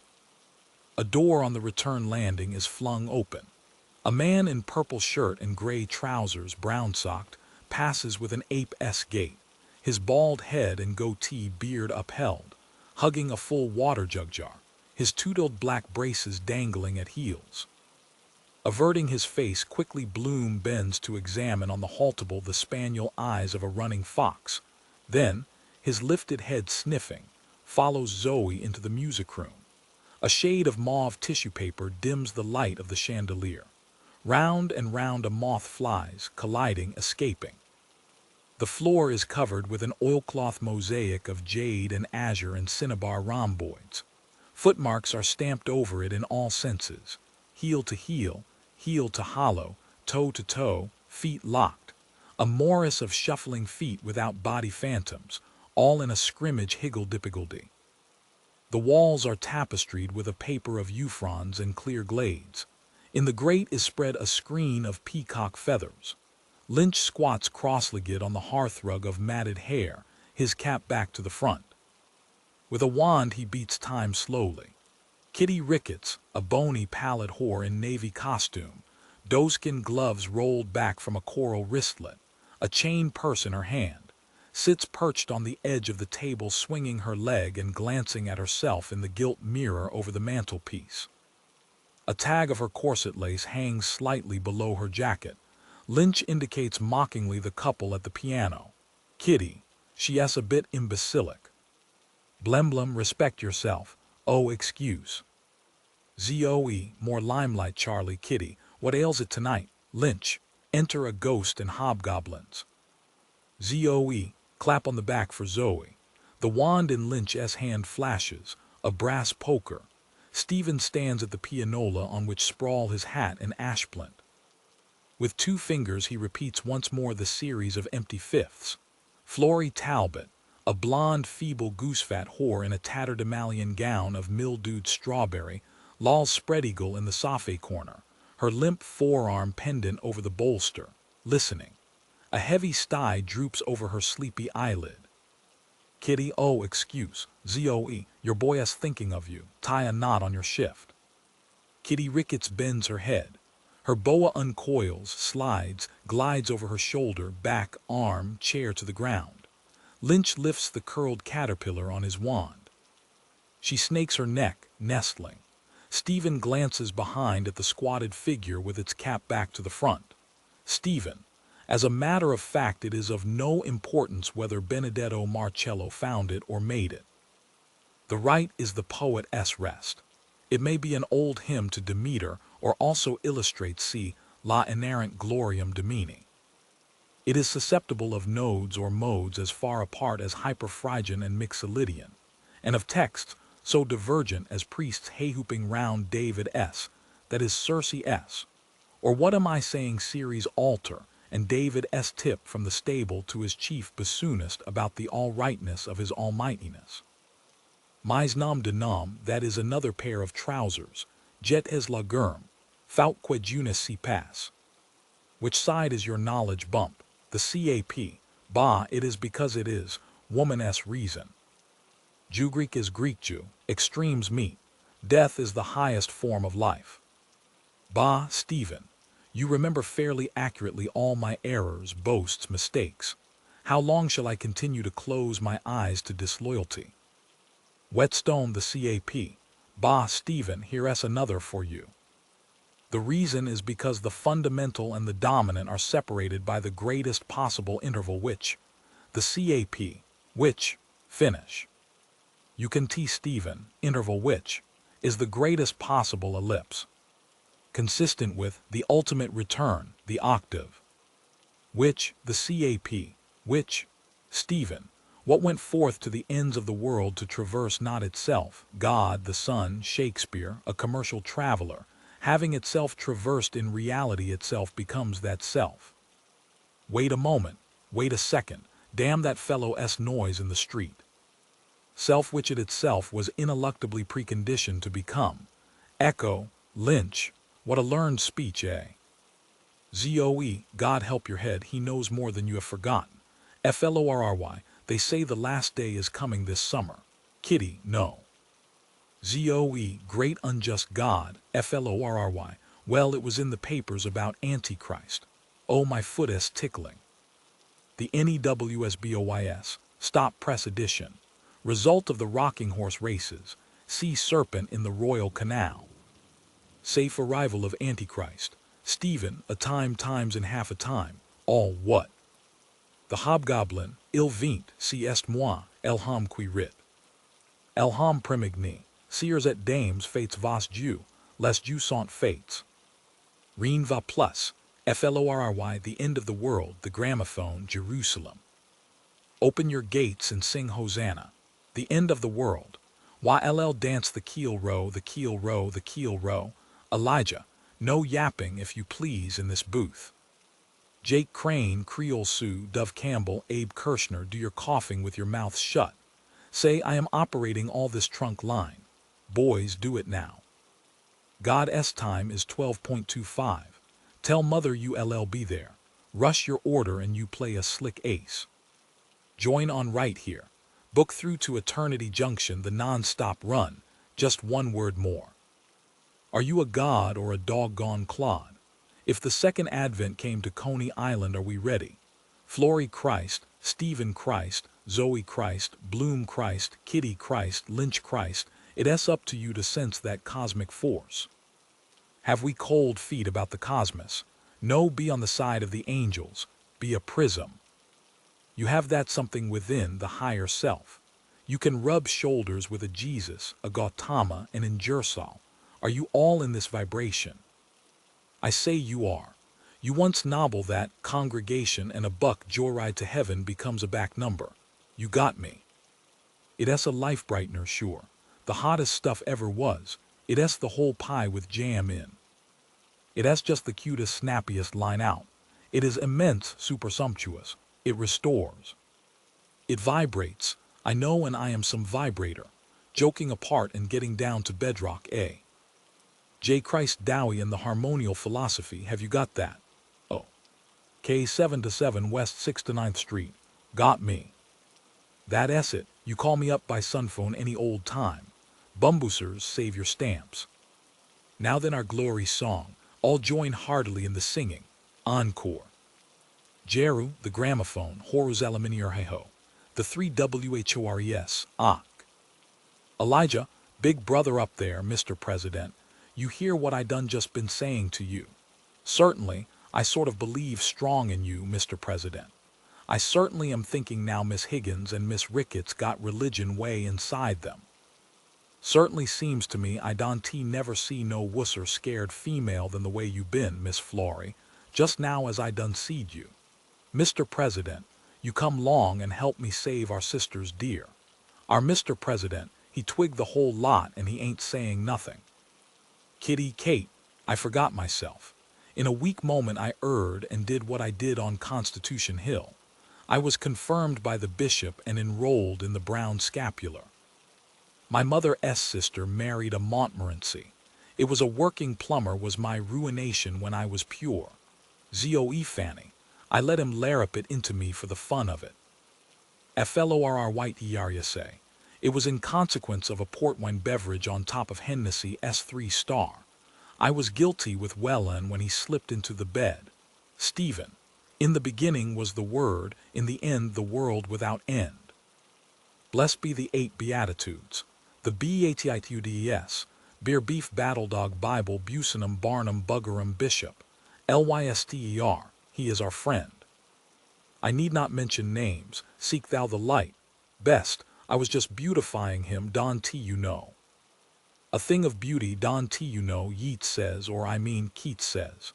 John Eglinton produces a green-capped dark lantern and flashes it towards a corner, with carping accent. Aesthetics and cosmetics are for the boudoir. I am out for truth. Plain truth for a plain man. Tandaraji wants the facts and means to get them. In the cone of the searchlight behind the coal scuttle, Olive Hollied, the bearded figure of Mananon Mac Lur broods, chin on knees. He rises slowly.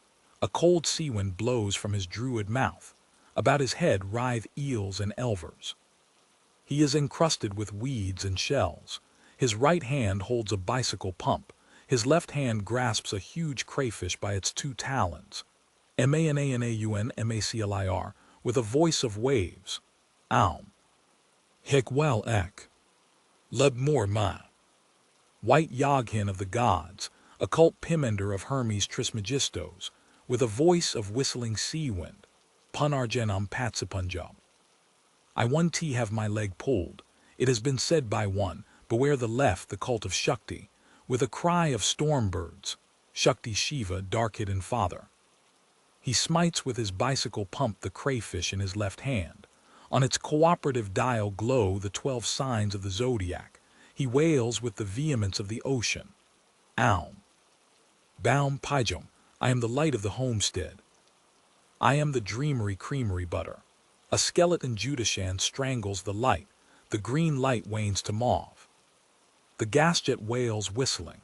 The gasjt, pua, fuii. Zoe runs to the chandelier and crooking her leg adjusts the mantle. Zoe, who has a fag as I am here. Lynch tossing a cigarette onto the table. Here, Zoe, her head perched aside in mock pride. Is that the way to hand the pot to a lady? She stretches up to light the cigarette over the flame, twirling it slowly, showing the brown tufts of her armpits. Lynch with his poker lifts boldly a side of her slip. Bare from her garters up her flesh appears under the sapphire a Nixie-esque green. She puffs calmly at her cigarette. Can you see the beauty spot of my behind? Lynch, I am not looking. Zoe makes sheep-s eyes. No, you wouldn't do a less thing. Would you suck a lemon? Squinting in mock shame she glances with sidelong meaning at Bloom, then twists round towards him, pulling her slip free of the poker. Blue fluid again flows over her flesh. Bloom stands, smiling desirously, twirling his thumbs. Kitty Ricketts licks her middle finger with her spittle and, gazing in the mirror, smooths both eyebrows. Lipoti Virag, basilicogrammate, shoots rapidly down through the chimney-flue and struts 2 steps to the left on gawky pink stilts. He is sausaged into several overcoats and wears a brown mackintosh under which he holds a roll of parchment. In his left eye flashes the monocle of Cashel Boyle, O'Connor Fitzmaurice Tisdall Farrell. On his head is perched an Egyptian peashen. 2 quills project over his ears. Virag, heels together bows. My name is Virag Lipoti of Shambadli. He coughs thoughtfully, dryly. Promiscuous nakedness is much in evidence hereabouts, eh? Inadvertently, her back view revealed the fact that she is not wearing those rather intimate garments of which you are a particular devotee. The injection mark on the thigh I hope you perceived. Good. Bloom Grandpapachi, but Virag. Number 2 on the other hand, she of the cherry rouge and coiffeuse white, whose hair owes not a little to our tribal elixir of gopherwood, is in walking costume and tightly stazed by her sit, I should opine. Backbone in front, so to say.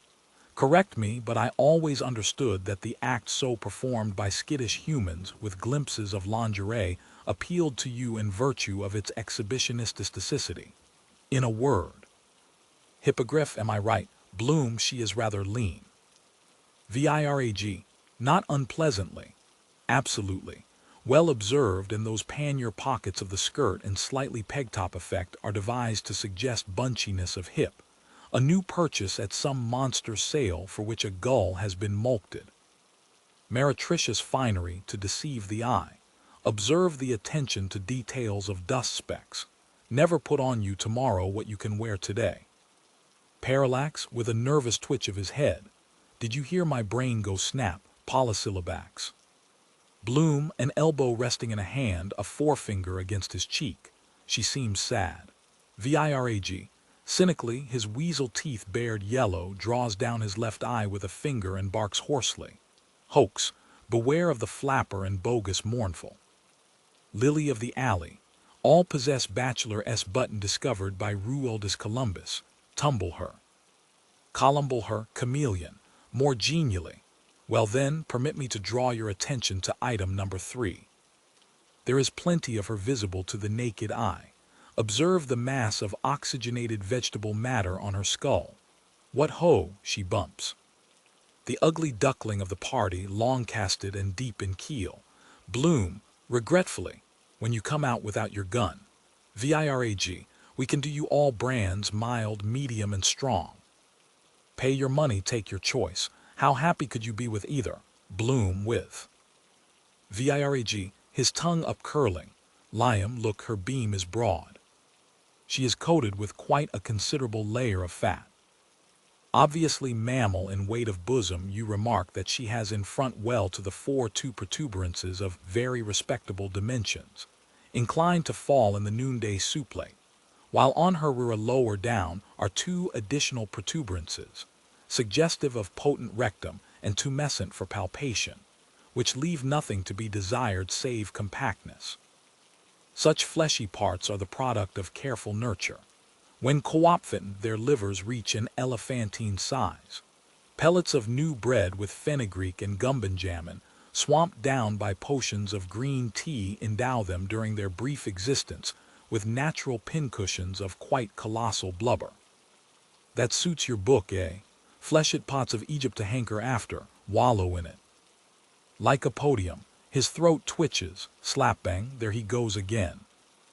Bloom, the stye I dislike. Virag, arches his eyebrows. Contact with a gold ring, they say. Argumentum ad feminam, as we said in old Rome and ancient Greece in the consulship of Diplodocus and Ichthyosaurus.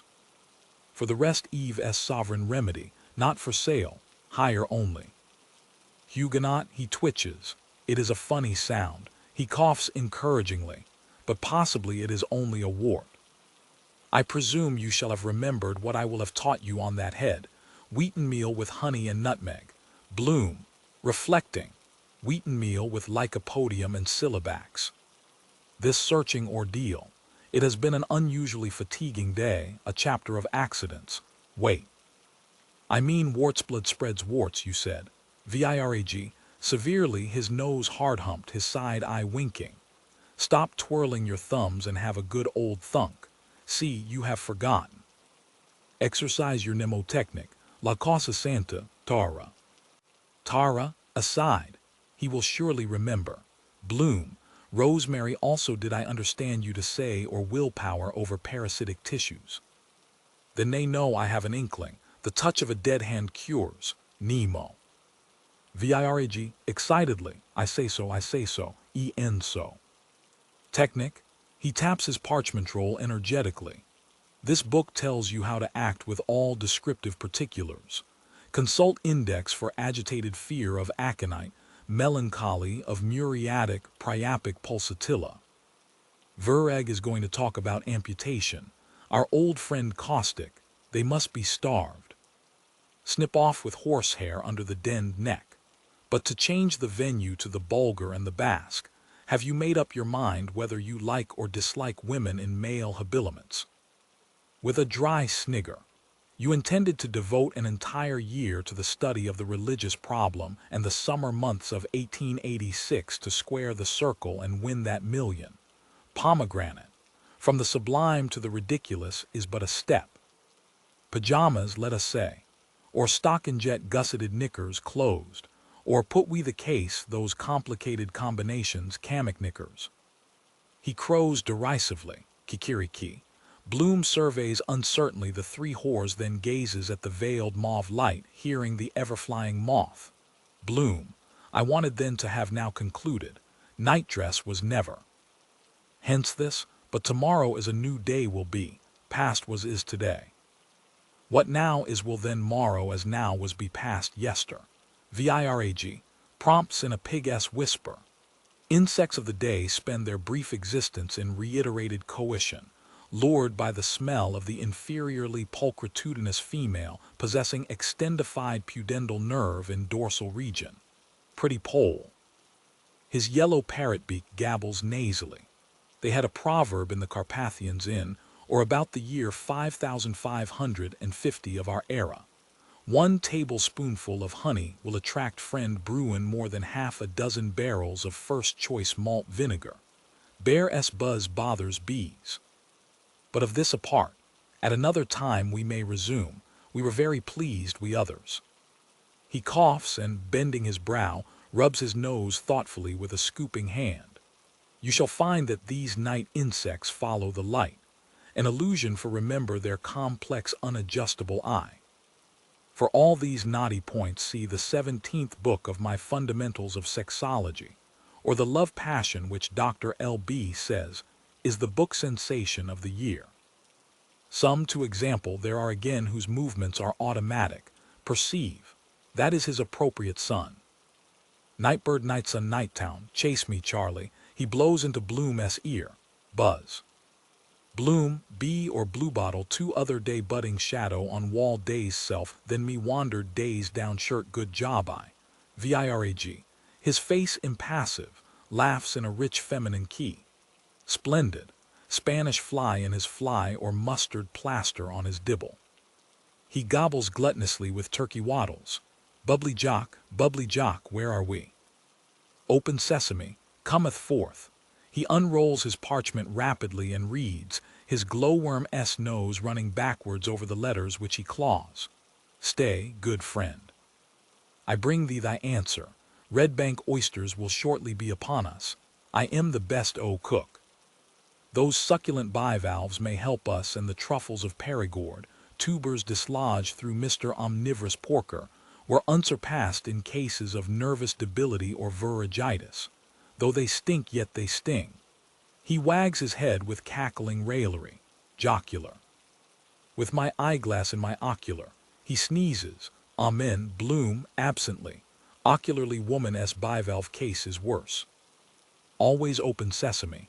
The cloven sex, why they fear vermin creeping things. Yet Eve and the serpent contradicts.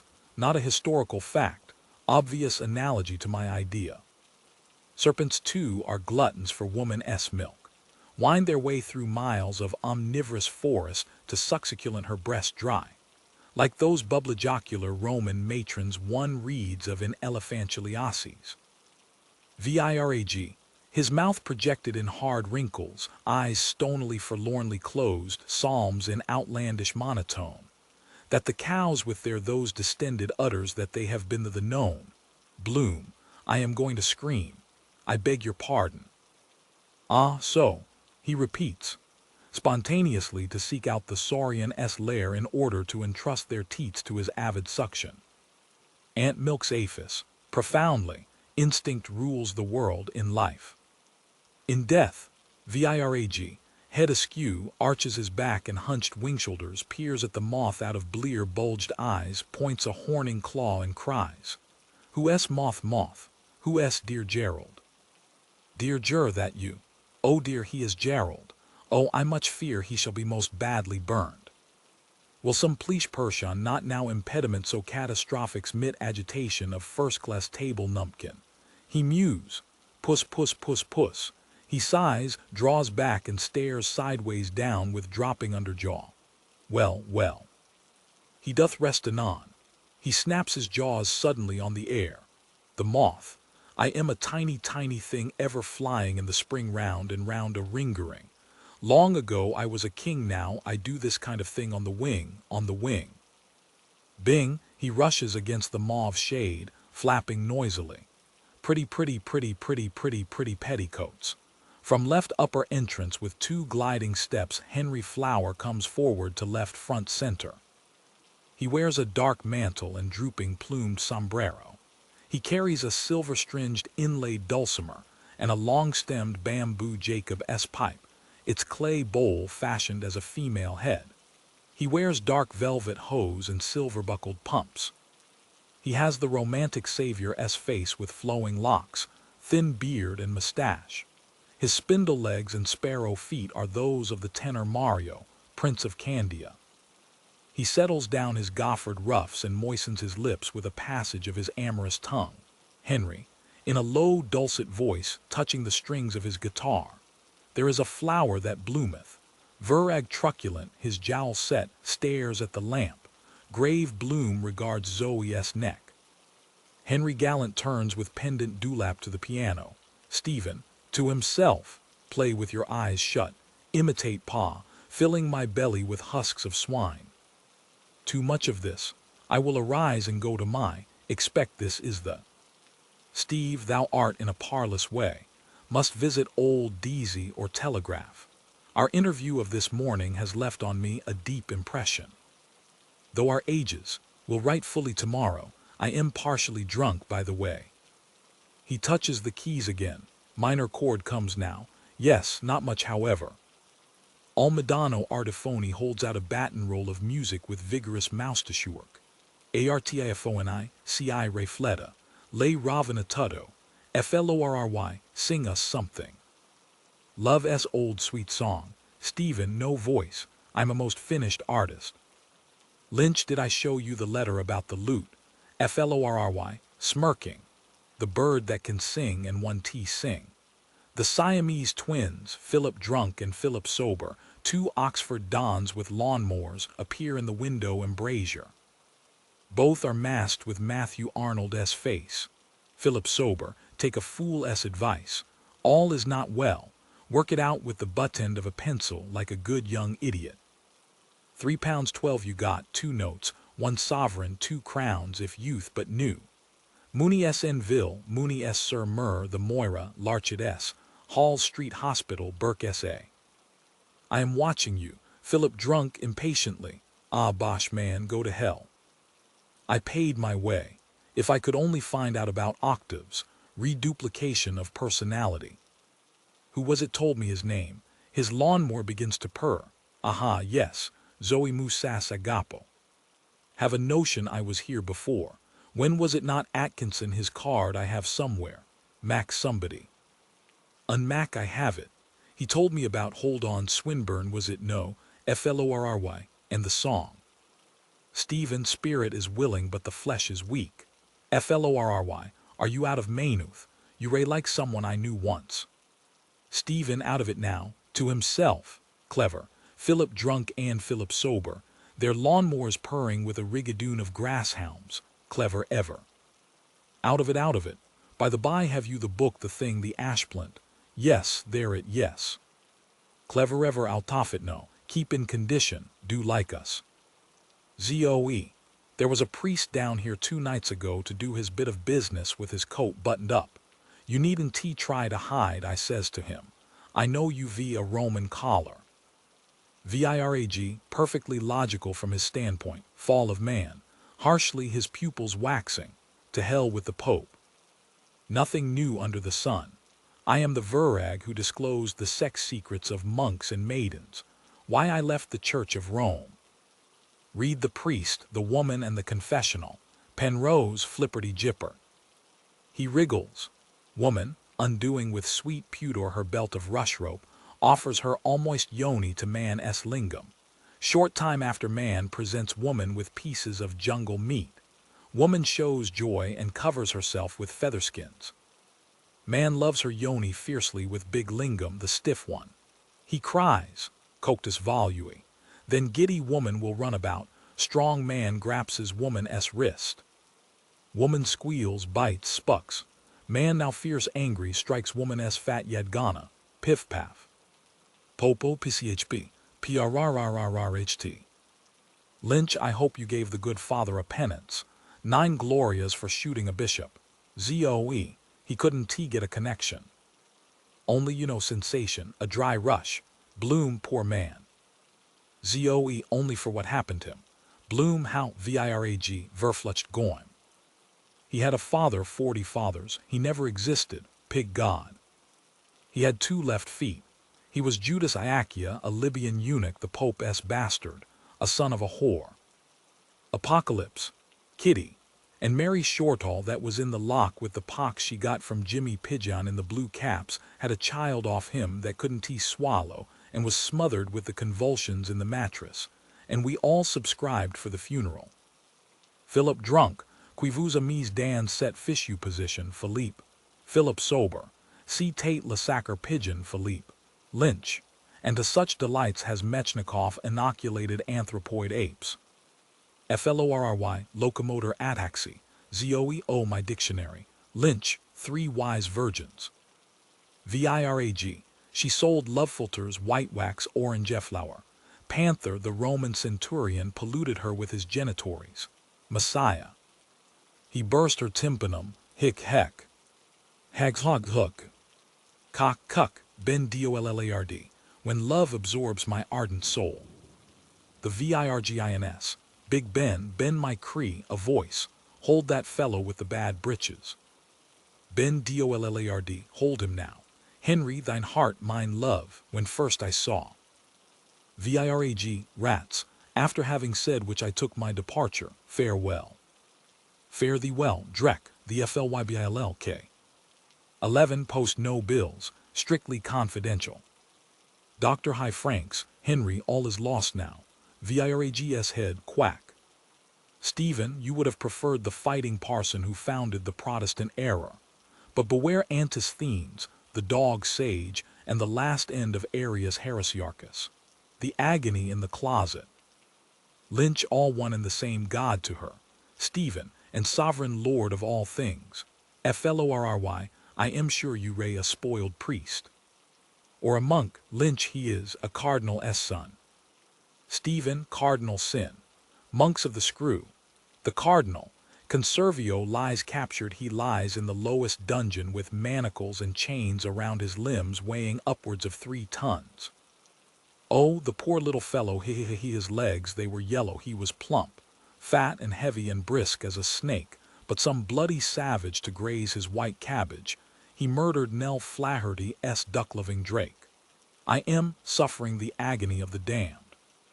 By the hokey fiddle, thanks be to Jesus, those funny little chaps are not unanimous. If they were, they'd walk me off the face of the bloody globe. Shall carry my heart to thee, shall carry my heart to thee, and the breath of the balmy night shall carry my heart to thee. The DOORHANDLA, thee, ZOE, the devil is in that door, ZOE, hum. Thank your mother for the rabbits, I am very fond of what I like. Bloom, if it were he. After or because not, or the double event. ZOE, fingers was made before forks, no objection to French lozenges, have it now or wait till you get it. Catch, Kitty, the engineer I was with at the bazaar does have lovely ones, full of the best liqueurs. And the viceroy was there with his lady, the gas we had on the toft as hobby horses. I am giddy still. Bloom, go, go, go, I conjure you, whoever you are, Bloom's features relax. He places a hand in his waistcoat, posing calmly. Zoe offers him chocolate. Bloom, thanks, Zoe, do as you bid, here. A firm heel-clacking tread is heard on the stairs. Bloom takes the chocolate, aphrodisiac. Tansy and pennyroyal, but I bought it, vanilla calmzor. Nemo, confused light confuses memory. Red influences lupus. Colors affect women's characters, any they have. This black makes me sad. Eat and be merry for tomorrow. He eats, influence taste too, mauve, but it is so long since I. Seems new, Afra that priest. Must come better late than never. Try truffles at Andrew's. The door opens. Bella Cohen, a massive hormistress, enters. She is dressed in a three-quarter ivory gown, fringed round the hem with tasseled selvage, and cools herself flirting a black horn fan like Minnie Hawk in Carmen. On her left hand are wedding and keeper rings. Her eyes are deeply carboned. She has a sprouting mustache. Her olive face is heavy, slightly sweated and full-nosed with orange-tinted nostrils. She has large pendant barrel eardrops. B-E-L-L-A, my word. I am all of a mucksweat. She glances round her at the couples. Then her eyes rest on Bloom with hard insistence. Her large fan winnows wind towards her heated face neck and embonpoint. Her falcon eyes glitter. The fan, married I see. Bloom, yes, partly I have mislaid. The fan, and the missus is master. Petticoat government. Bloom looks down with a sheepish grin. That is so. The fan, have you forgot me? Bloom, Ness, yo. The fan is me her was you dreamed before. Was then she him you us since new. Am all them and the same now we. Bella approaches, gently tapping with the fan. Bloom, wincing, powerful being. In my eyes read that slumber which women love. The fan, tapping, we have met. You are mine, it is fate. Bloom, cowed. Exuberant female. Enormously I desiderate your domination. I am exhausted, abandoned, no more young. I stand, so to speak, with an unposted letter bearing the extra regulation fee before the too late box of the General Post Office of human life. The door and window open at a right angle cause a draft of 32 feet per second, according to the law of falling bodies. I have felt this instant a twinge of sciatica in my left gluteal muscle. It runs in our family. Poor dear Papa, a widower, was a regular barometer from it. He believed in animal heat. A skin of tabby lined his winter waistcoat.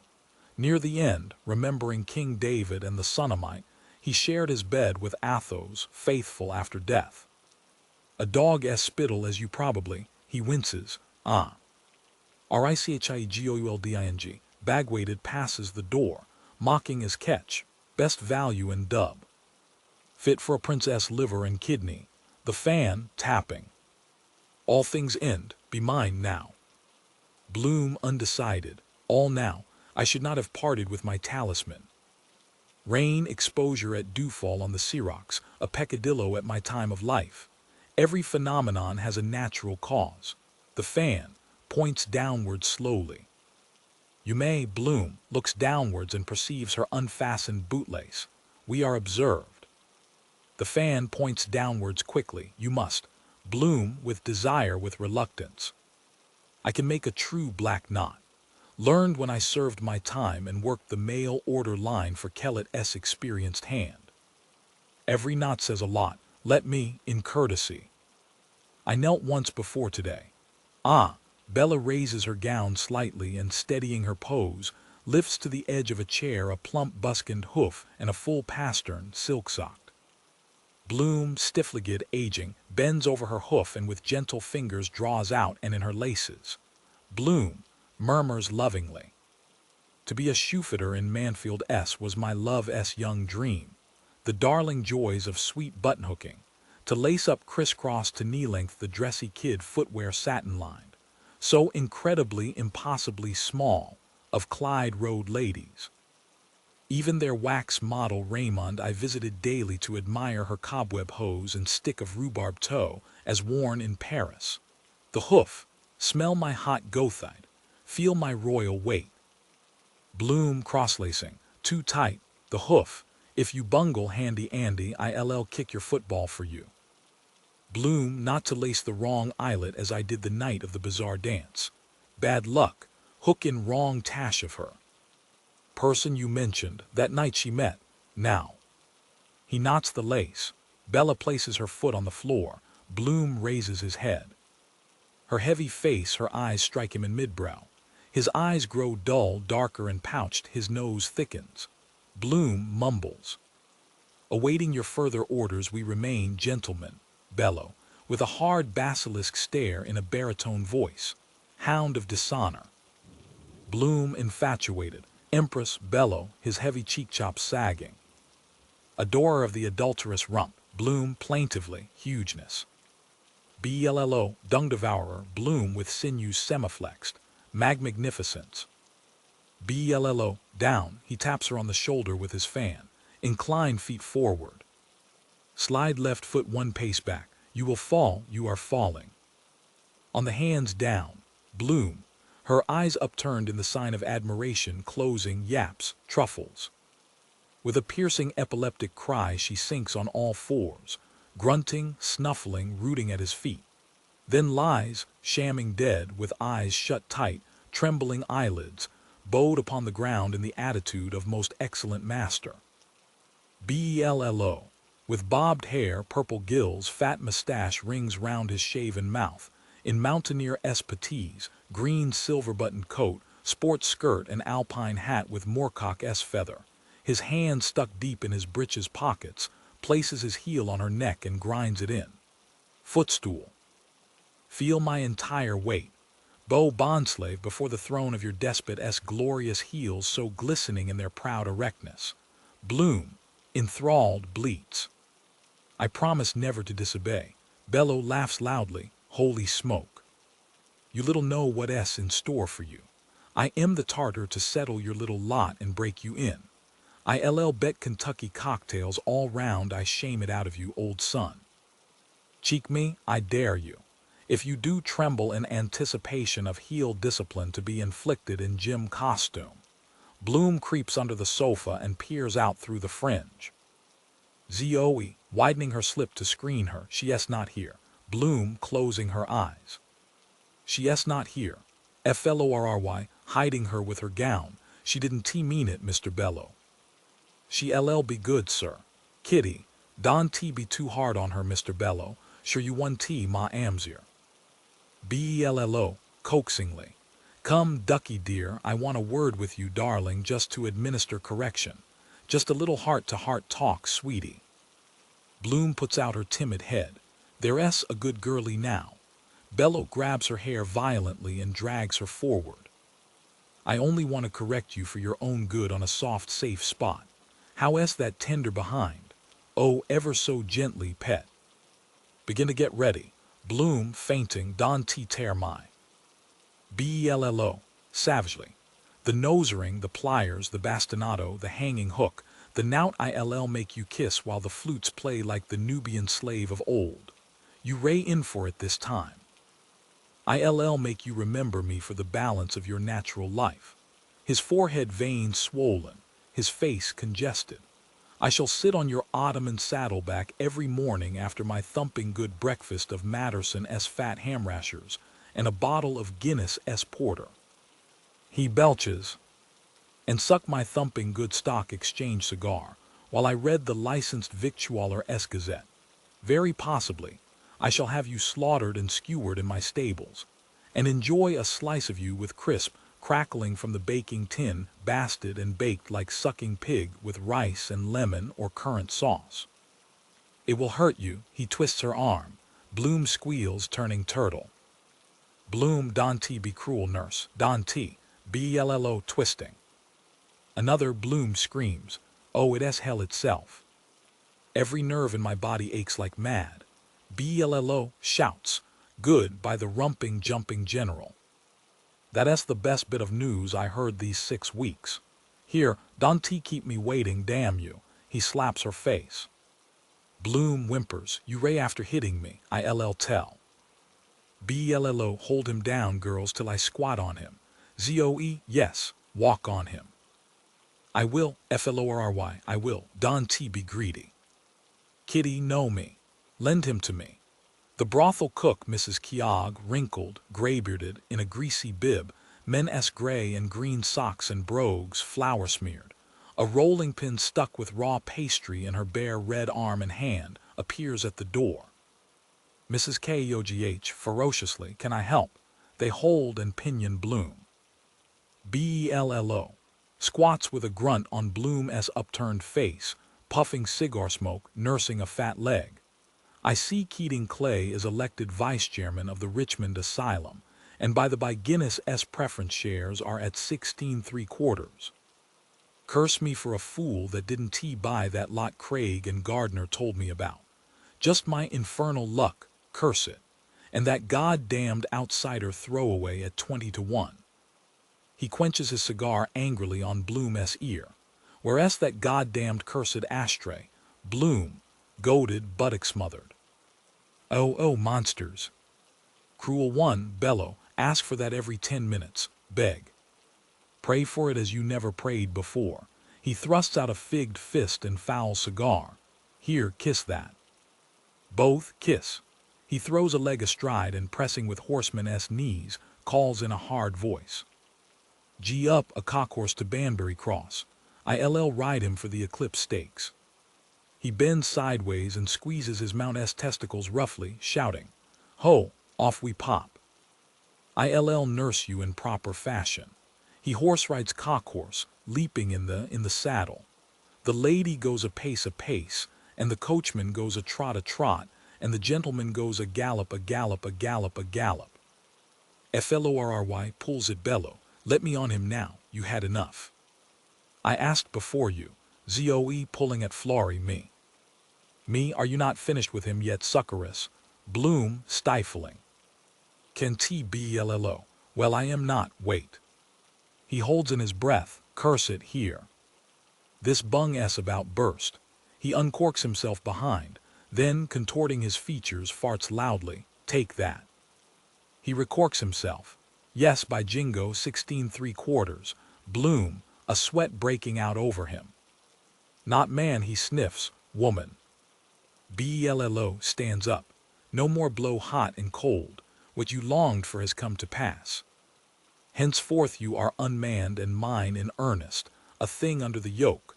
Now for your punishment frock.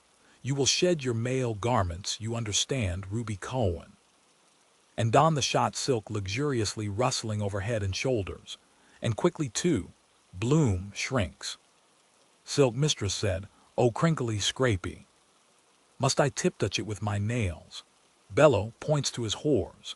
As they are now so will you be, wigged, singed, perfume-sprayed, rice-powdered with smooth-shaven armpits.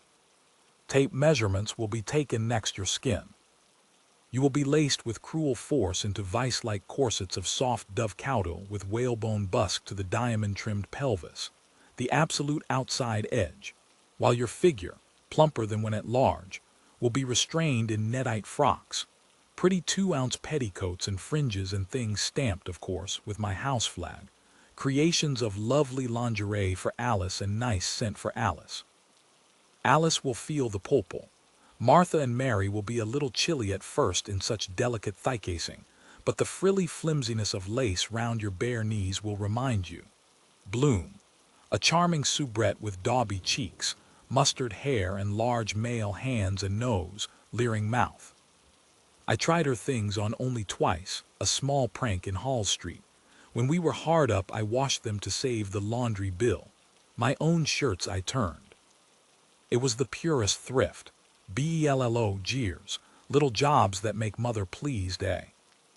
And showed off coquettishly in your domino at the mirror behind close-drawn, blinds your unskirted thighs and Hegoat s udders in various poses of surrender. Eh, ho, ho. I have to laugh. That second-hand black opera-top shift and short trunk-leg naughties all split up the stitches at her last rape that Mrs. Miriam Dandrade sold you from the Shelbourne Hotel, eh? Bloom, Miriam. Black demi-mondaine, Bello guffaws. Christ almighty, it's too tickling this.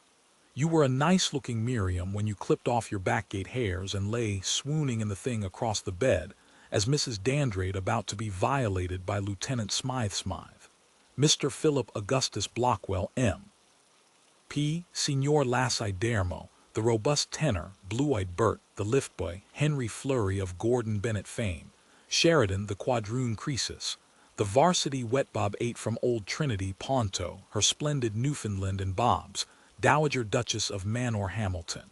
He guffaws again. Christ, wouldn't it make a Siamese cat laugh? Bloom, her hands and features working. It was Gerald converted me to be a true corset lover when I was female impersonator in the high school play Vice Versa. It was dear Gerald. He got that kink, fascinated by Sister Estes. Now dearest Gerald uses pinky grease paint and gilds his eyelids. Cult of the beautiful. BLLO with wicked glee, beautiful. Give us a breather. When you took your seat with womanish care, lifting your billowy flounces on the smooth-worn throne. Bloom, science. To compare the various joys we each enjoy, earnestly, and really it's better the position. Because often I used to wet, BLLO sternly, no insubordination. The sawdust is there in the corner for you. I gave you strict instructions, didn't I? Do it standing, sir. I'll teach you to behave like a jinklemon. If I catch a trace on your swaddles, aha. By the ass of the Dorans, you'll find I am a martinet. The sins of your past are rising against you. Many.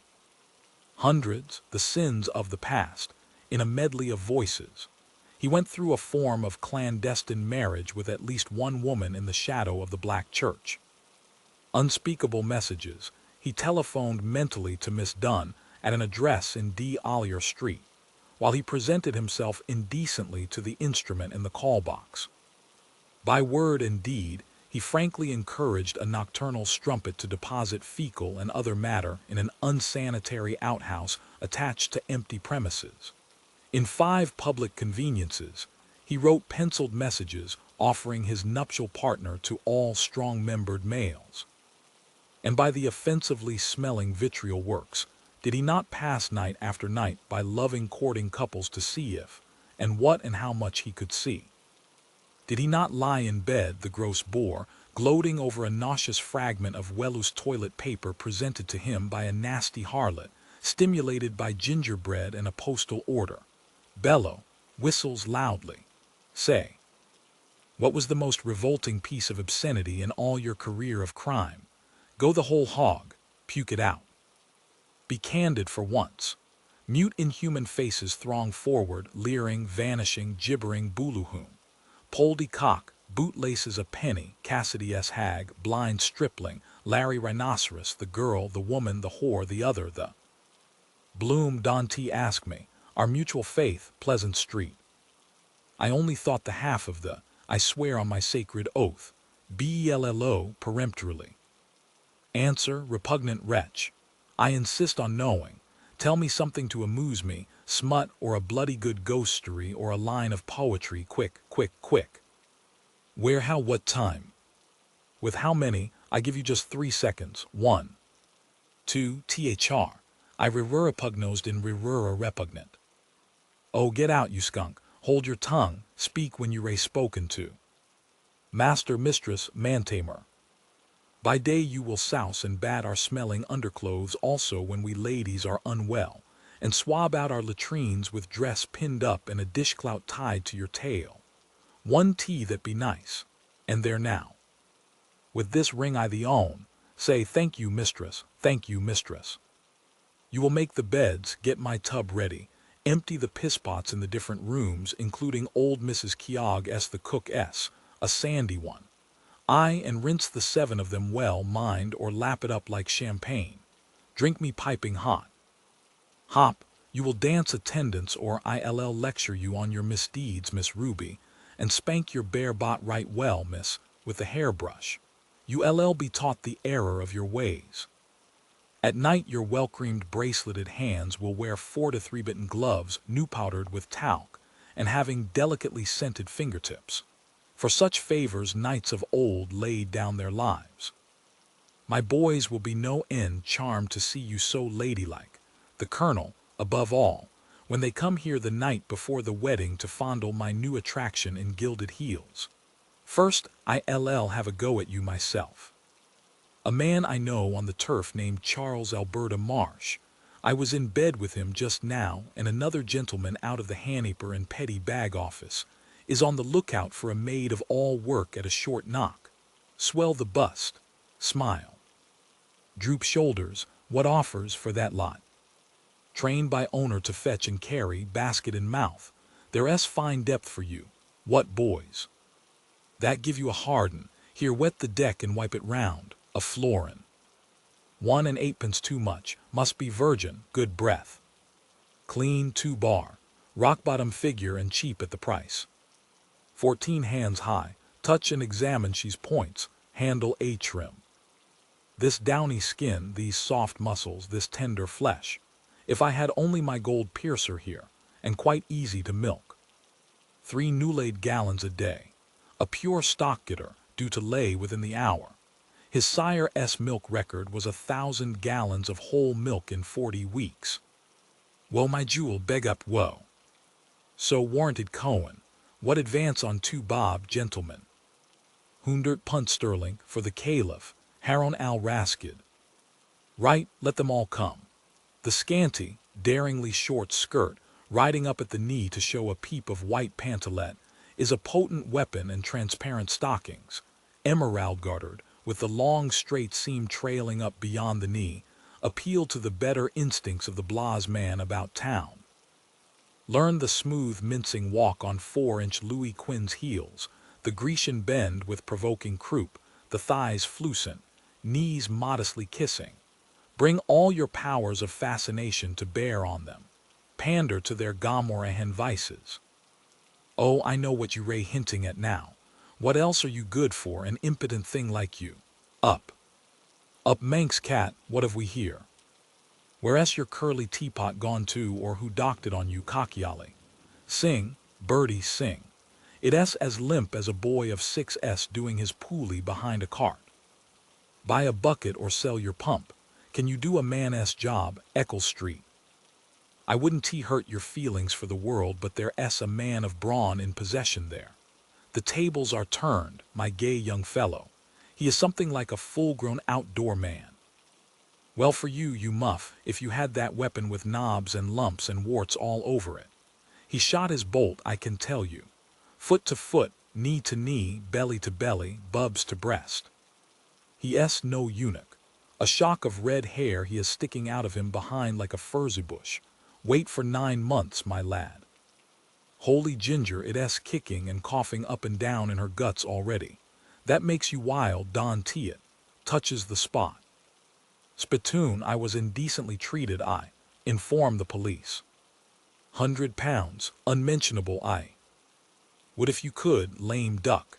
A downpour we want, not your drizzle, to drive me mad. Moll, I forgot, forgive. Moll, we still. No, Leopold Bloom, all is changed by woman S. Well, since you slept horizontal in Sleepy Hollow your night of 20 years. Return and see. Rip Van Wink. Rip Van Winkle, I see her, it's she. The first night at Matt Dillon S. But that dress, the green, and her hair is dyed gold, and he. That is your daughter, you owl, with a Mullinger student. My, it's Papley. But oh Papley, how old you've grown. Changed, eh? Our whatnot, our Riddingtable where we never wrote, Aunt Hegarty's armchair, our classic reprints of old masters. A man and his men friends are living there in clover. The Cuckoo's Rest, why not? How many women had you, eh, following them up dark streets, flatfoot, exciting them by your smothered grunts? What, you male prostitute? Blameless dames with parcels of groceries. Turnabout. Sauce for the goose, my gander, oh they, I. Their heel marks will stamp the Brusselette carpet you bought at Rennes auction. In their horseplay with Moll, the romp to find the buck flea in her breeches, they will deface the little statue you carried home in the rain for art's sake. They will violate the secrets of your bottom drawer. Pages will be torn from your handbook of astronomy to make them pipe spills. And they will spit in your 10-shilling brass fender from Hampton Leadham, S10 and 6.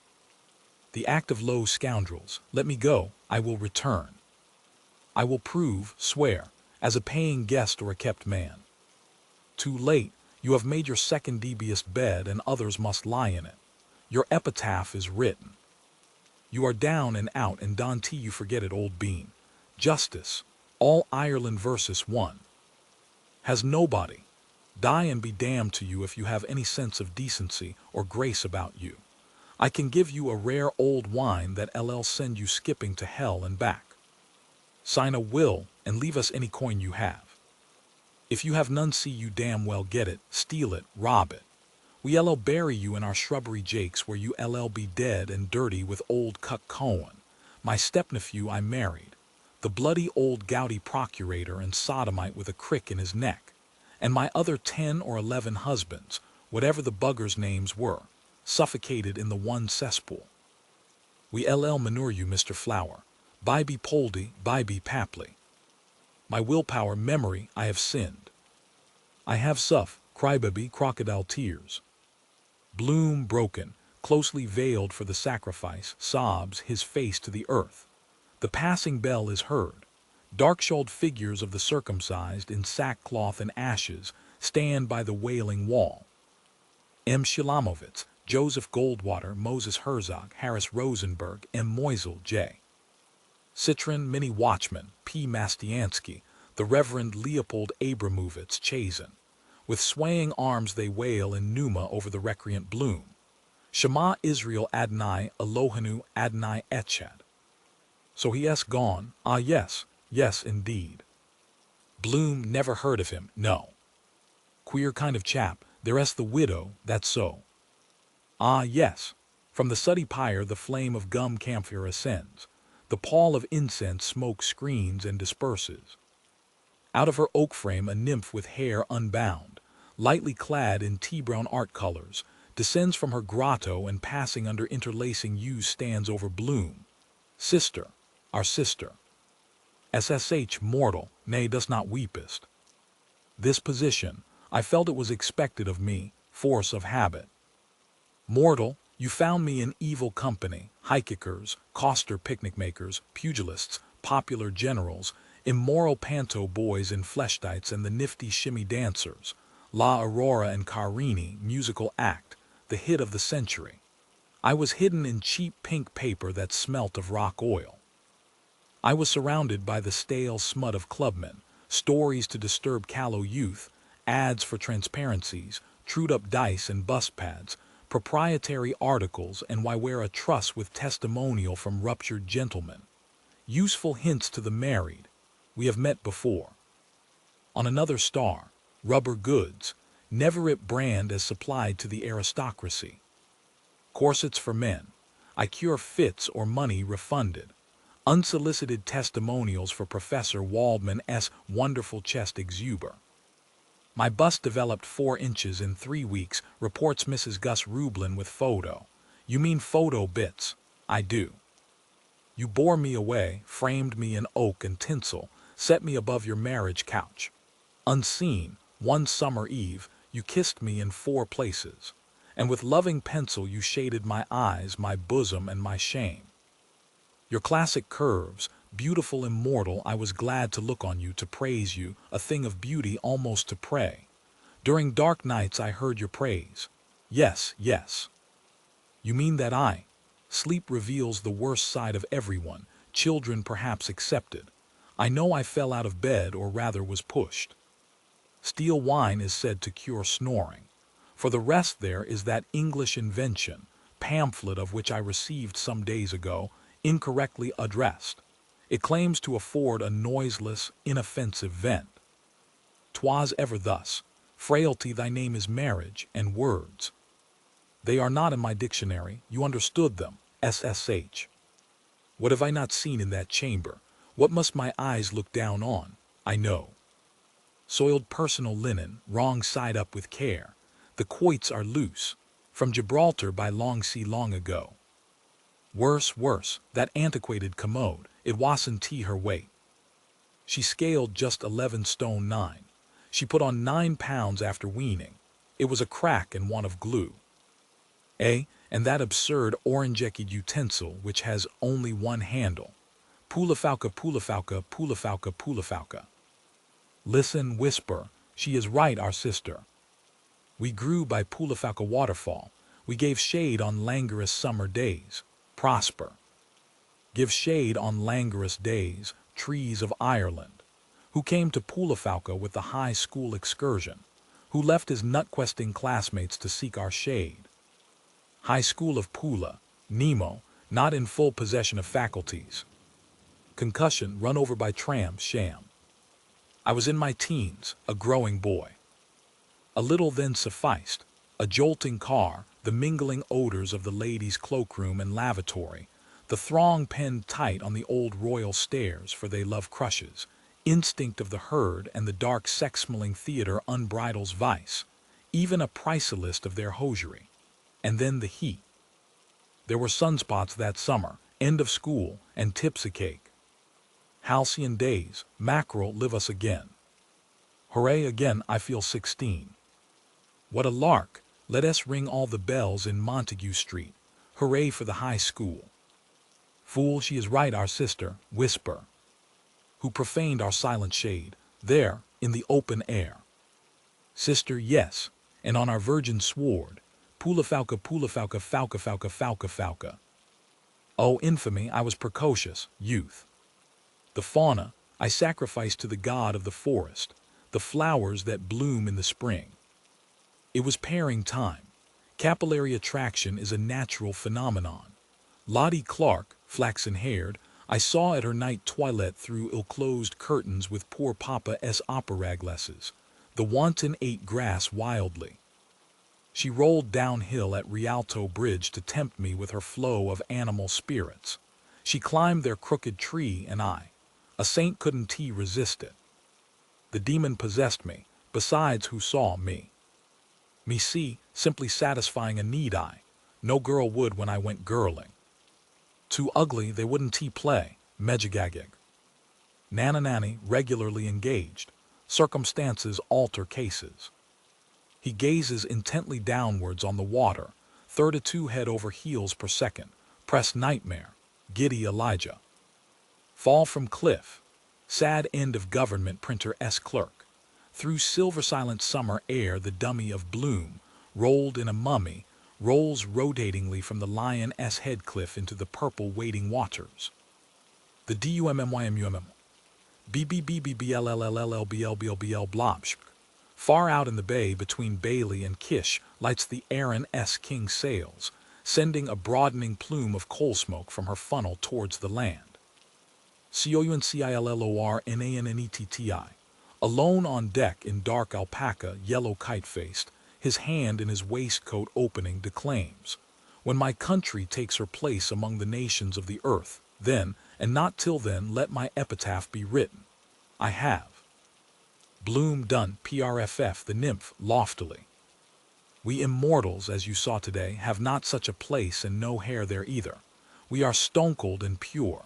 We eat electric light. She arches her body in lascivious crispation, placing her forefinger in her mouth. Spoke to me, heard from behind.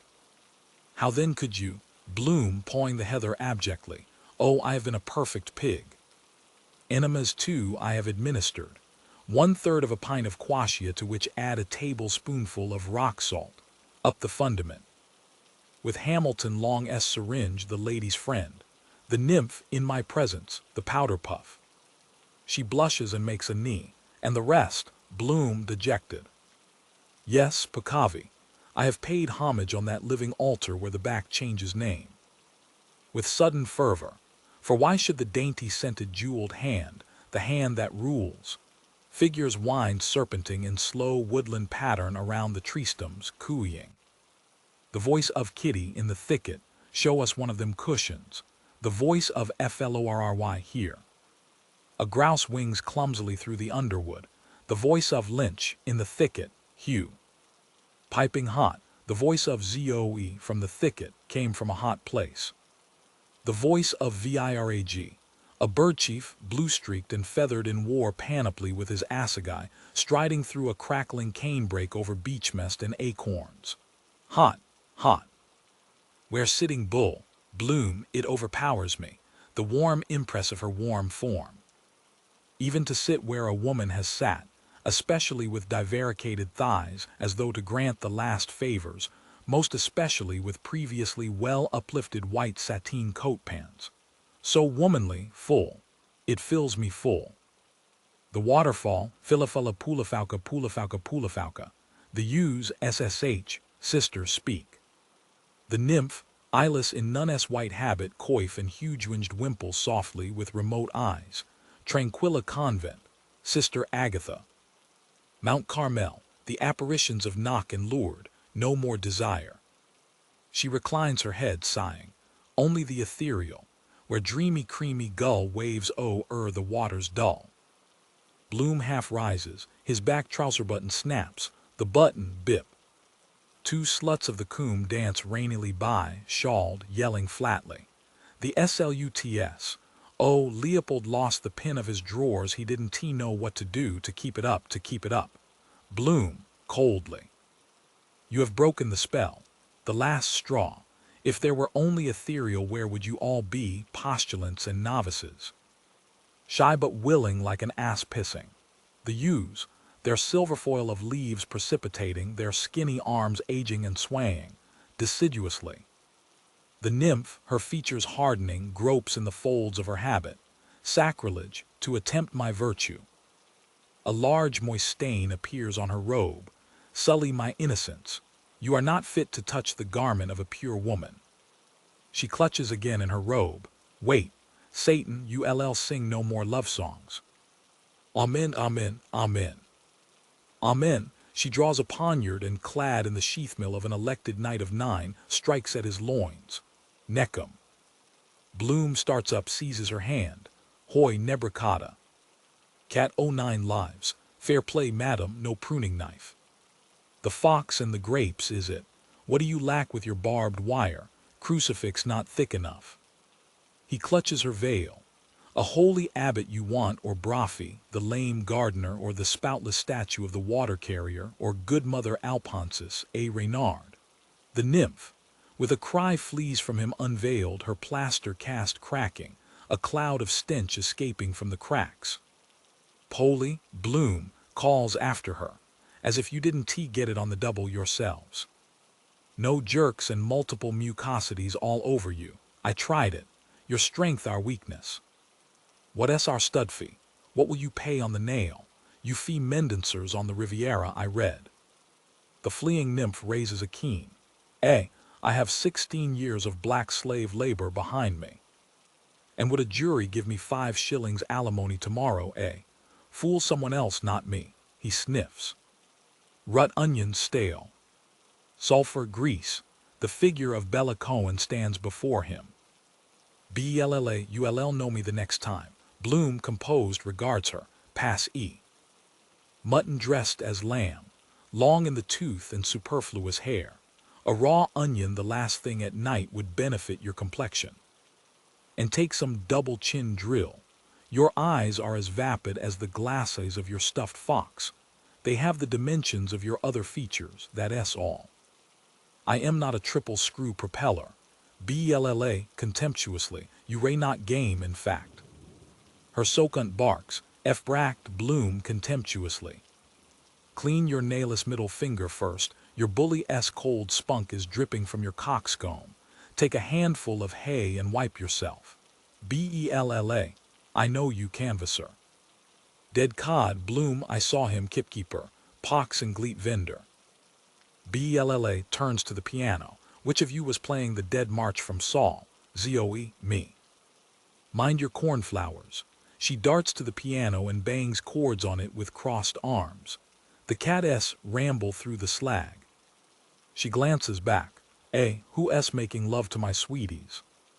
She darts back to the table.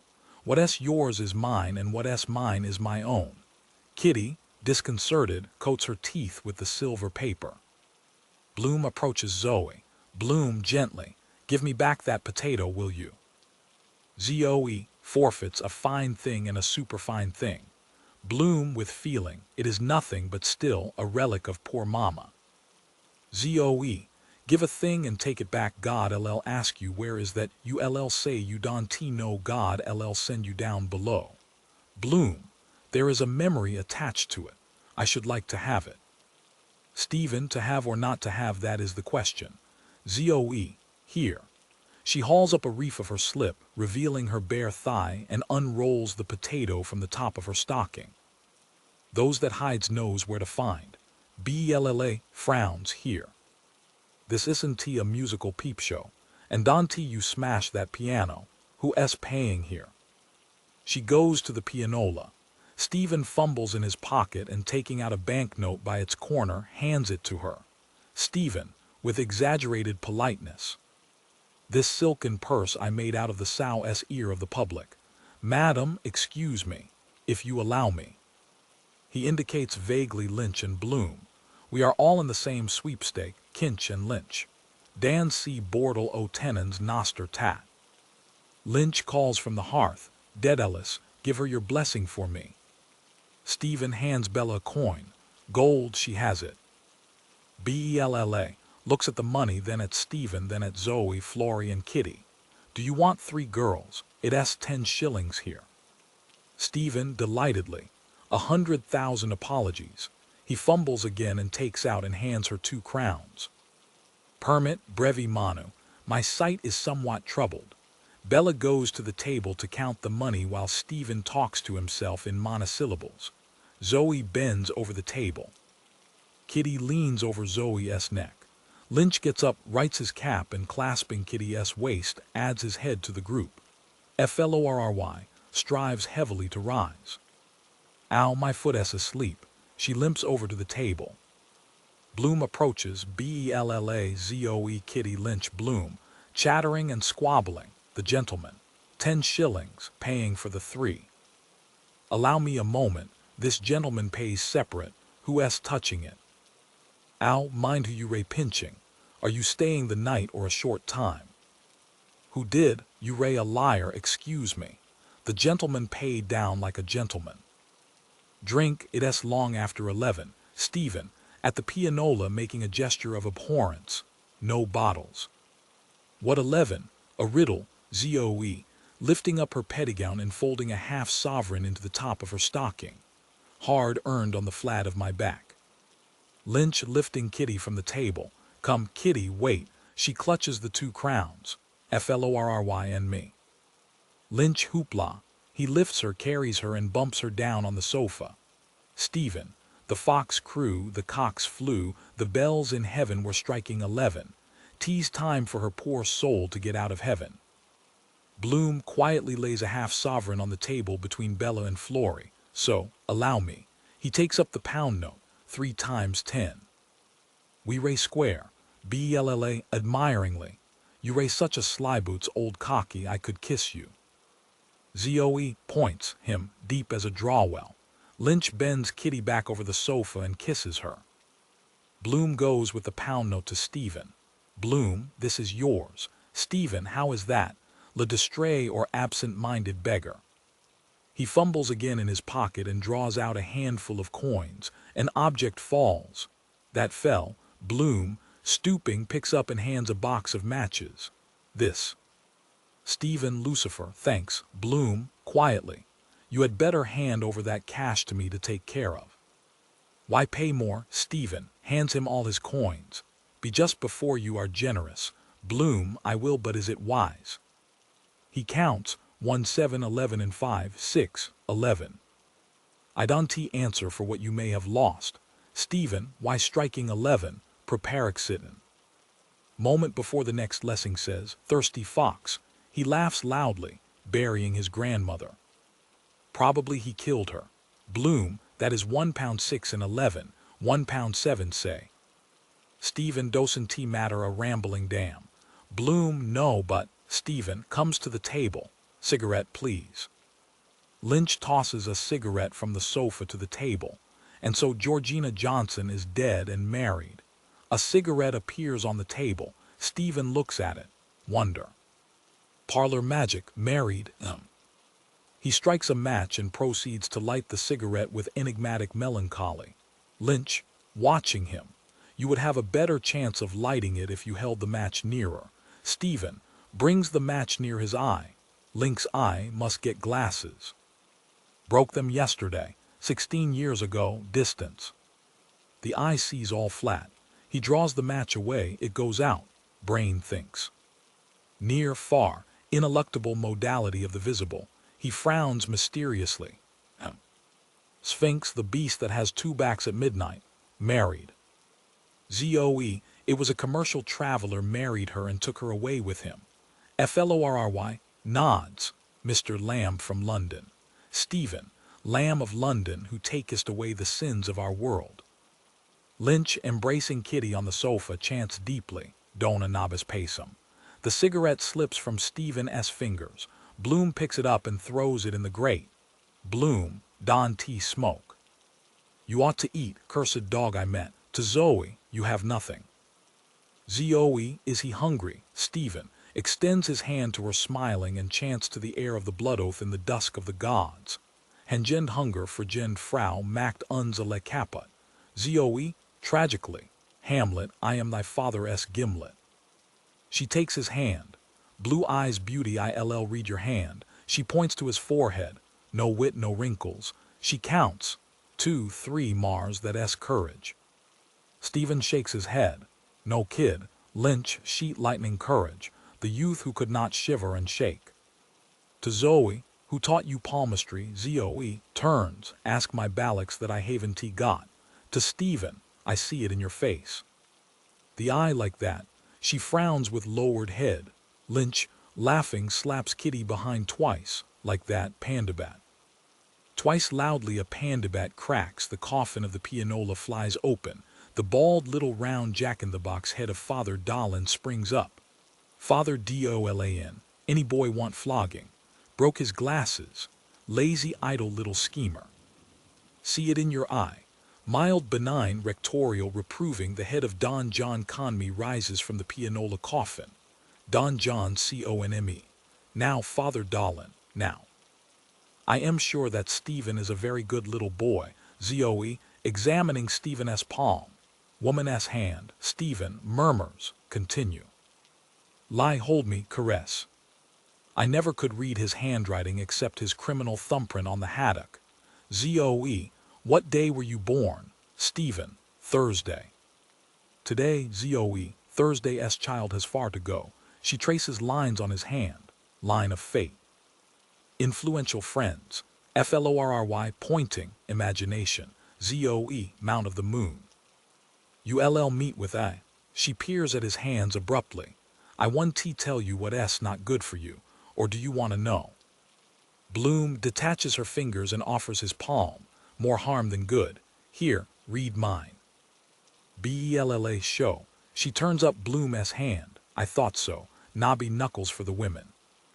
Zoe, peering at Bloom's palm. Gridiron travels beyond the sea and merry money. Bloom, wrong. Zoe, quickly. Oh, I see, short little finger, henpecked husband. That wrong. Black Liz, a huge rooster hatching in a chalked circle, rises, stretches her wings and clucks. Black Liz, Gura, cluck. Cluck, cluck, she sidles from her new-laid egg and waddles off. Bloom points to his hand. That wheel there is an accident. Fell and cut it 22 years ago. I was 16. Zoe, I see, says the blind man. Tell us news. Stephen C. moves to one great goal. I am 22. 16 years ago he was 22 too. 16 years ago I 22 tumbled. 22 years ago he 16 fell off his hobby horse. He winces. Hurt my hand somewhere. Must see a dentist. Money, Zoe whispers to Florry. They giggle. Bloom releases his hand and writes idly on the table in backhand, penciling slow curves. Florry. What? A hackney car, number 324, with a gallant buttocked mare, driven by James Barton, Harmony Avenue, Donnybrook, trots past. Blazes Boylan and Lenehan sprawl swaying on the side seats. The Ormond Boots crouches behind on the axle. Sadly over the cross-blind Lydia Deuce and Mina Kennedy gaze. The Boots, jogging, mocks them with thumb and wriggling worm fingers. Ha ha, have you the horn? Bronze by gold they whisper. Zoe, to Florry, whisper. They whisper again. Over the well of the car blazes Boylan leans, his boat or straw set sideways, a red flower in his mouth. Lenehan in yachtsman's cap and white shoes officiously detaches a long hair from Blaze's Boylan's coat shoulder. Lenehan, ho, what do I hear behold? Were you brushing the cobwebs off a few quims? Boylan, sated smiles, plucking a turkey. Lenhan, a good night S-work. Boylan, holding up 4 thick blunt-ungulated fingers, winks. Blazes Kate. Up to sample or your money back. He holds out a forefinger. Smell that. Lenhan smells gleefully. Ah. Lobster and mayonnaise. Ah, Zoe and Flory laugh together. Ha ha ha ha. Boylan jumps surely from the car and calls loudly for all to hear. Hello, Bloom, Mrs. Bloom dressed yet. Bloom, in flunky prune plush coat and knee breeches, buff stockings and powdered wig. I am afraid not, sir. The last articles. Boylan tosses him 6pence. Here to buy yourself a gin and splash. He hangs his hat smartly on a peg of Bloom's antlered head. Show me in. I have a little private business with your wife, you understand, Bloom. Thank you, sir. Yes, sir. Madam Tweedy is in her bath, sir. Marion, he ought to feel himself highly honored. She plops splashing out of the water. Ray, old darling, come and dry me. I am in my pelt, only my new hat and a carriage sponge. Boylan, a merry twinkle in his eye. Topping Blla, what is it? Zoe whispers to her, Marion, let him look the pishog pimp. And scourge himself. I'll write to a powerful prostitute or Bartholomona, the bearded woman, to raise wheels out on him an inch thick and make him bring me back a signed and stamped receipt. Boylan clasps himself. Here I can hold this little lot much longer. He strides off on stiff cavalry legs. Bella, laughing. Ho ho ho ho. Boylan, to Bloom over his shoulder.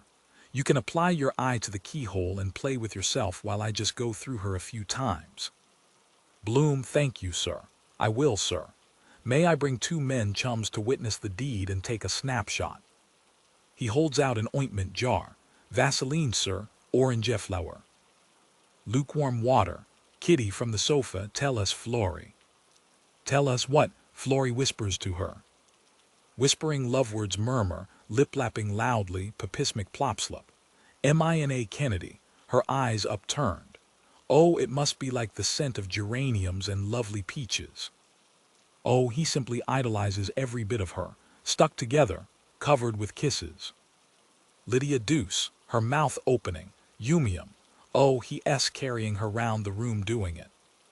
Ride a cock-horse. You could hear them in Paris and New York, like mouthfuls of strawberries and cream. Kitty laughing, he he he. Boylan's voice, sweetly, hoarsely, in the pit of his stomach. Ah, God blaze Brukarchkresht. Marion's voice, hoarsely, sweetly, rising to her throat. Oh, wishwish kissenapwis napuhuk. Bloom, his eyes wildly dilated, clasps himself. Show hide show. Plow her more shoot. Blla zoe flory kitty. Ho ho ha ha he he. Lynch points, the mirror up to nature, he laughs. Hoo hoo hoo hoo hoo. Stephen and Bloom gaze in the mirror. The face of William Shakespeare, beardless, appears there, rigid in facial paralysis, crowned by the reflection of the reindeer antlered hat-rack in the hall. Shakespeare in dignified ventriloquy, tease the loud laugh bespeaks the vacant mind. To Bloom. Thou thoughtest as how thou wastest invisible. Gaze. He crows with a black capon-s laugh. Iagogo, how my old fellow chocket his Thursday mornin'. Iagogo. Bloom smiles yellowly at the 3 whores. When will I hear the joke? Zoe. Before you ray twice married and once a widower. Bloom, lapses are condoned. Even the great Napoleon when measurements were taken next the skin after his death. Mrs. Dignam, widow woman, her snub nose and cheeks flushed with death talk, tears and tawny sherry, houris by in her weeds, her bonnet awry, rouging and powdering her cheeks, lips and nose, a pen chivying her brood of signets. Beneath her skirt appear her late husband's everyday trousers and turn-it-up boots, large 8s. She holds a Scottish widow's insurance policy and a large marquee umbrella under which her brood run with her, Patsy hopping on one shod foot, his collar loose, a hank of pork steaks dangling, Freddy whimpering, Sussy with a crying cod's mouth, Alice struggling with the baby. She cuffs them on, her streamers flaunting aloft. Freddy, ah ma, you ray dragging me along. Susy, mama, the beeftia is fizzing over. Shakespeare with paralytic rage. Weta secca hakilla farced. The face of Martin Cunningham, bearded, refeatures Shakespeare as beardless face. The marquee umbrella sways drunkenly. The children run aside. Under the umbrella appears Mrs. Cunningham in merry widow hat and kimono gown. She glides sidling and bowing, twirling japansily. Mrs. Cunningham sings, and they call me the jewel of Asia. Martin Cunningham gazes on her, impassive. Immense, most bloody, awful demirep. Stephen, et exaltabunter cornua easti. Queens lay with prize bulls. Remember Pasiphae, for whose lust my grand old grossfather made the first confession box. Forget not Madame Grisel Stevens, nor the swine scions of the house of Lambert. And Noah was drunk with wine, and his ark was open. Bella, none of that here. Come to the wrong shop. Lynch, let him alone, he is back from Paris. Zoe runs to Stephen and links him. Oh, go on, give us some parlez-vous. Stephen claps hat on head and leaps over to the fireplace where he stands with shrugged shoulders, finny hands outspread, a painted smile on his face. Lynch, pommeling on the sofa. RMM, RMM, RMM, RRRRRRMMMM. Stephen gabbles with marionette jerks. 1,000 places of entertainment to expense your evenings with lovely ladies selling gloves and other things. Perhaps her heart beer chops perfect fashionable house. Very eccentric. Where lots cocottes beautiful dressed much about princesses like our dancing can-can. And walking their Parisian clowneries extra foolish for bachelors foreigns the same if talking a poor English how much smart they are on things love and sensations voluptuous. Misters very selects for his pleasure must to visit heaven and hell show with mortuary candles, and they tears silver which occur every night. Perfectly shocking terrific of religion s things mockery seen in universal world. All chic womans which arrive full of modesty, then disrobe and squeal loud to see vampire man debauch none very fresh young with dissous troublance. He clacks his tongue loudly. Ho, ll. Si pifk illa, Lynch, vive le vampire, the WHORES, bravo.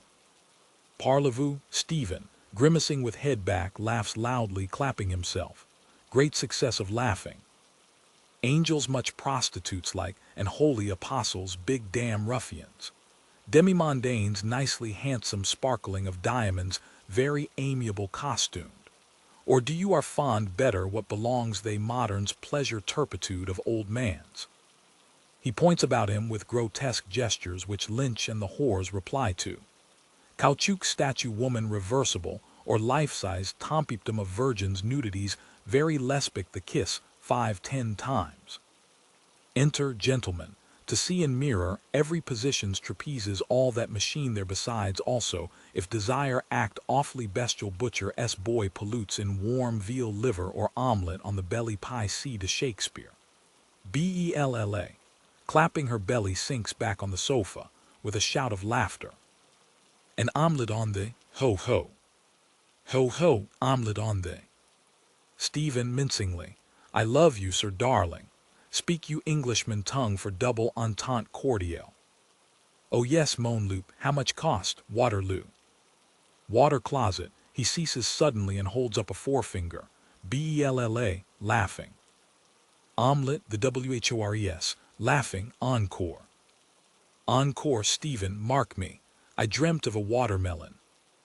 Zoe, go abroad and love a foreign lady. Lynch, across the world for a wife. FLORRY, dreams goes by contraries. Stephen extends his arms, it was here, street of harlots. In Serpentine Avenue Beelzebub showed me her, a fubsy widow. Where the red carpet spread. Bloom, approaching Stephen. Look, Stephen, no, I flew, my foes beneath me. And ever shall be, world without end, he cries. Paid or free, Bloom, I say, look. Stephen, break my spirit will he. O mare de lors, he cries, his vulture talons sharpened. Hola Hilijo. Simon Daedalus' voice hillows in answer, somewhat sleepy but ready. Simon, that's all right. He swoops uncertainly through the air, wheeling, uttering cries of heartening on strong, ponderous buzzard wings. Ho boy. Are you going to win? Hoop Peshat. Stable with those half-castes. Wouldn't he let them within the ball of an ass? Head up. Keep our flag flying. An eagle gules volan in a field argent displayed. Ulster king at arms. Hey hoop he makes the beagle call giving tongue. Bulbul, burble.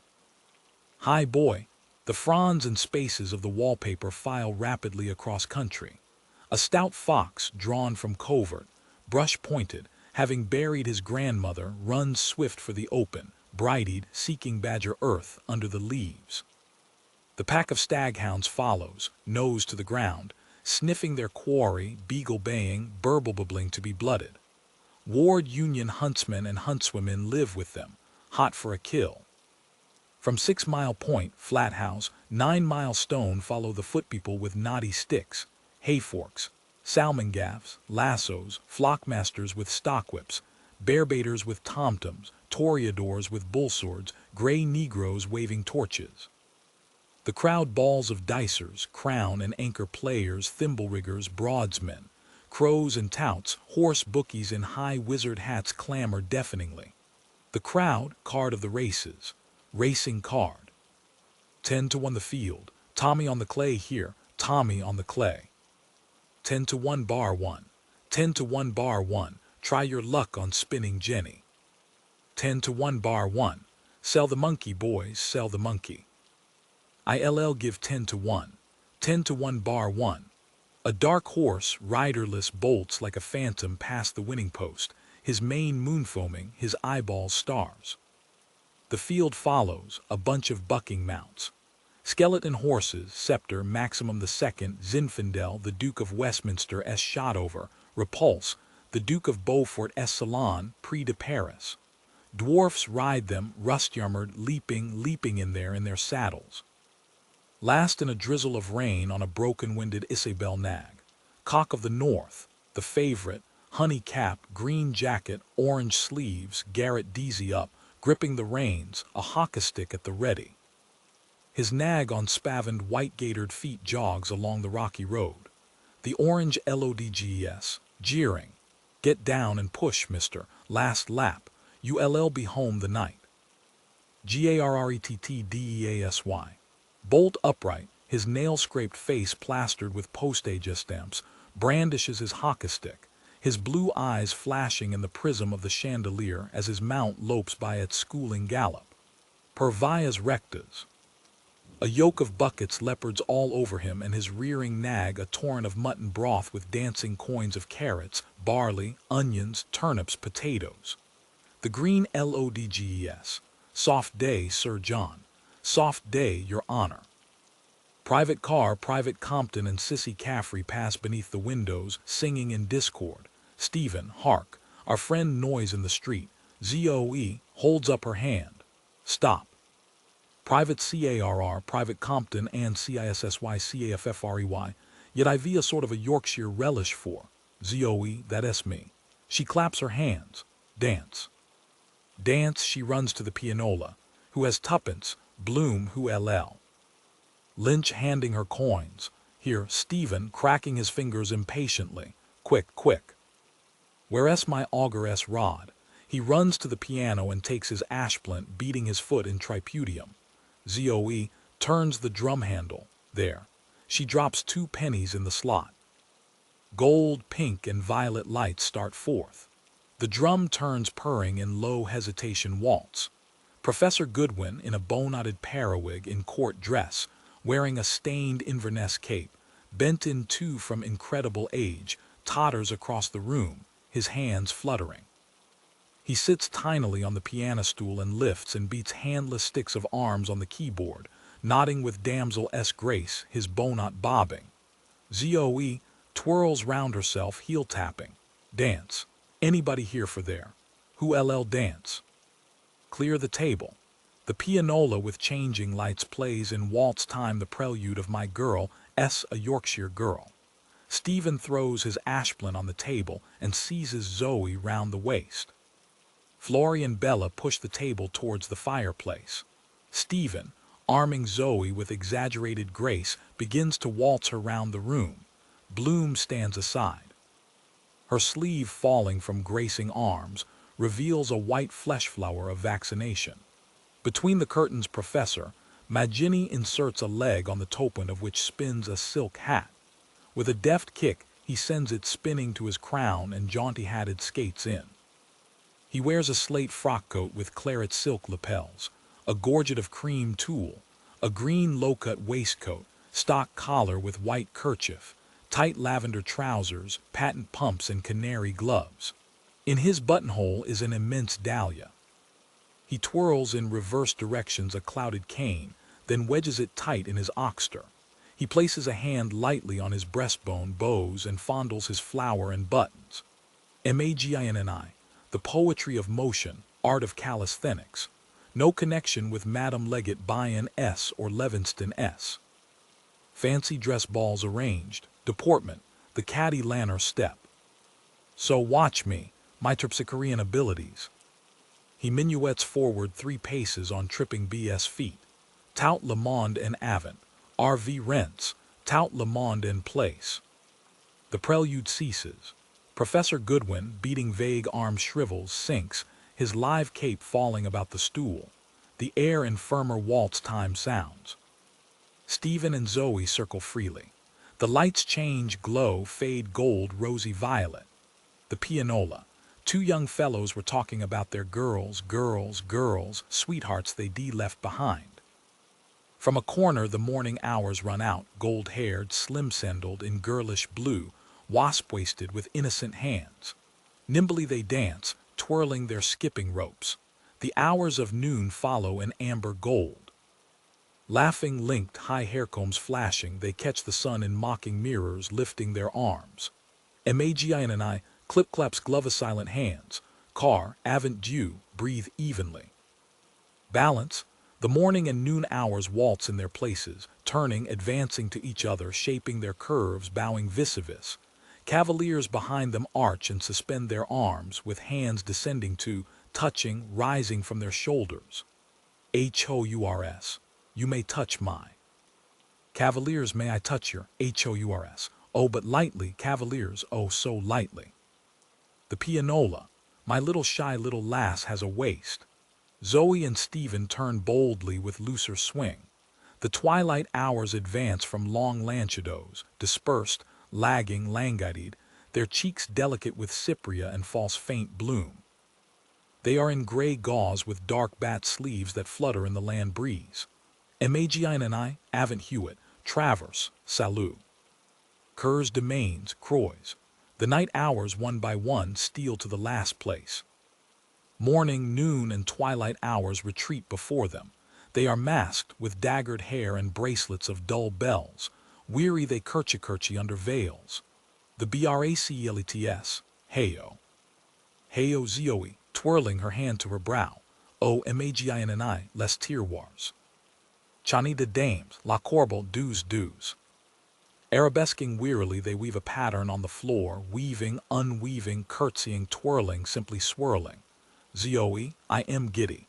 She frees herself, droops on a chair. Stephen seizes Florrie and turns with her. Magini, boulang ray. Les ronds, les ponts, chevaux de bois. Escargots, twinning, receding, with interchanging hands, the night hours link each with arching arms in a mosaic of movements. Stephen and Florrie turn cumbrously. Magini, dances avec vos dames. Changes de dames. Donnes le petit bouquet vot her dame, remercies. The pianola, best of all barabum, Kitty, jumps up. Oh, they played that on the hobby horses at the Murris Bazaar. She runs to Stephen. He leaves Florrie brusquely and seizes Kitty. A screaming bittern as harsh high whistle shrieks. Groan grausegergling toft s cumbersome whirligig turns slowly the room right round about the room. The pianola. My girl s a Yorkshire girl. Zoe, Yorkshire through and through, come on all. She seizes Florrie and waltzes her. Stephen pas seul. He wheels Kitty into Lynch's arms, snatches up his ashplant from the table and takes the floor. All wheel whirl waltz twirl. Kitty-Lynch florizo jujube women. Stephen with hat ashplant frog splits in middle high kicks, with sky-kicking mouth, shut hand clasp part under thigh. With clang tinkle boomhammer tally-ho hornblower blue green yellow flashes, toft cumbersome turns with hobbyhorse riders from gilded snakes dangled, bowels fandango leaping spurn soil foot and fall again.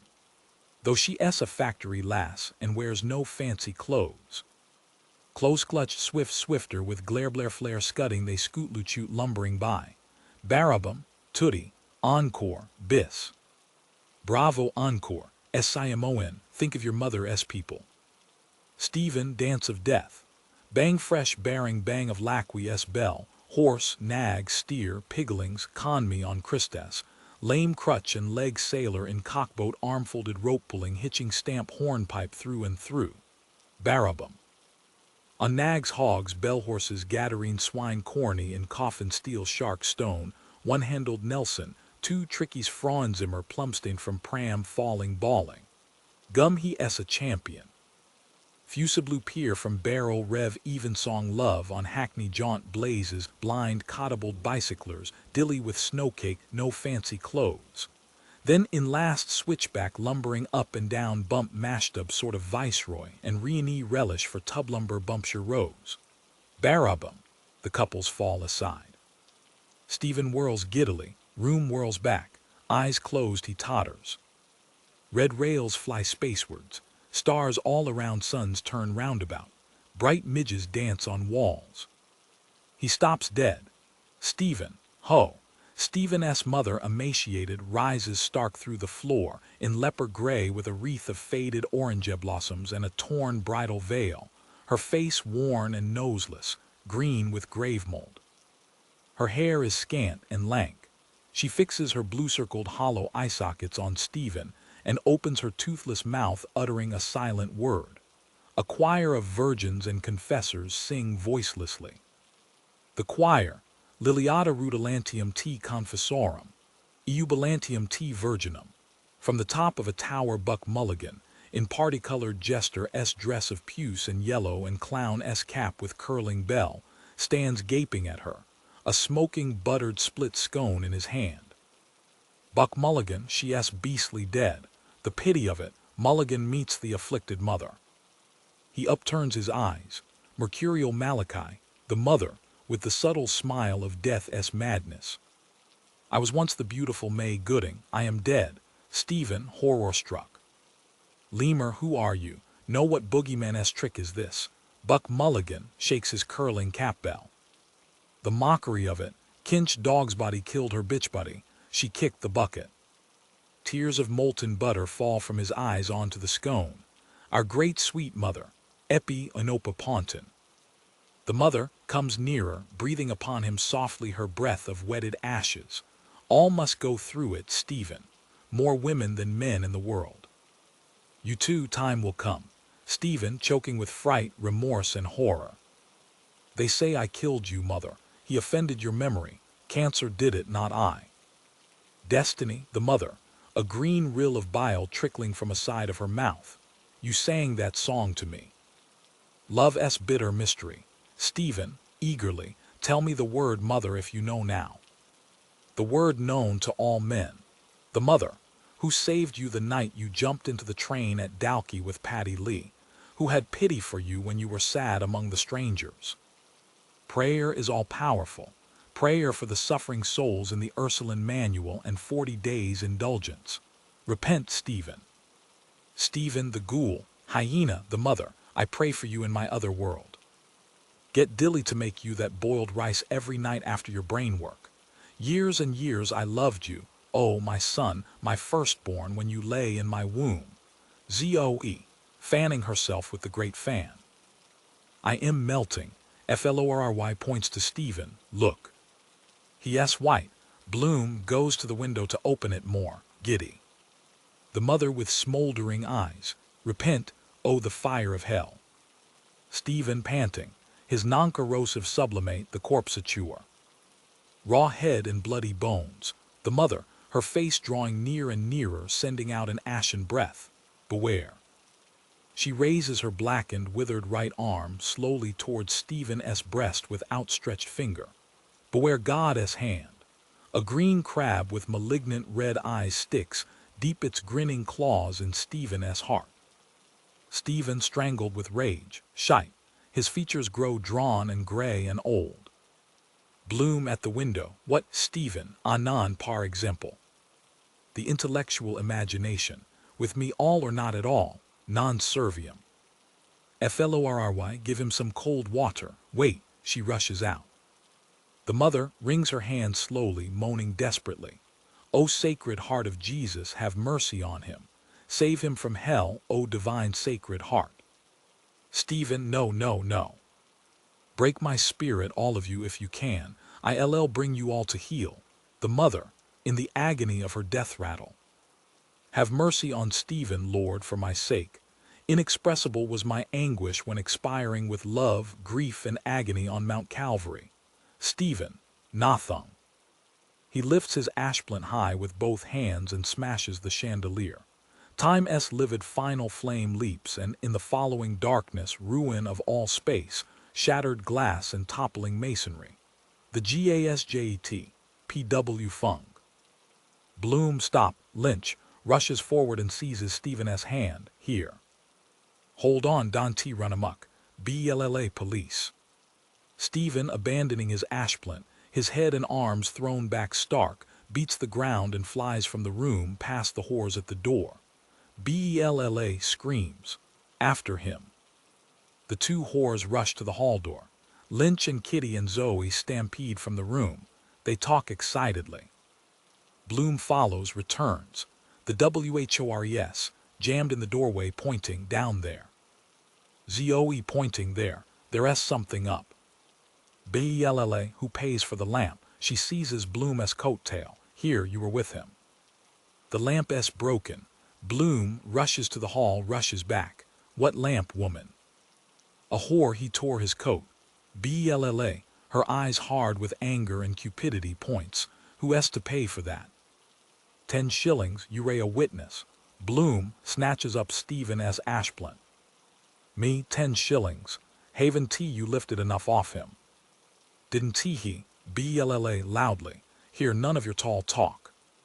This isn't a brothel, a 10-shilling house. Bloom, his head under the lamp, pulls the chain. Pulling, the gas jet lights up a crushed mauve-purple shade. He raises the ashplant.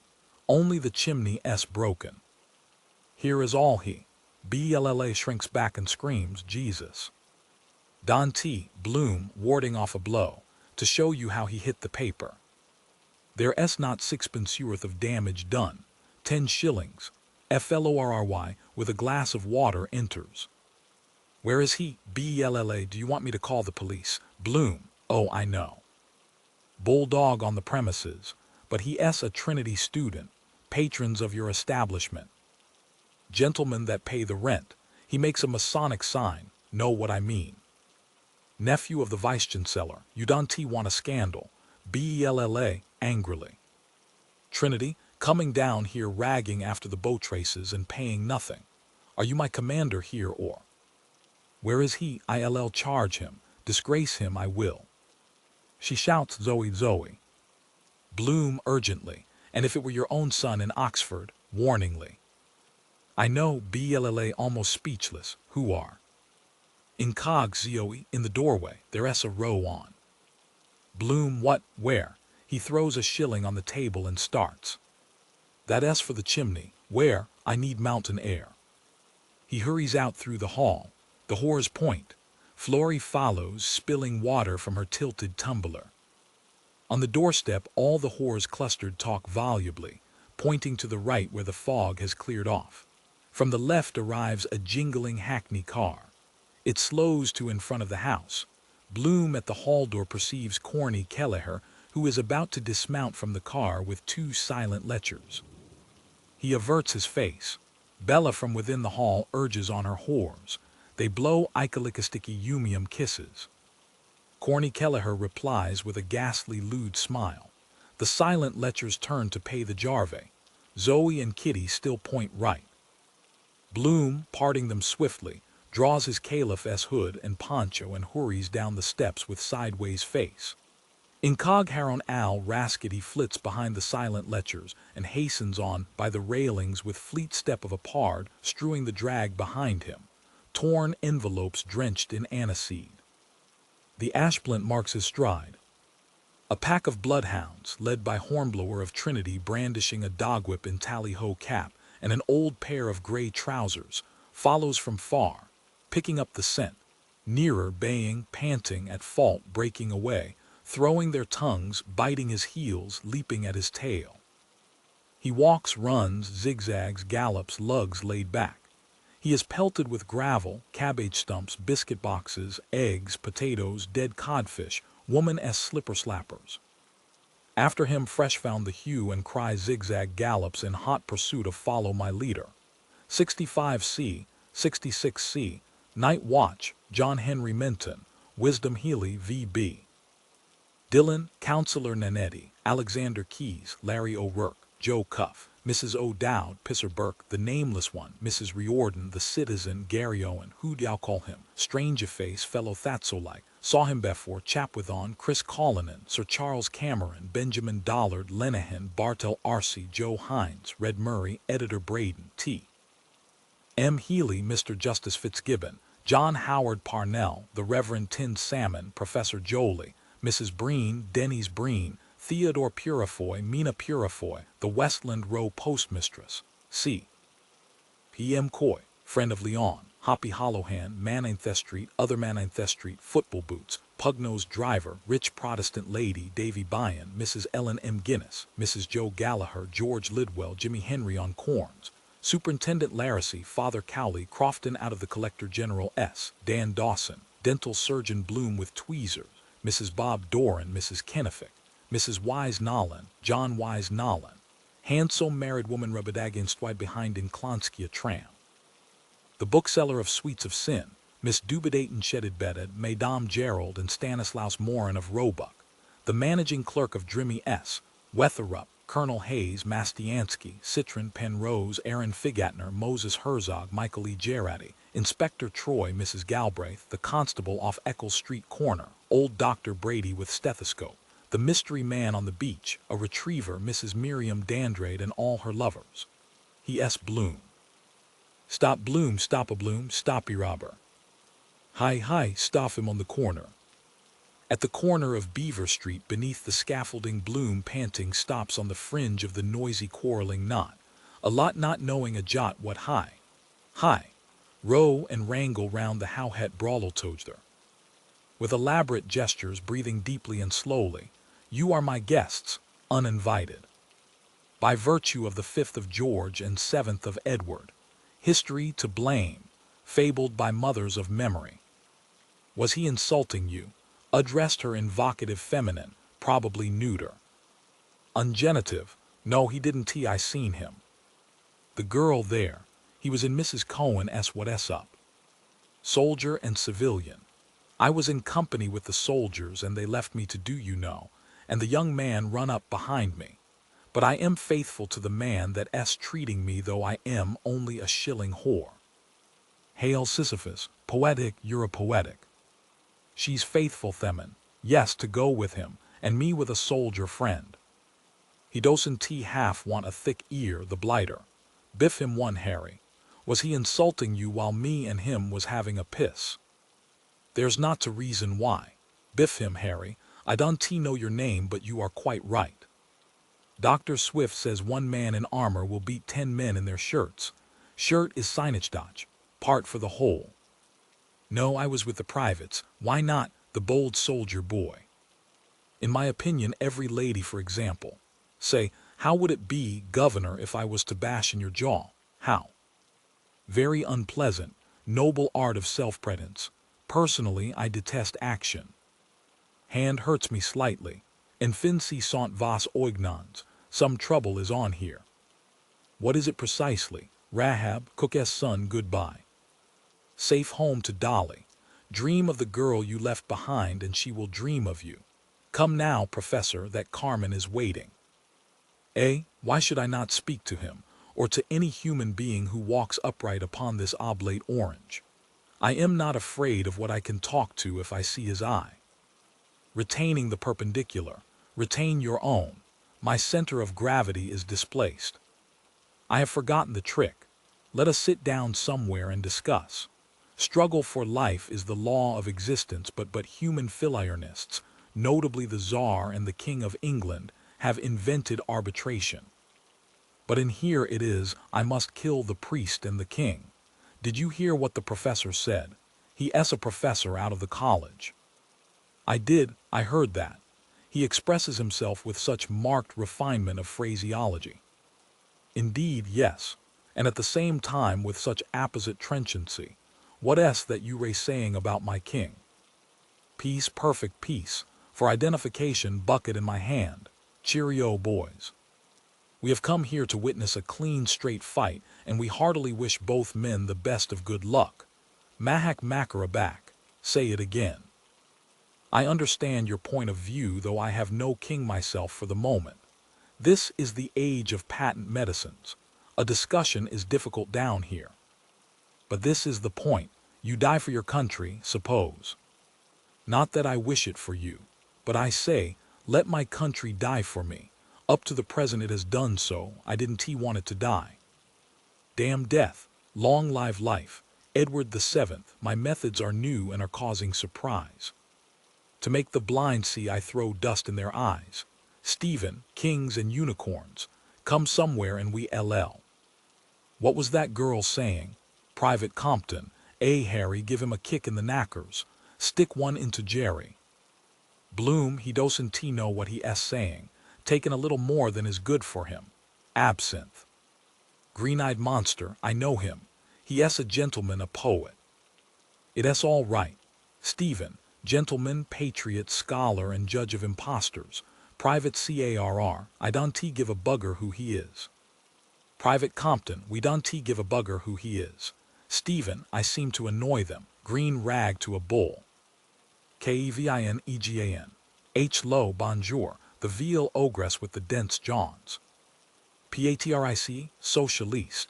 Don EMILE PATRIZIO FRANZ RUPRT Pope HENNSSY. Worth those ikes to footboatin', big grand porcos of Johnny Ellos to do's covered of gravy. Bloom, come home. ULL get into trouble. Stephen, I don't avoid it, he provokes my intelligence. Biddy the clap. One immediately observes that he is of patrician lineage. The virago, green above the red, says he, wolf tone. The baud, the red S as good as the green, and better, up the soldiers. Up King Edward, a rough, hands up to duet. The citizen, may the God above send down a dove with teeth as sharp as razors to slit the throats of the English dogs that hanged our Irish leaders. The CROPPY boy, I bear no hate to a living thing, but I love my country beyond the king. RUMBOLD, Demon Barber, ladies and gents, cleaver purchased by Mrs. Piercy to slay Mog.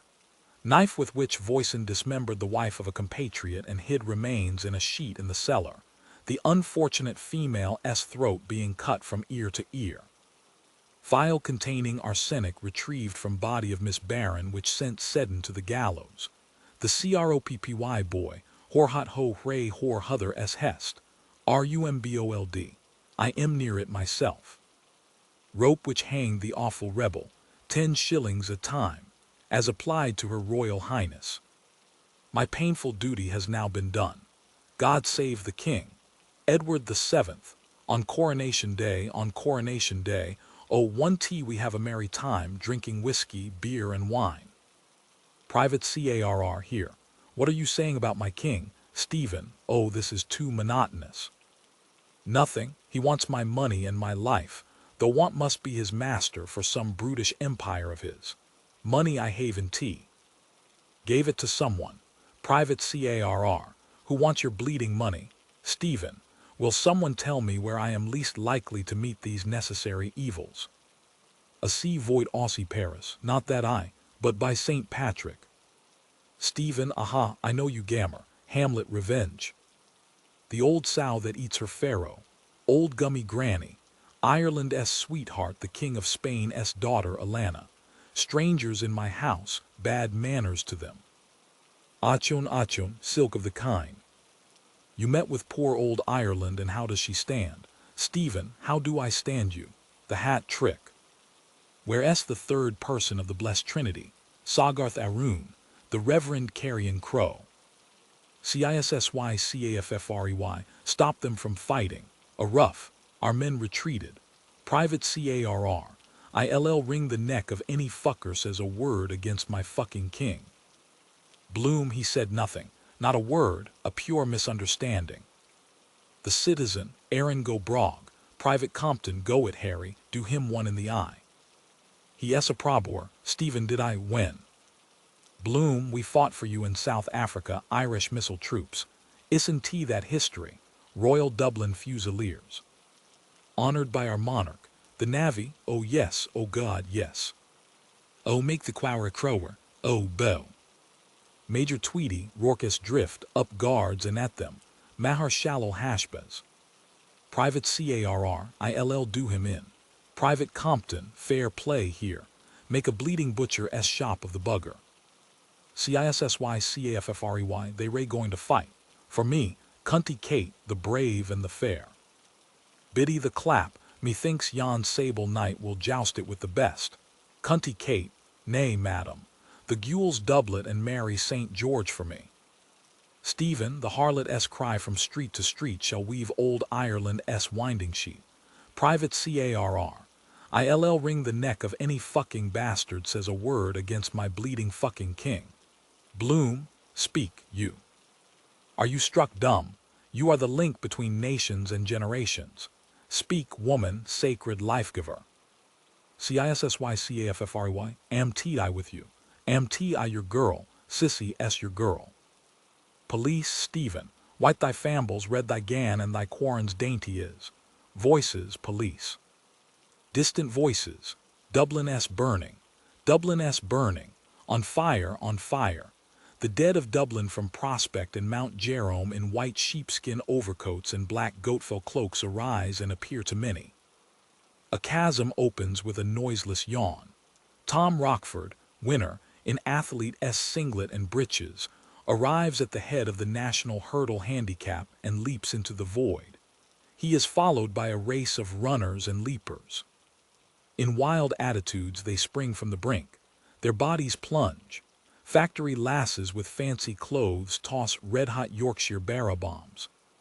Society ladies lift their skirts above their heads to protect themselves. Laughing witches in red cutty sarks ride through the air on broomsticks. Quackerlister plasters blisters. It rains dragon's teeth. Armed heroes spring up from furrows. They exchange in amity the passive knights of the Red Cross and fight duels with cavalry sabers. Wolfe Tone against Henry Grattan, Smith O'Brien against Daniel O'Connell, Michael Davitt against Isaac Butt, Justin M. Carthy against Parnell, Arthur Griffith against John Redmond, John O'Leary against Lear O'Johnny, Lord Edward Fitzgerald against Lord Gerald Fitzedward, the O'Donoghue of the Glens against the Glens of the O'Donoghue. On an eminence, the center of the earth, rises the field altar of St. Barbara. Black candles rise from its gospel and epistle horns. From the high barbacans of the tower 2 shafts of light fall on the smoke-bulled altar stone. On the altar stone Mrs. Mina Purifoy, goddess of unreason, lies naked, fettered, a chalice resting on her swollen belly. Father Malachi O'Flynn in a lace petticoat and reverse chasuble, his 2 left feet back to the front, celebrates camp mass. The Reverend Mr. Hugh C. Haynes Love M. A in a plain cassock and mortarboard, his head and collar back to the front, holds over the celebrant's head an open umbrella. Father Malachi O'Flynn, Intribo ad alter diaboli. The Reverend Mr. Haines Love, to the devil which hath made glad my young days. Father Malachi O'Flynn takes from the chalice and elevates a blood-dripping host, corpus meum. The Reverend Mr. Haines Love raises high behind the celebrant's petticoat, revealing his gray, bare, hairy buttocks between which a carrot is stuck. My body.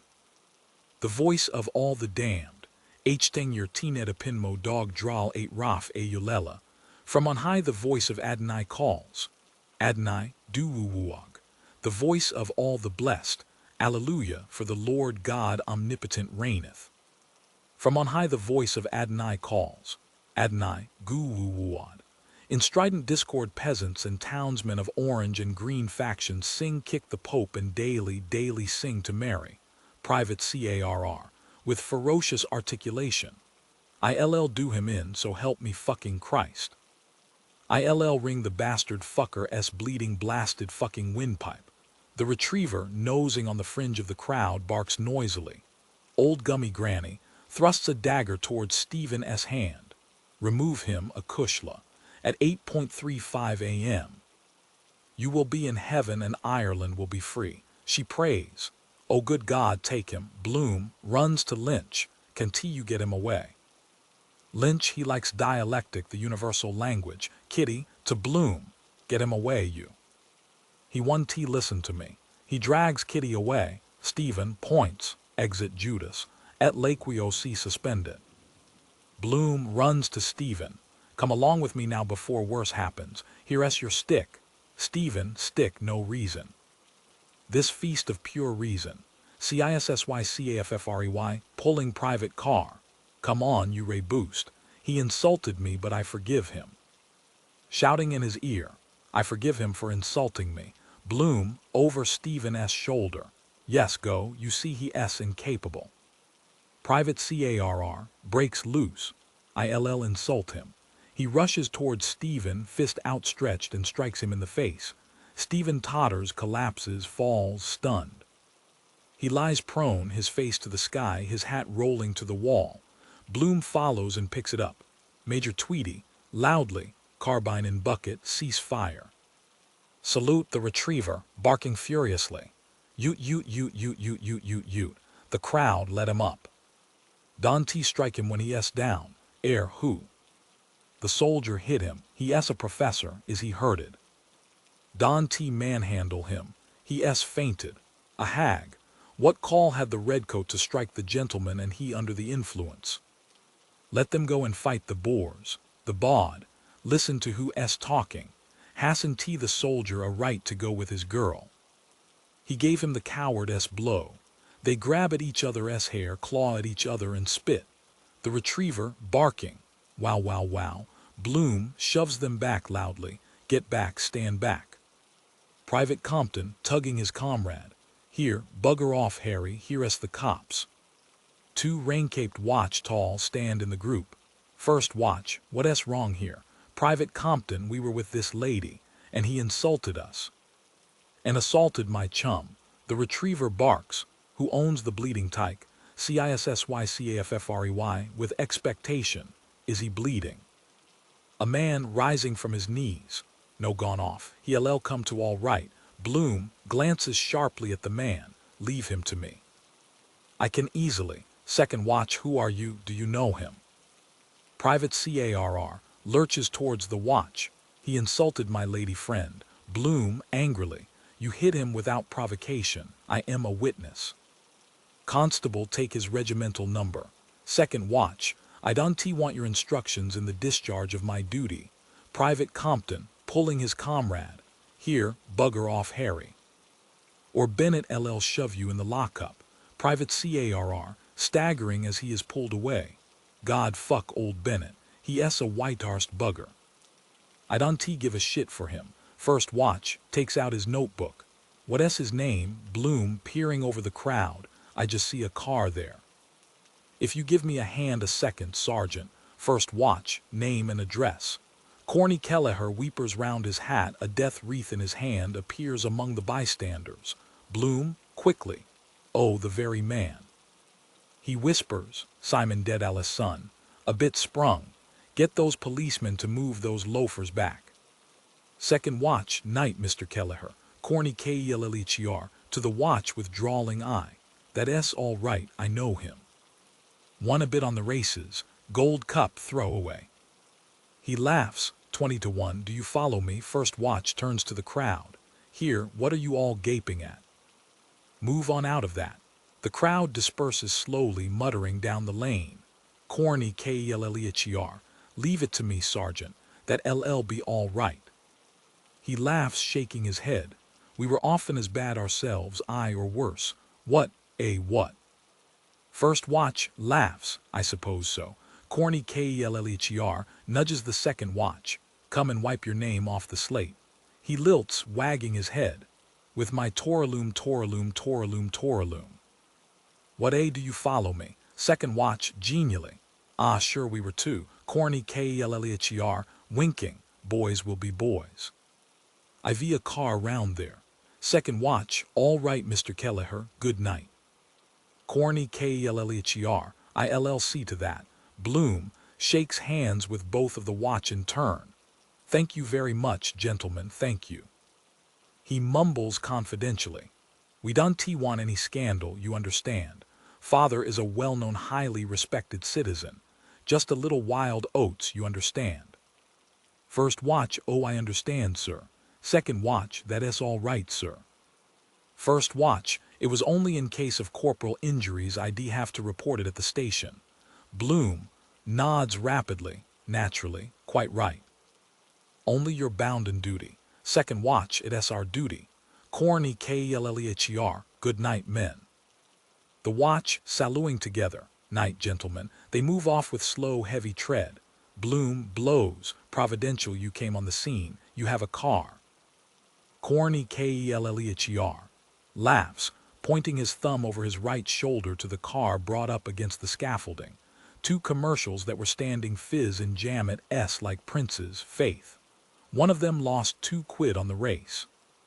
Drowning his grief, and we're on for a go with the jolly girls, so I landed them up on Behin S car and down to Nighttown. Bloom, I was just going home by Gardner Street when I happened to. Corny Kellher. Sure they wanted me to join in with the Moes. No, by God, says I. Not for old stagers like myself and yourself. Thanks be to God we have it in the house. What do you follow me? Ha ha ha. Bloom, he. Yes. Matter of fact, I was just visiting an old friend of mine there, Virag. You don't know him, poor fellow. He laid up for the past week. And we had a liquor together and I was just making my way home. The horse, ho home. Corny Kellher. Sure it was behin our Jarve there that told me after we left the two commercials in Mrs. Cohen S, and I told him to pull up and got off to sea. Sober hearse driver's a speciality. Will I give him a lift home? Where does he hang out? Somewhere in Cabra, what? Bloom. No, in Sandicove, I believe, from what he let drop. Stephen, prone, breathes to the stars. Corny Kelleher, Asquint, draws at the horse. Bloom in gloom looms down. Corny Kellher, Sandicove. He covered with shavings anyhow. Take care they didn't lift anything off him. Bloom. No, I have his money and his hat here and stick. Corny Kellher. Ah, well, he get over it. No bones broken. Well, I shove along. I via rendezvous in the morning, burying the dead, safe home. The horse, ho home. Bloom, good night. I just wait and take him along in a few. Corny Kelleher returns to the outside car and mounts it. The horse harness jingles. Corny Kellher, night. Bloom, night. The Jarve chucks the reins and raises his whip encouragingly. The car and horse back slowly, awkwardly in turn. Corny Kelleher on the side seat sways his head to and fro in sign of mirth at Bloom's plight. The Jarve joins in the mute pantomimic merriment, nodding from the farther seat. Bloom shakes his head in mute mirthful reply. With thumb and palm Corny, Kelleher reassures that the two bobbies will allow the sleep to continue for what else is to be done. With a slow nod, Bloom conveys his gratitude, as that is exactly what Stephen needs. The car jingles Toraloom round the corner of the Toraloom lane. Corny Kelleher again reassuralooms with his hand. Bloom with his hand assuralooms Corny Kelleher that he is reassuraloomte. The tinkling hoofs and jingling harness grow fainter with their toralulu-lulu-lay. Bloom, holding in his hand Stephen-S. hat, festooned with shavings and ashplant, stands irresolute. Then he bends to him and shakes him by the shoulder. Bloom, Ho, Mr. Dedellis, the name if you call. Somnambulist, Stephen. Stephen who, Black Panther, vampire. Who, drive, Fergus now and Pierce. Would S woven shade. He turns on his left side, sighing, doubling himself together. Bloom, poetry. Well educated, pity to breathe. £1.7, not hurt anyhow, what? Stephen, shadows, the woods. White breast, dim sea.